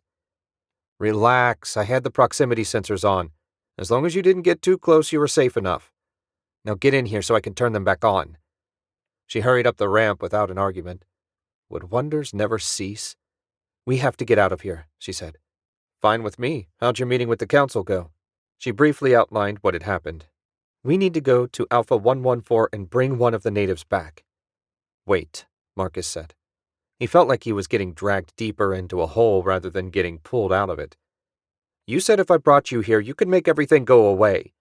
Now I need to take you to some planet in the ass end of the galaxy, maybe find a native willing to come with us, then bring you all back here again? Maybe we should just take our chances outside Earth-controlled space." "I haven't told you the worst part." "There's more?" "Wonderful." "An assassin's been sent to kill us." "Oh, that's been dealt with." She stared at him. "Dealt with?" Marcus jerked a thumb over his shoulder. Ayeka looked where he pointed and gasped. "You told me I was too untrusting. You said we'd be safe here. No one would try and hurt us." "Lucky for us, I assumed you didn't know what you were talking about." They walked over to the dangling, unconscious alien. "What happened?" Ayeka asked. "He showed up about half an hour ago. Hardly seemed to know which end of the blaster to hold. Still, if I hadn't had my gauntlet, we might both be dead." Solomon came back to the cargo hold and joined them by the assassin. "Did you find anything?" Ayeka asked. "Nothing incriminating. I didn't expect to find much. The security on that computer was a joke. She probably has another computer she uses for the important stuff. Damn it! Someone want to tell me what you're talking about? Marcus asked. I hacked the Earth Force computer for Ayeka. It was a waste of time. The alien groaned. Maybe we can get something useful out of this guy. You know that holo recorder you bought? Yeah, Solomon said. Go get it. I want this on disk. They gathered around as the alien slowly came awake. It blinked at them. Solomon set up the recorder on a tripod, then nodded. Marcus smiled. Hello. It groaned, then started flailing its arms. You're not going anywhere, so you might as well calm down, Marcus said. Who sent you to kill us? The Masters. We serve the Masters. Whatever they say, we do. Masters? He means the counselors, Ayeka said. He's a Terran minor. They're a servant class on their world, trained from birth to obey the Terran majors. The Council seems to use them as servants here as well. Which master told you to kill us? Marcus asked. The one like you, it said. The master said to come and kill you. You weren't supposed to have a weapon. It's against the rules. I don't suppose anyone told you killing guests was also against the rules? Marcus asked. We obey the masters. Yeah, I got that. Marcus turned to Ayeka. He's not going to give us anything more of use, is he? She shook her head. I didn't think so. He stunned the alien back into oblivion. Give me the disk. Solomon popped it out of the recorder and tossed it to him. Marcus snatched it out of the air and tucked it into the alien's robe. He deactivated the ship's defenses and opened the loading ramp. Herc, follow. He went down the ramp and opened the door to the hall leading away from the docking bay. The huge robot plodded along toward him, the unconscious alien dangling from his fist. When Herc reached him, Marcus pointed to a spot just inside the door. Drop him there. Herc extended its arm and opened its fist. The alien thudded to the floor. Marcus reached for the door, then stopped. He drew a breath and held it. He could just hear boots slapping on the floor. Sounded like they'd have company soon. He looked up at Herc. Return. The robot turned and clomped back toward the ship. Marcus shut the door and fried the control panel with his gauntlet. That might buy them a few extra minutes. He turned and ran up the ramp past the robot. Company coming. I'll warm up the power core, Solomon said. He turned and trotted up toward the cockpit. What should I do? Ayeka asked. Close the ramp behind Herc, then join us up front. Marcus left her in the cargo hold and ran behind Solomon. Solomon had the core up and running when he arrived.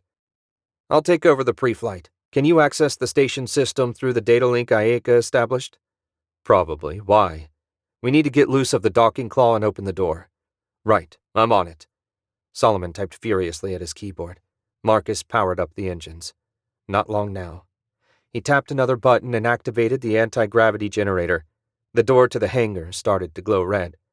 Ayeka appeared in the doorway. They're cutting through the door, she said. I can see that. Something clunked and the ship floated free. Good job. Now the door.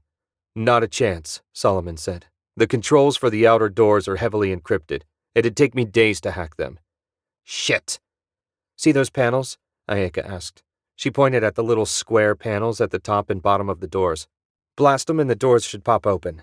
How do you know? I've seen this design before. Those panels are for maintenance access. Would you please trust me? Marcus looked at Solomon, who shrugged. Marcus brought the main cannon online, targeted the panels, and fired 2 blasts. The doors popped open 6 inches. Marcus looked back at Ayeka. They must be a different model. Hell with it. Marcus cranked the shields to full power and opened up with every cannon on the ship. The doors melted, warped, and finally blasted out into space. He followed them out at full speed. 5 seconds later, they shot into hyperspace. Where are we headed? Marcus asked. Nowhere in particular. I just set a short jump to put some distance between us and them. I can program the jump coordinates to Alpha 114, Ayeka said. We need to find a native and bring it back to the Council. The intercom on Adam's wall beeped. A moment later, the captain said, We're approaching the planet, sir. Thank God. The churning in Adam's stomach settled at the mere mention of landing. He crawled out of his bunk and shambled over to the intercom. Very good, Captain. I'm on my way. Adam took a few breaths to try and steady himself. It wouldn't help his image with the crew if he looked like he might puke at any moment. When he could stand up straight and see clearly, he left his room and went to the bridge. The crew didn't bother to rise, which spared him the need to wave them back to their seats. Captain Wynne stood by the tactical station, and Adam went to join him. Has ground control made contact yet? No, sir, but we should be within range soon. A few seconds later, the comm station came to life. Unidentified ship, you have entered space owned by Omnicorp. Please identify yourself and your purpose. The communications officer transmitted the requested information, and a moment later a live voice came on. Welcome to Alpha 114. If we'd known you were coming, we'd have prepared a proper greeting. Adam frowned and walked over to the comm station. He waved the tech aside.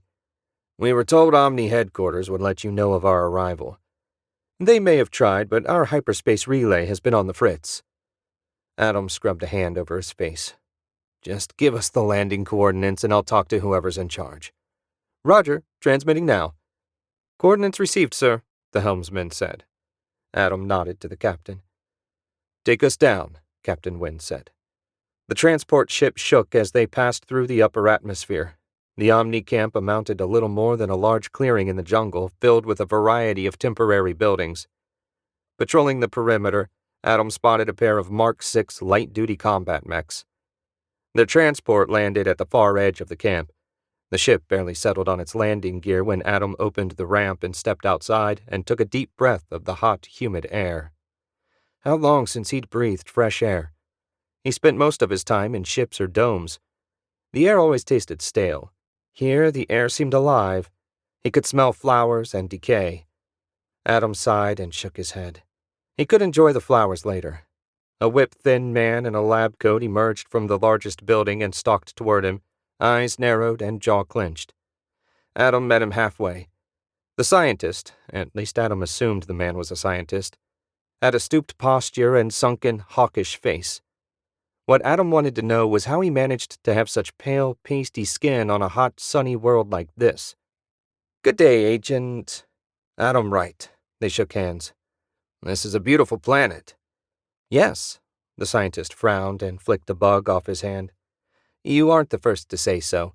It's a bit humid for my taste, but I've worked in worse places. I'm Dr. Miles O'Hare, Omni's chief xenobiologist, and I'm in charge of this facility.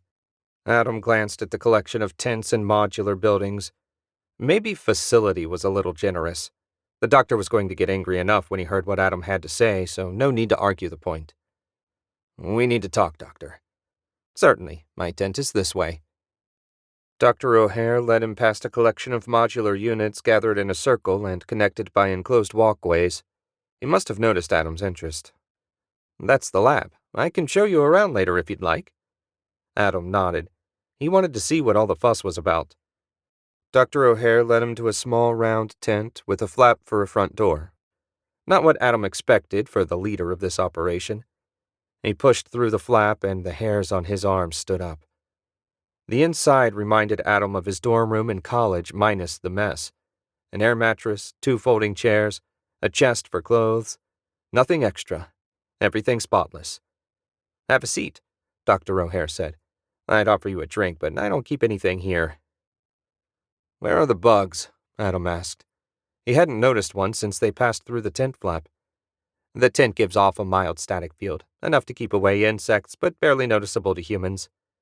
Agent Wright, I hardly think you came all this way to enjoy the view or discuss how to keep vermin out of a tent. No. Adam decided to cut straight to the point. We're shutting you down. The camp needs to be broken down and out of here in 3 days. We'll seal the caves where you found the natives.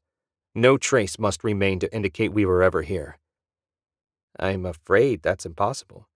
In another 6 months, perhaps a year, we'll have the cure. Adam shook his head. No 6 months, and certainly no year. 3 days, maybe 4, and you need to be gone. Those are my orders. You'd best tell your people. No.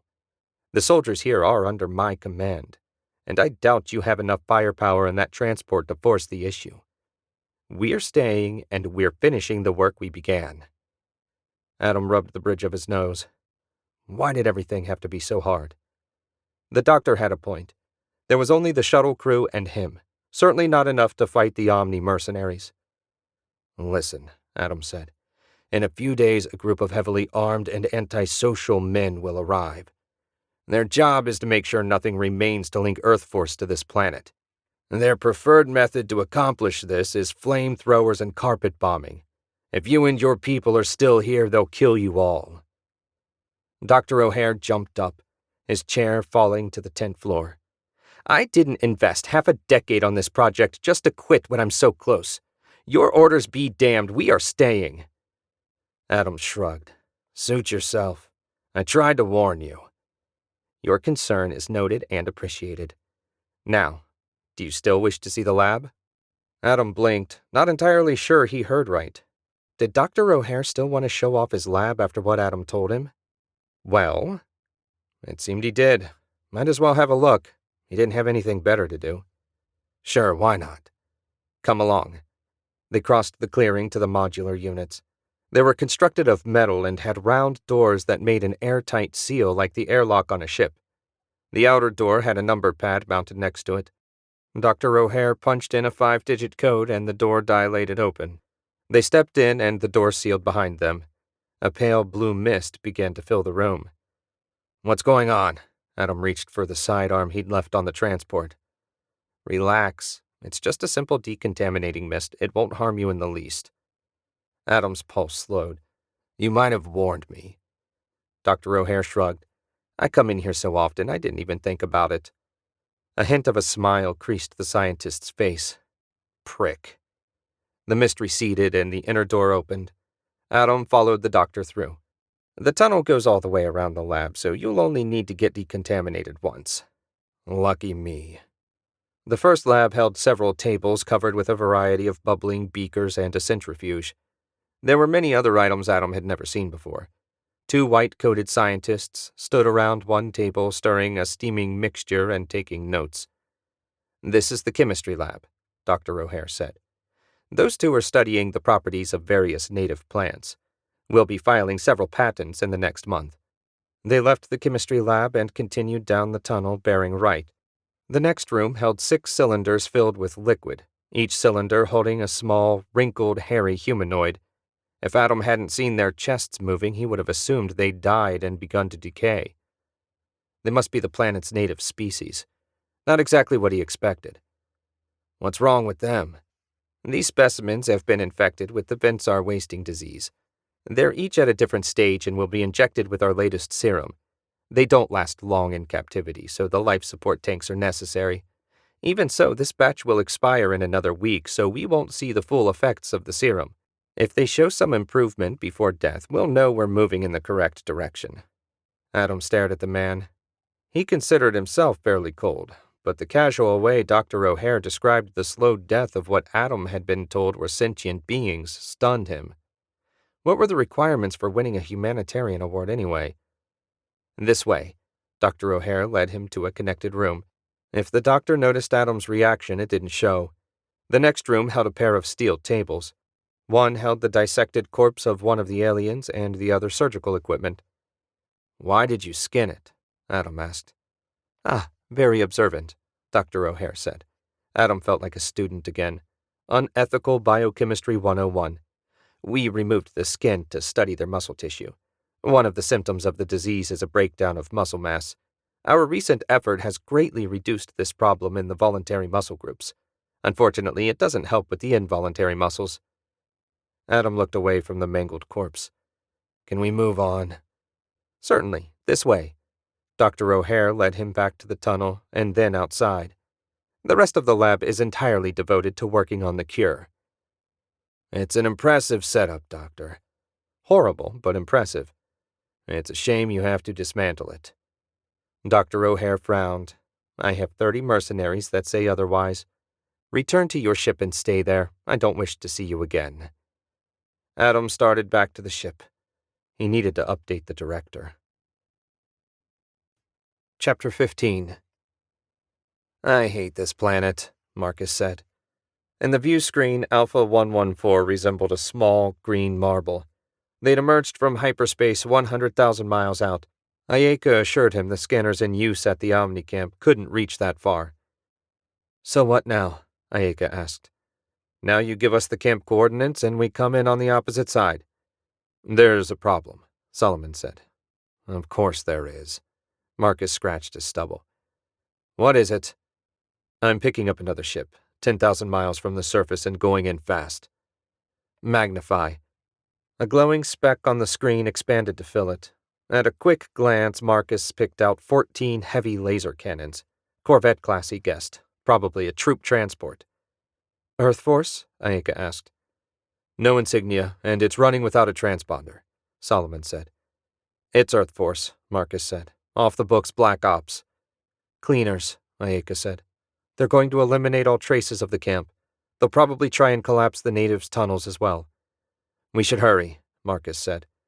He pushed the thrusters to full power and the star screamed towards the planet. Marcus kept his distance from where the Corvette had gone in. The ship rattled through the atmosphere, then smoothed out as he leveled off and skimmed the tops of some huge dinosaur-looking trees. Which way to the camp? Marcus asked. Ayeka studied the readouts on the control panel. Northeast, maybe 1,500 miles. Marcus adjusted their heading and powered down to half thrust. They were still at hypersonic speed, and it only took minutes to cover most of the distance. Keep an eye out for a landing place. I don't want to get much closer. I've got a clearing on the scanners about 10 miles on your right, Solomon said. I see it, Marcus said.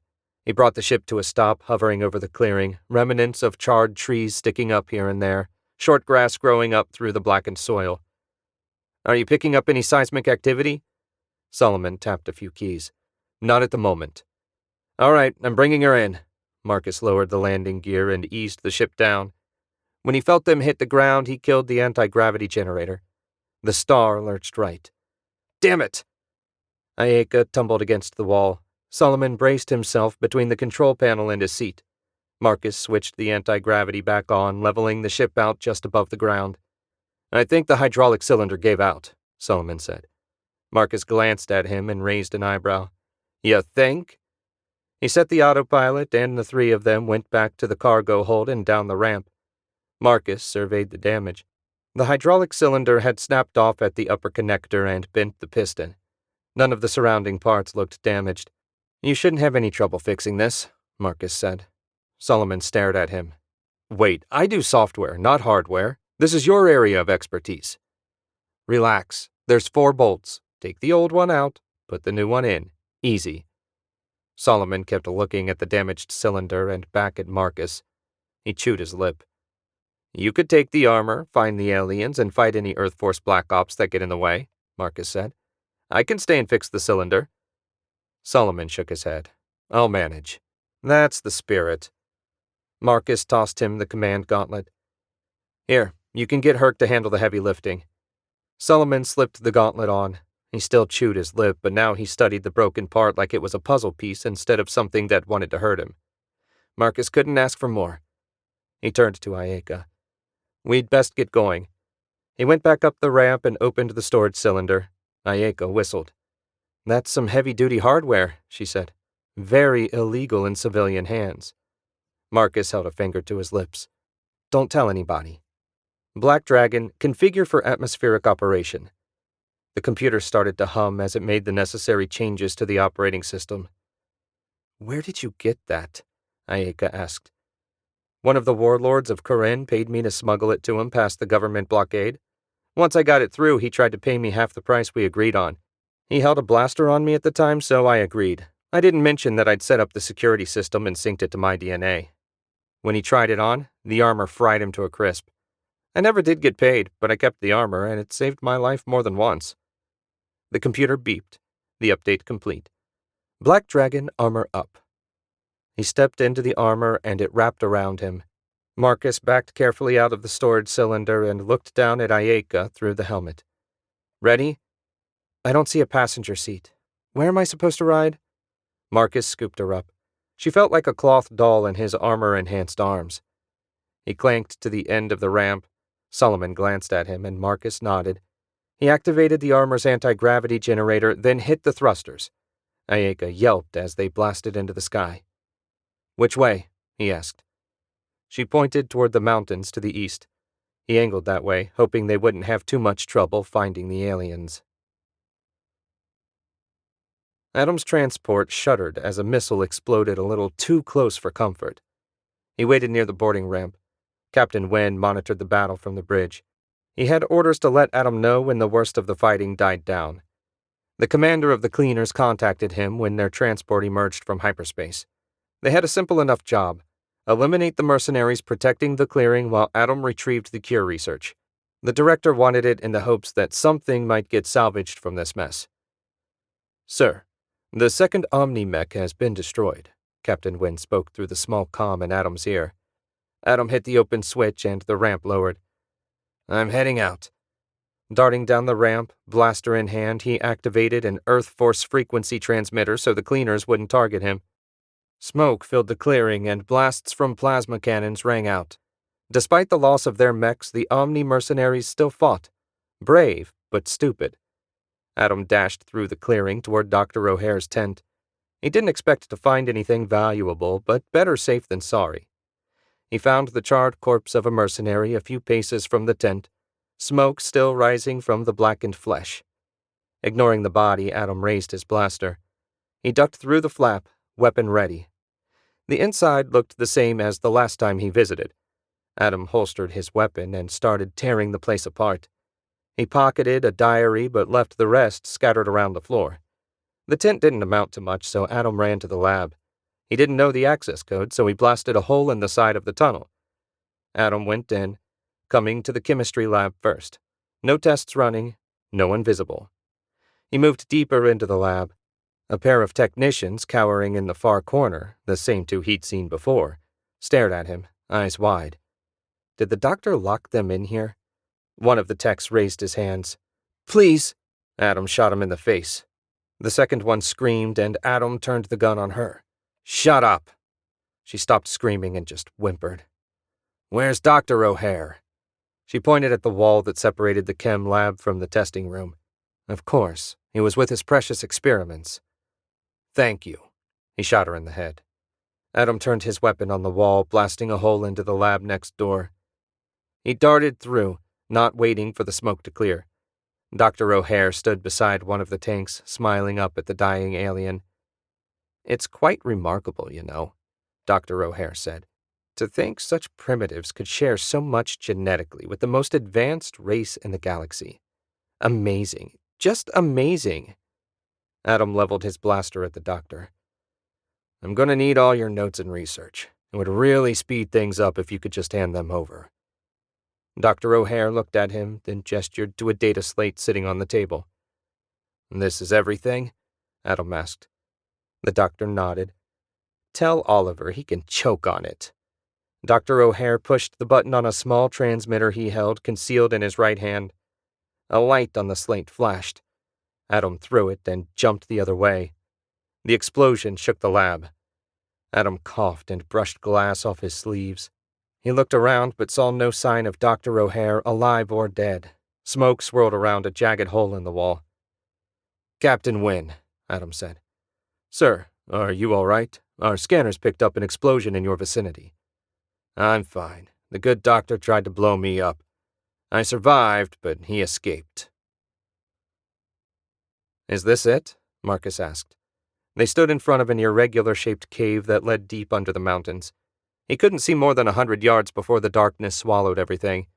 "This is the area where the first native was captured. I told you I didn't have any specifics."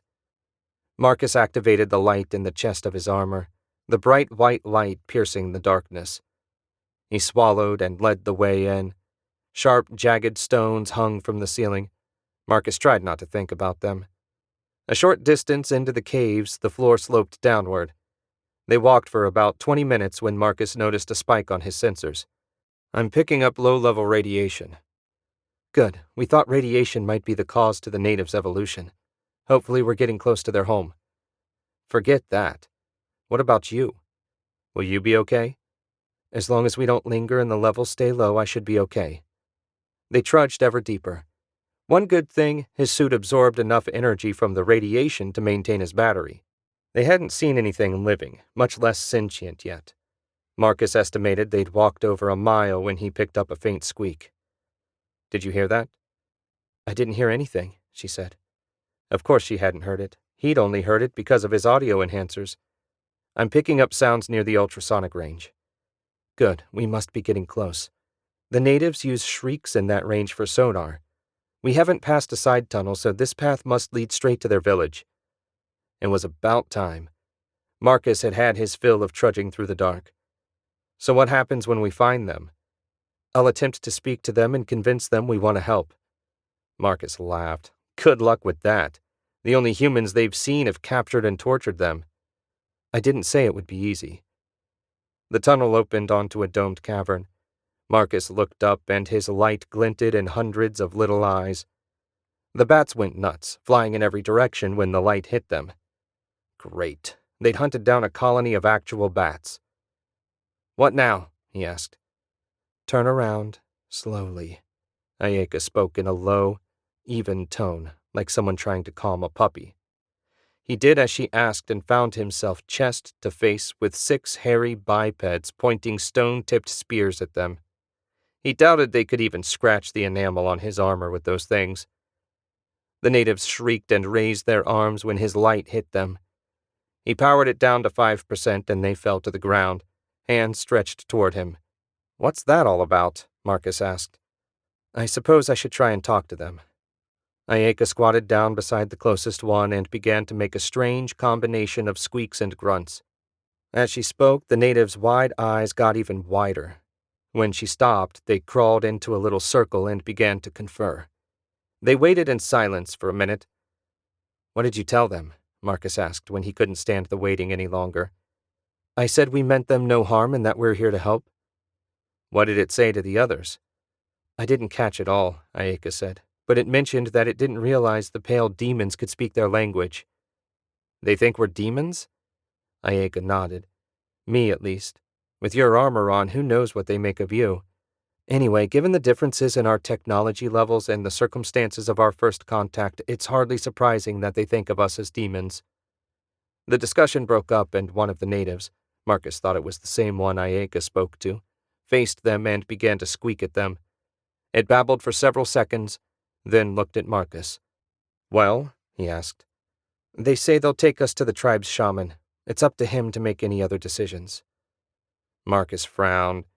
"Does it seem odd to you that they're willing to trust us considering what's been happening here?"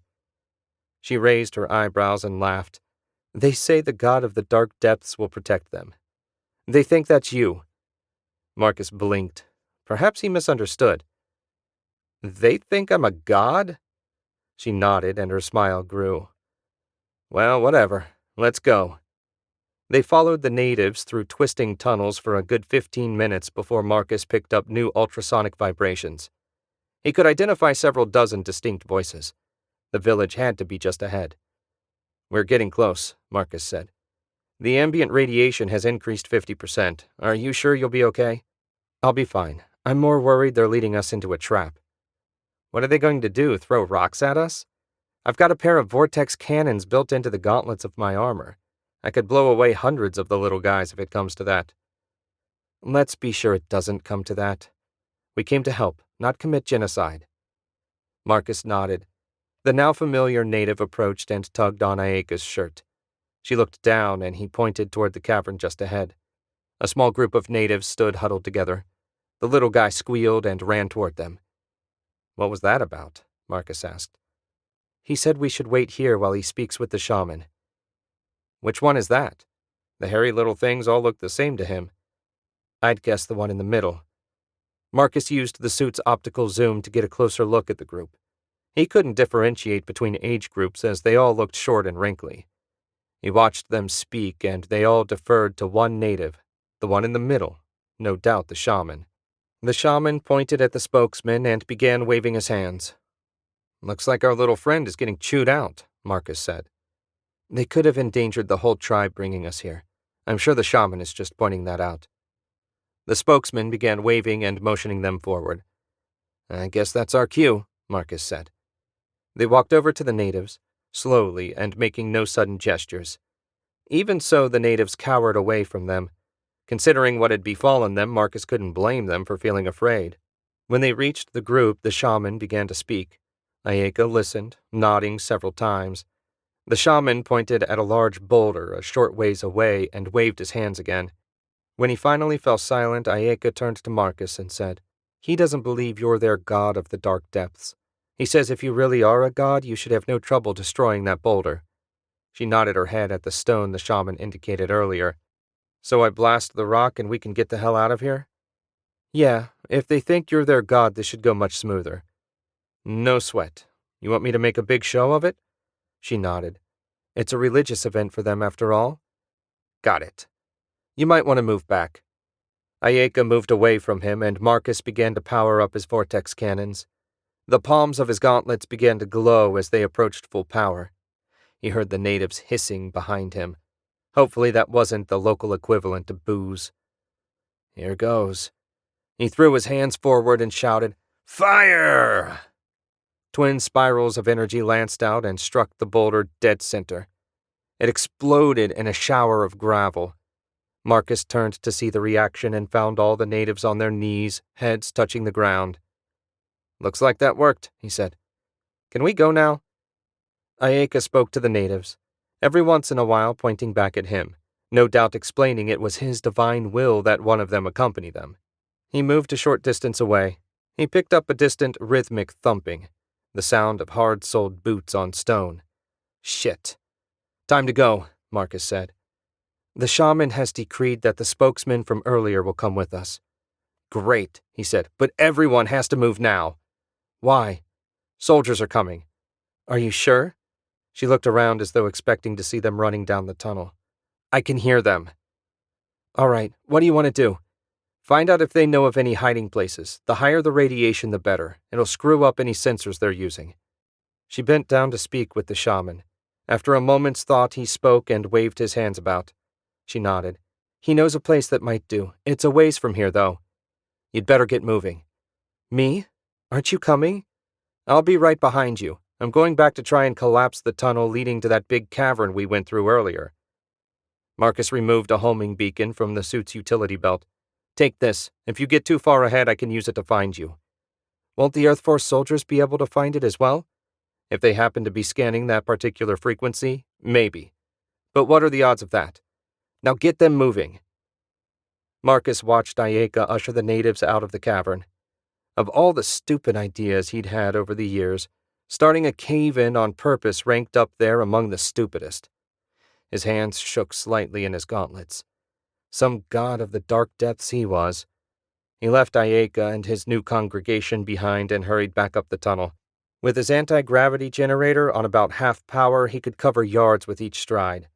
It took only minutes to retrace their steps to the large cavern where they'd first met the natives. The roof looked stable to his untrained eye, but he let the computer scan it for structural weaknesses. After a minute, 3 points appeared in his heads-up display. He raised his arms and fired vortex blasts into the weak spots. The powerful streams of energy ripped huge chunks of rock from the ceiling. When the dust cleared, a huge pile of rubble blocked the passage, but he hadn't managed to bring down the whole ceiling the way he planned. Apparently, it wasn't as easy to cause a cave-in as he assumed. Well, that would have to do. His battery gauge read half power after those blasts, and he didn't want to waste any more juice. In the distance, but approaching at a run, he could hear the enemy. Chapter 16. Adam glared at the cave entrance. He stood just outside the cave beside the cleaner's 6-man ground assault team. They'd wiped out the camp but found no sign of Dr. O'Hare. Probably fled into the jungle. Adam hoped something ate him. "There was definitely someone here before us." The team's tracker, a slim, dark-skinned man about 30, stood up. "2 people, one much heavier than the other." Adam nodded. The smuggler and his lost agent. It had to be them. Somehow they snuck down to the planet while everyone was distracted by the battle. If they could catch and eliminate them, it might make up for Adam losing the doctor. If they escaped with a native and made it back to the council, nothing would save Adam's neck. "I believe the 2 new arrivals are a pair of high-value targets, a man about my age and a younger woman. They need to be captured or killed." "Sir?" The unit commander, a middle-aged veteran of many years named Colin, stepped forward. "Are these 2 a higher priority than eliminating the primitives?" "Absolutely. If they manage to escape with a native, we lose. It won't matter if the rest are gone or not. Understood. Sten, take point. Everyone activate your dark vision goggles.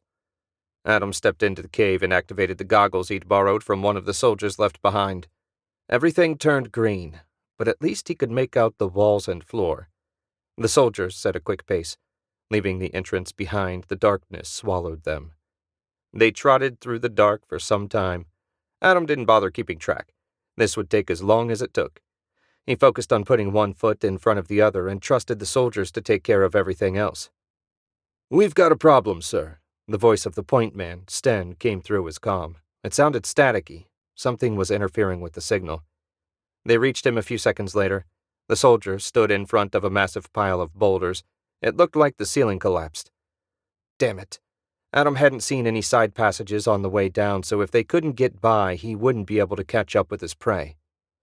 Colin approached the rock pile, studied it a moment, then turned to a short, skinny man and said, "What do you think, Spider?" Spider studied the pile. "Don't think we better try and climb it. Too unstable. Going to have to go up and over." Spider took a pistol out of his pack, then what looked like a foot-long spear trailing a coiled line. The little man fitted the spear to the gun, then fired it into the ceiling. He yanked on the line a couple times and nodded. "I'll take a look." Spider fitted the line into a pulley and pushed a button. He went slowly up the line, finally reaching the ceiling. He looked back down at them. "I could see another tunnel on the other side." "Get down there so we can send the next man up," Colin said. Spider fired a second spike down to the cavern floor and attached the other end to the first spike. He slid down on the pulley. "Clear!" It took about 5 minutes for all of them to make it over the rock pile. The team started down the tunnel, deeper into the mountain. They would catch up. Adam could feel it. After causing the cave-in, Marcus activated the tracking unit in his suit. Ayeka and the natives had only covered about a mile since he left. He bounded through the tunnel after them. Something must have gone wrong. At the rate they traveled, it wouldn't take Marcus long to catch up. It wouldn't take the soldiers long either. In just under 10 minutes, Marcus caught up to the rear of the line of natives. They shuffled ahead like a bunch of hairy cripples. He spotted Ayeka at the front of the line and threaded his way past the natives to reach her. As he passed, they touched his legs and looked up in awe. He tried to ignore them, and failed. "What's the holdup?" Marcus asked when he finally made it to the front of the line. Ayeka pointed to a group of children. "They can't go very fast, so we had to take it easy. We won't make it at this pace. I couldn't seal the tunnel. At best, I slowed them a few minutes.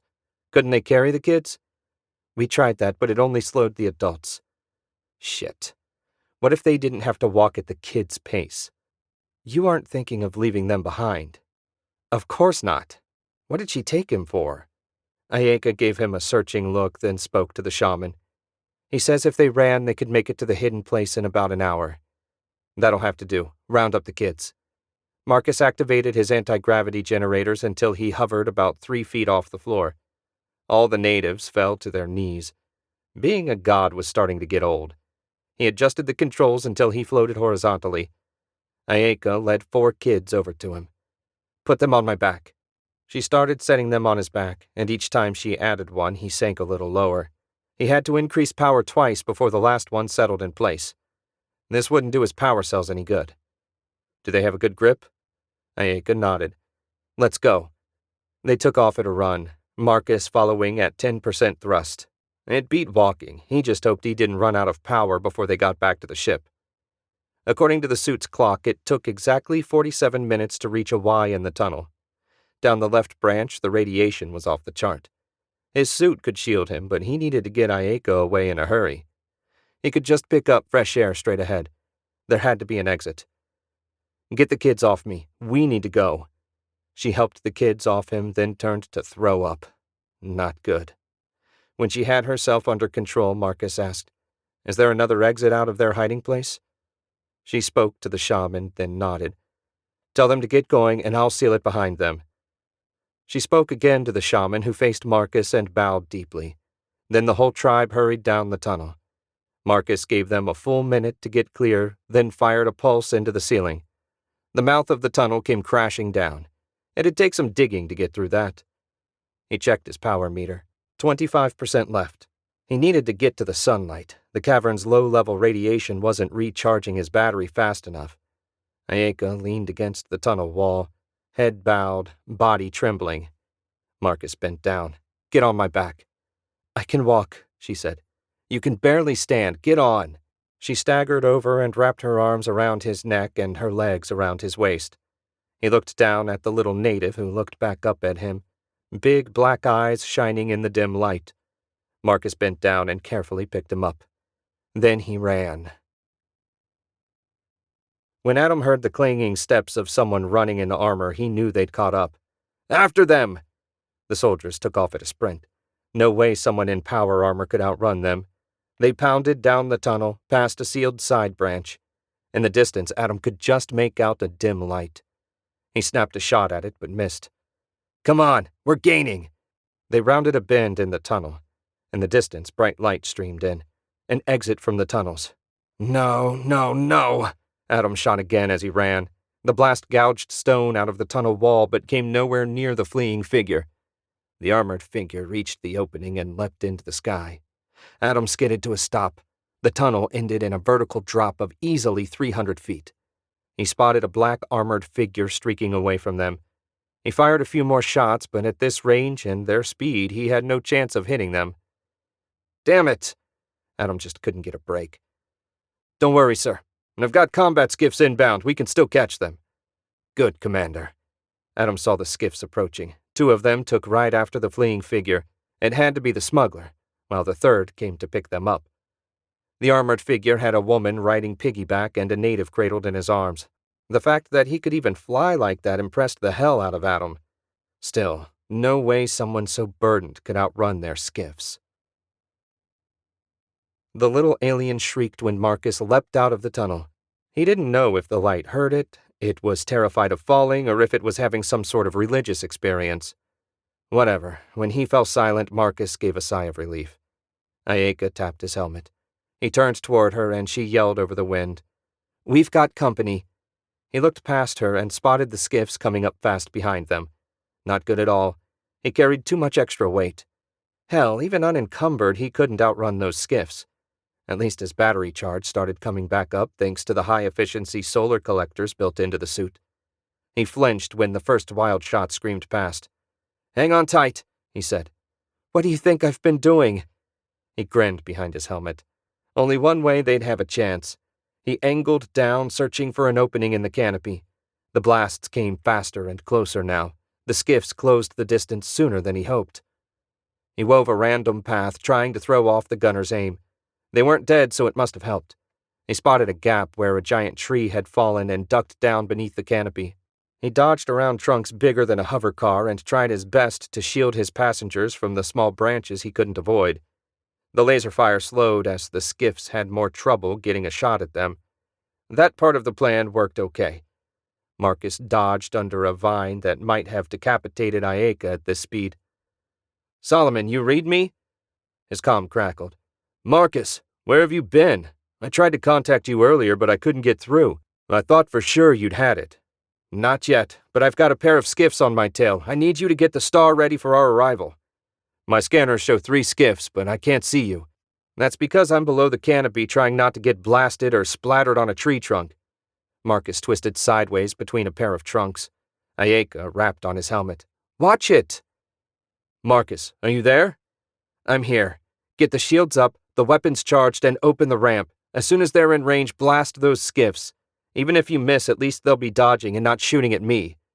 "Will do. How far out are you?" "According to the computer, about 5 miles. Set everything on auto. I'm going to need you in the cargo hold." "Okay, be careful."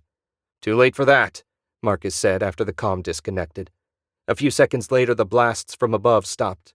The report of his ship's cannons echoed over the trees. "See how you like getting shot at, you bastards." Marcus streaked into the clearing and jackknifed so his legs faced forward. He used his thrusters to kill his momentum before they splattered across the side of the ship. He spotted Solomon at the top of the ramp. The ship sat on its landing gear, so he must have managed the repair. Marcus felt a slight pressure as they passed through the shield, then he landed on the ramp and walked into the hold. "I'm fine," Marcus said. "I'm not sure about these two." The native had passed out at some point, and Marcus could see scratches on his body where tree branches cut him. Ayeka groaned, and Marcus knelt. She slid off his back and staggered a couple steps away. "Take him." Marcus held out the unconscious native. Solomon grimaced but reached out with trembling arms and accepted the little alien. Marcus went over to the storage cylinder and disengaged his armor. When it had released him, he stepped back and set it to recharge. He could feel the vibrations as the ship's guns continued to fire. The skiffs still buzzed around them, but their weapons didn't have enough power to penetrate the shields. The guns fell silent, and he guessed they figured that out too. That meant they'd head back to the Corvette, which had plenty of power to fry them to a crisp. They needed to lift. Now. Marcus went to the controls to shut the ramp. His finger reached for the controls just as a hoverbike came streaking out of the jungle towards them. A ragged figure trailing a white lab coat waved at them. "Wait! Please, wait!" Ayeka staggered over beside Marcus. "You've got to be kidding me." "What?" Ayeka clenched her teeth and swallowed hard. "That's Dr. O'Hare. What's he doing here?" "Let's ask him." Marcus waved his hand. "Hurry up." The doctor brought the bike to a stop at the end of the ramp, then fell off it. He scrambled to his feet and hurried up the ramp. "Thank you. I thought I was going to die out there." Marcus closed the ramp. "Thank me later. We've got to go." He left Ayeka glaring at the doctor and headed toward the cockpit. When he passed Solomon, he said, "Don't let her kill him. She also needs some anti-radiation pills. You should find some in the med kit." "Okay. Marcus, do you think I could stop her if she decided to kill him?" "I think you could knock her over with a feather. The only thing keeping her on her feet is willpower." Ayeka watched Marcus leave the cargo bay. A minute later, the ship lurched as they took off. Her knees wobbled and she almost fell. God, her head hurt, and the less said about her stomach, the better. Solomon made his way over. He had a bottle of water in one hand and a pill bottle in the other. He held both out. "Anti-radiation pills. Marcus said you needed them." "Thanks." Ayeka took the pill bottle and shook two out into her hand, then tossed them back. Solomon handed her the open water bottle.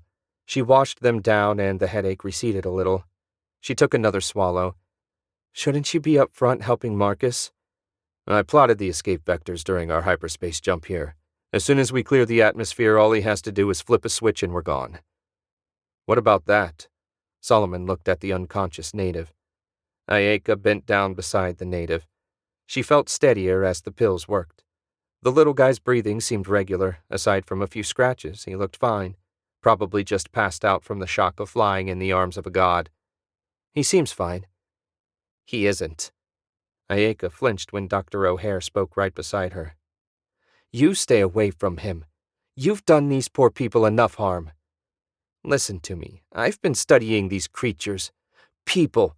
They're intelligent. They have families, religion. They aren't animals you can experiment on because they're less evolved. Everything I did for the greater good." "Greater good? Since when is killing innocents for the greater good?" "Surely a healthy, vibrant Vensar society is a greater benefit to the galaxy than the lives of a few primitives." Dr. O'Hare spread his hands. "I wasn't planning to wipe out the species after all." "Generous of you. How many did you kill for the greater good?" He frowned. "I'm not sure. A few hundred, perhaps? I couldn't say with any accuracy without checking my notes. They expired much faster in the beginning, before I better understood their biology. The radiation is the key." Ayeka could only stare as he lectured her like a first-year intern. He had no concept of the evil he'd done. She clenched her fists and tensed.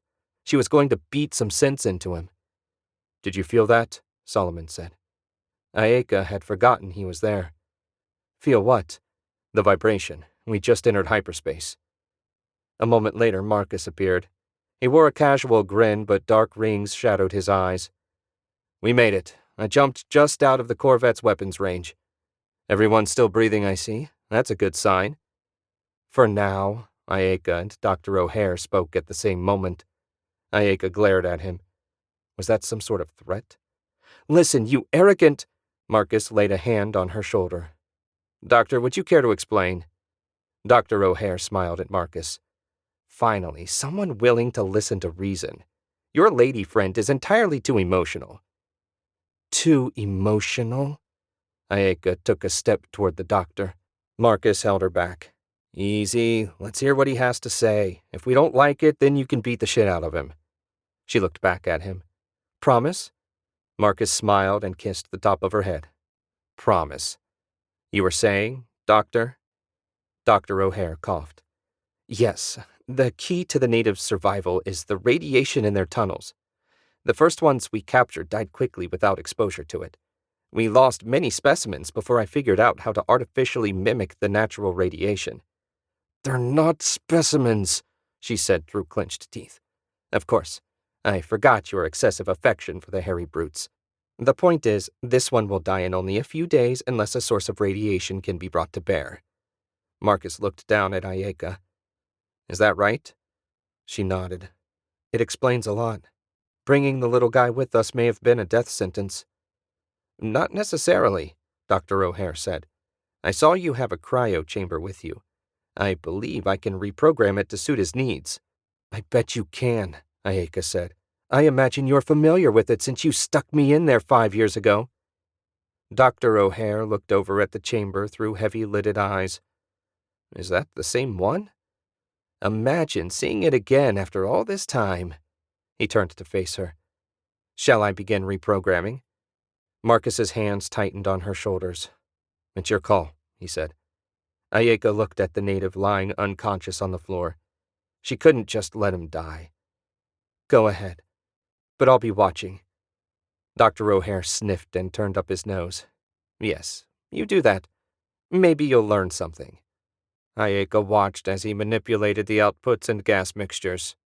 Some settings he altered only a bit to make it as near to the native's natural habitat as possible. Ayeka couldn't deny his genius.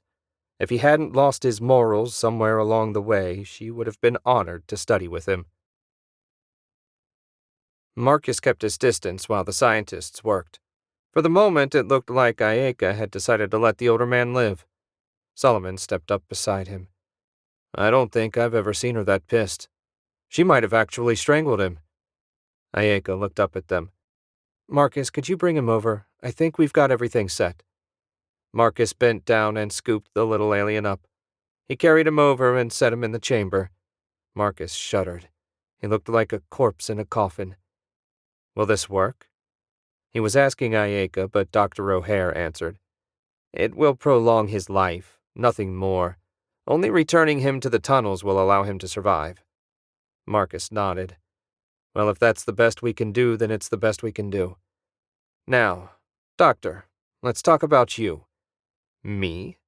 Yes, about how you're going to tell the Council everything you've done for the past 5 years. About Earth Force's involvement. All of it. You're also going to turn over all your research. My research? In case you didn't notice, everything was destroyed. Marcus grabbed him by the front of his lab coat and jerked him over so their noses almost touched. Don't give me that shit. There's no way you left without a copy of your precious research. I imagine you thought you could bargain your way out of prison with it. Dr. O'Hare looked away and Marcus knew he'd hit dead on. Give it to me, or so help me I'll strip you naked and stuff you in the chamber with our little friend. Ayeka grinned at him. She seemed to be enjoying herself. Dr. O'Hare, not so much. Fine, here. He handed Marcus a small data chip. Marcus tossed it to Solomon. Why don't you and Ayeka check this out and make sure he didn't just hand over his porn collection? Reversion in 10 seconds, Solomon said. Marcus, Solomon, and Ayeka sat strapped into their seats in the cockpit. Dr. O'Hare was in the spare room, the door locked from the outside.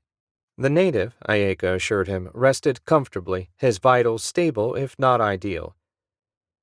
3, 2, 1.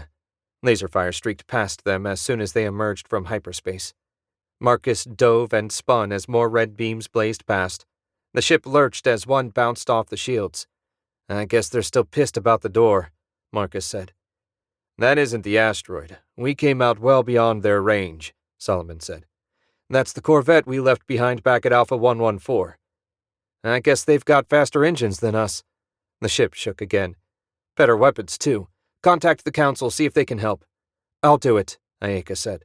Marcus tuned her out and focused on keeping them alive. He powered toward the asteroid, weaving a random path. Despite his best efforts, the shields took a pounding. Want me to return fire? Solomon asked. Don't bother. We couldn't scratch their shields with our toy cannons. Divert weapons power to the shields. Anything else we can spare, send to the engines. Are you sure? Engines are redlining as it is. I'm in contact with Council Weapons Control. They're powered and ready to fire if we can make it in range. Power to the engines, Solomon. The power gauge went over the red line to 115%. Come on, baby. Marcus patted the control yoke. Just a little more.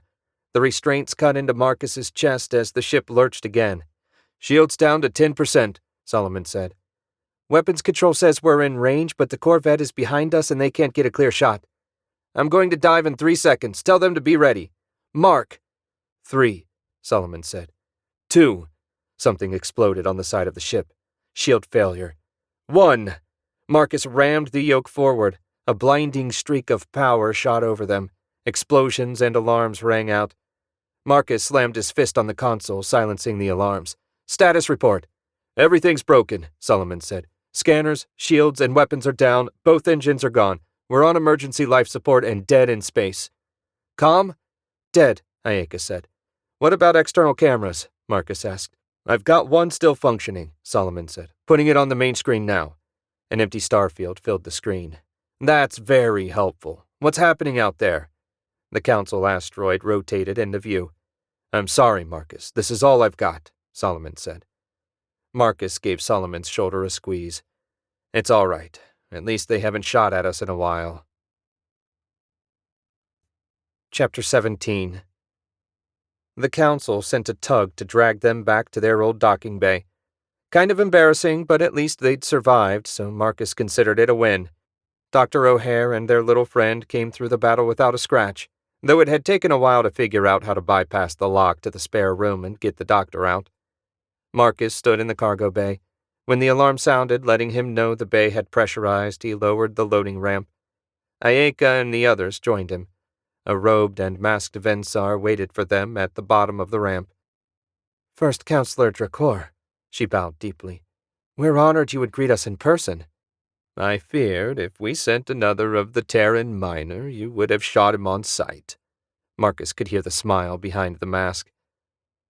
First Counselor, may I present Captain Marcus Drake, Solomon Keyes, and Dr. Miles O'Hare. The First Counselor approached Marcus and held out a gloved hand. Marcus shook it. He glanced back at the shiny new airlock door, then back to Dracor. Sorry about your door. It was due for an upgrade anyway. The Vensar handed Marcus a small data chip. It contains an override code for the new door, should you find it necessary to leave in a hurry. Marcus grinned and pocketed the chip. Thanks. We brought one of the natives from Alpha 114. He's in stasis, and I think we should get him to the med bay as soon as possible. Of course, my people are on their way. Dracor turned to Solomon and shook his hand. A pleasure to meet you as well, Mr. Keyes. Solomon managed to nod before turning away from the shiny mask. Looking to spare his friend any further discomfort, Marcus said, Dr. O'Hare's anxious to tell you all about his research. Dracor approached the doctor but didn't offer his hand. You, sir, have much to answer for. Please, I only wanted to help your people. By harming another people. You are anathema to the Vensar. I would kill you where you stand if it wouldn't compound the insult to our ways. Dr. O'Hare stared, mouth open at the First Counselor. Before he could speak, 3 Vensar arrived, one pushing a hover cart. Marcus used Herc to help them load the chamber on the cart. Take good care of him, Marcus said. The trial and deliberation lasted 2 weeks. Ayeka assured him that was a record for the Council to reach a decision. Earth got kicked off the Council for 10 years. A 1-year trade embargo was also put in place for all member systems. Only about half the systems in the galaxy were Council members, so Earth space wouldn't suffer too much. Pity that. Marcus kept his distance from the proceedings. He spent his days watching the Vensar technicians replace the engines on the star. The new engines would have twice the thrust and be 50% more efficient. Drakor said they were a gift for his work helping the Alpha natives. Marcus couldn't wait to try them. Things had calmed enough that Solomon had a chance to examine the silver sphere he'd gotten on New Vegas. It was a universal translator that floated by your head when activated. Once he finished examining the sphere, Solomon spent his time messing with the data chip Drakor gave them. Something about using it as a backdoor key to the whole system. Marcus neither understood nor particularly cared, but his friend seemed happy, and that's what mattered. The hangar door slid open, and Ayeka and Drakor entered. "You're practically drooling," Ayeka said. Marcus grinned. "The techs are making the final adjustments, and Solomon is fine-tuning the software. In less than an hour, I can finally take her for a spin." "Have you considered a destination?" Drakor asked. "I hadn't. You got something in mind?" The first counselor looked at Ayeka. "Do you want to tell him, or should I?"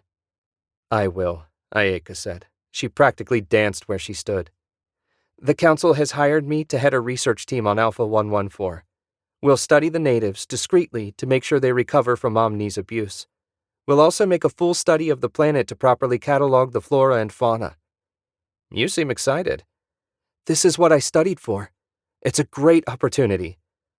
"Congratulations." He tried to sound happy for her, but since her new job meant he'd probably never see her again, he failed. "So, you need a lift?" "Not just me." He looked over her head and saw a tech pushing the cryo chamber into the hangar. Marcus smiled. The Vensar had attached a new piece of tech to the chamber that generated radiation identical to what was found in the natives' tunnels. "I suppose a god has his responsibilities." "I'm going to tell Solomon the good news." Ayeka ran up the loading ramp. Marcus watched her until she disappeared inside. He smiled a sad smile and shook his head. "Have you considered your future?" Drakor said. Marcus snapped out of his daydream and turned back to the first counselor. "Not really. I'm afraid Earth space will be inhospitable for the foreseeable future. Most of my contacts are there, so I guess I'll have to start over." "There's another option." Marcus raised an eyebrow. "I'm listening." Drakor took a breath and let it out slow. "What I'm about to tell you must go no further. The Galactic Council has very limited authority to act directly in the affairs of sovereign systems. Sometimes we find it useful to have the option to act through intermediaries, individuals with the skill and desire to help where they can. You have proven yourself skilled. Do you have the desire?" "Did he? When he was a kid, he always wanted to be a knight, like in the stories his mother read to him, an avenger who traveled around the world righting wrongs. He wasn't a kid anymore, though it would be nice to help people. People like the natives on Alpha who couldn't help themselves." Marcus grinned. "How much does it pay?" They emerged from hyperspace and Alpha 114 filled the view screen. Beside them, a Vensar warship cruised into high orbit around the planet. The ship carried equipment and buildings to replace the one the cleaners destroyed. After they set up camp, the ship would patrol the system to make sure no one caused trouble. "Let's head in," Marcus said. He pushed the throttle forward and did a couple barrel rolls, grinning like a 14-year-old with his first skyhopper. The new engines handled great. "If you're through playing, we need to get our guest back to his people," Ayeka said. They rumbled through the atmosphere and landed in the remains of the old Omni camp.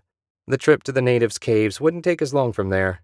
The ship settled on its landing gear and Marcus and Ayeka got up. "Aren't you coming?" Ayeka asked Solomon. "I don't care for jungles," Solomon said. "You've never been to a jungle, only a clearing," Marcus said. "I've read about them and I didn't like it. I'll stay in the air conditioning, thank you." "Then this is goodbye." Ayeka leaned down and hugged him. "Thank you for everything." Solomon's face turned bright red and he managed to pat her shoulder. Marcus shook his head. "Smooth, pal." They left Solomon in the cockpit to catch his breath and went back to the cargo hold. They'd locked the chamber down, still on the hover cart. Marcus deactivated the force field holding it in place and powered the cart up. He checked the timer on the wake-up cycle.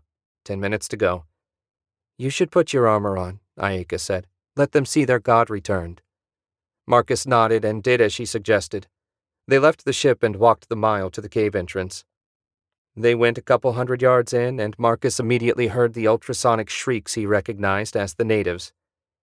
"They spotted us," Marcus said. He opened the chamber, and the bleary-eyed and still half-unconscious native sat up. Ayeka said something to him, and he perked up.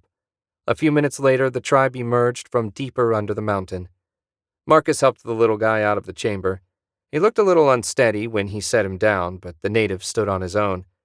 When Marcus looked back up, all the natives, save the shaman, fell to their knees. The shaman approached and bowed nearly double. He shooed their little friend back toward the rest of the tribe. Ayeka listened as the shaman spoke. "He thanks you for bringing his son back safe. Now, put your hand on my shoulder." Marcus did as she asked, and Ayeka spoke again. The shaman removed one of the stone fetishes from around his neck and handed it to her. He bowed again to Marcus and returned to the rest of his people. The tribe got to their feet and disappeared deeper into the mountain. They returned to the surface, and Marcus took off his helmet. "What was that all about?" "I told him you appointed me your divine representative. He gave me the stone as a gift to a fellow shaman. This should make it much easier to conduct my research." "Just be sure you're good to my people." Marcus found he meant it. He felt a certain affection for the strange little creatures that made him their god. "Don't worry. We're only here to observe and peacefully interact. No experiments." They looked up as a shuttle entered the atmosphere, the first of the supplies from the cruiser. "I suppose this is goodbye," Marcus said. "Perhaps just see you later. We both work for the council now, after all. I'm sure we'll meet again." She stood on tiptoes and kissed him. Marcus felt warmth spread through him and decided he would see her again. I hope you enjoyed Children of Darkness. Don't forget to subscribe so you don't miss any of my uploads. Thanks for listening, and I'll see you next time.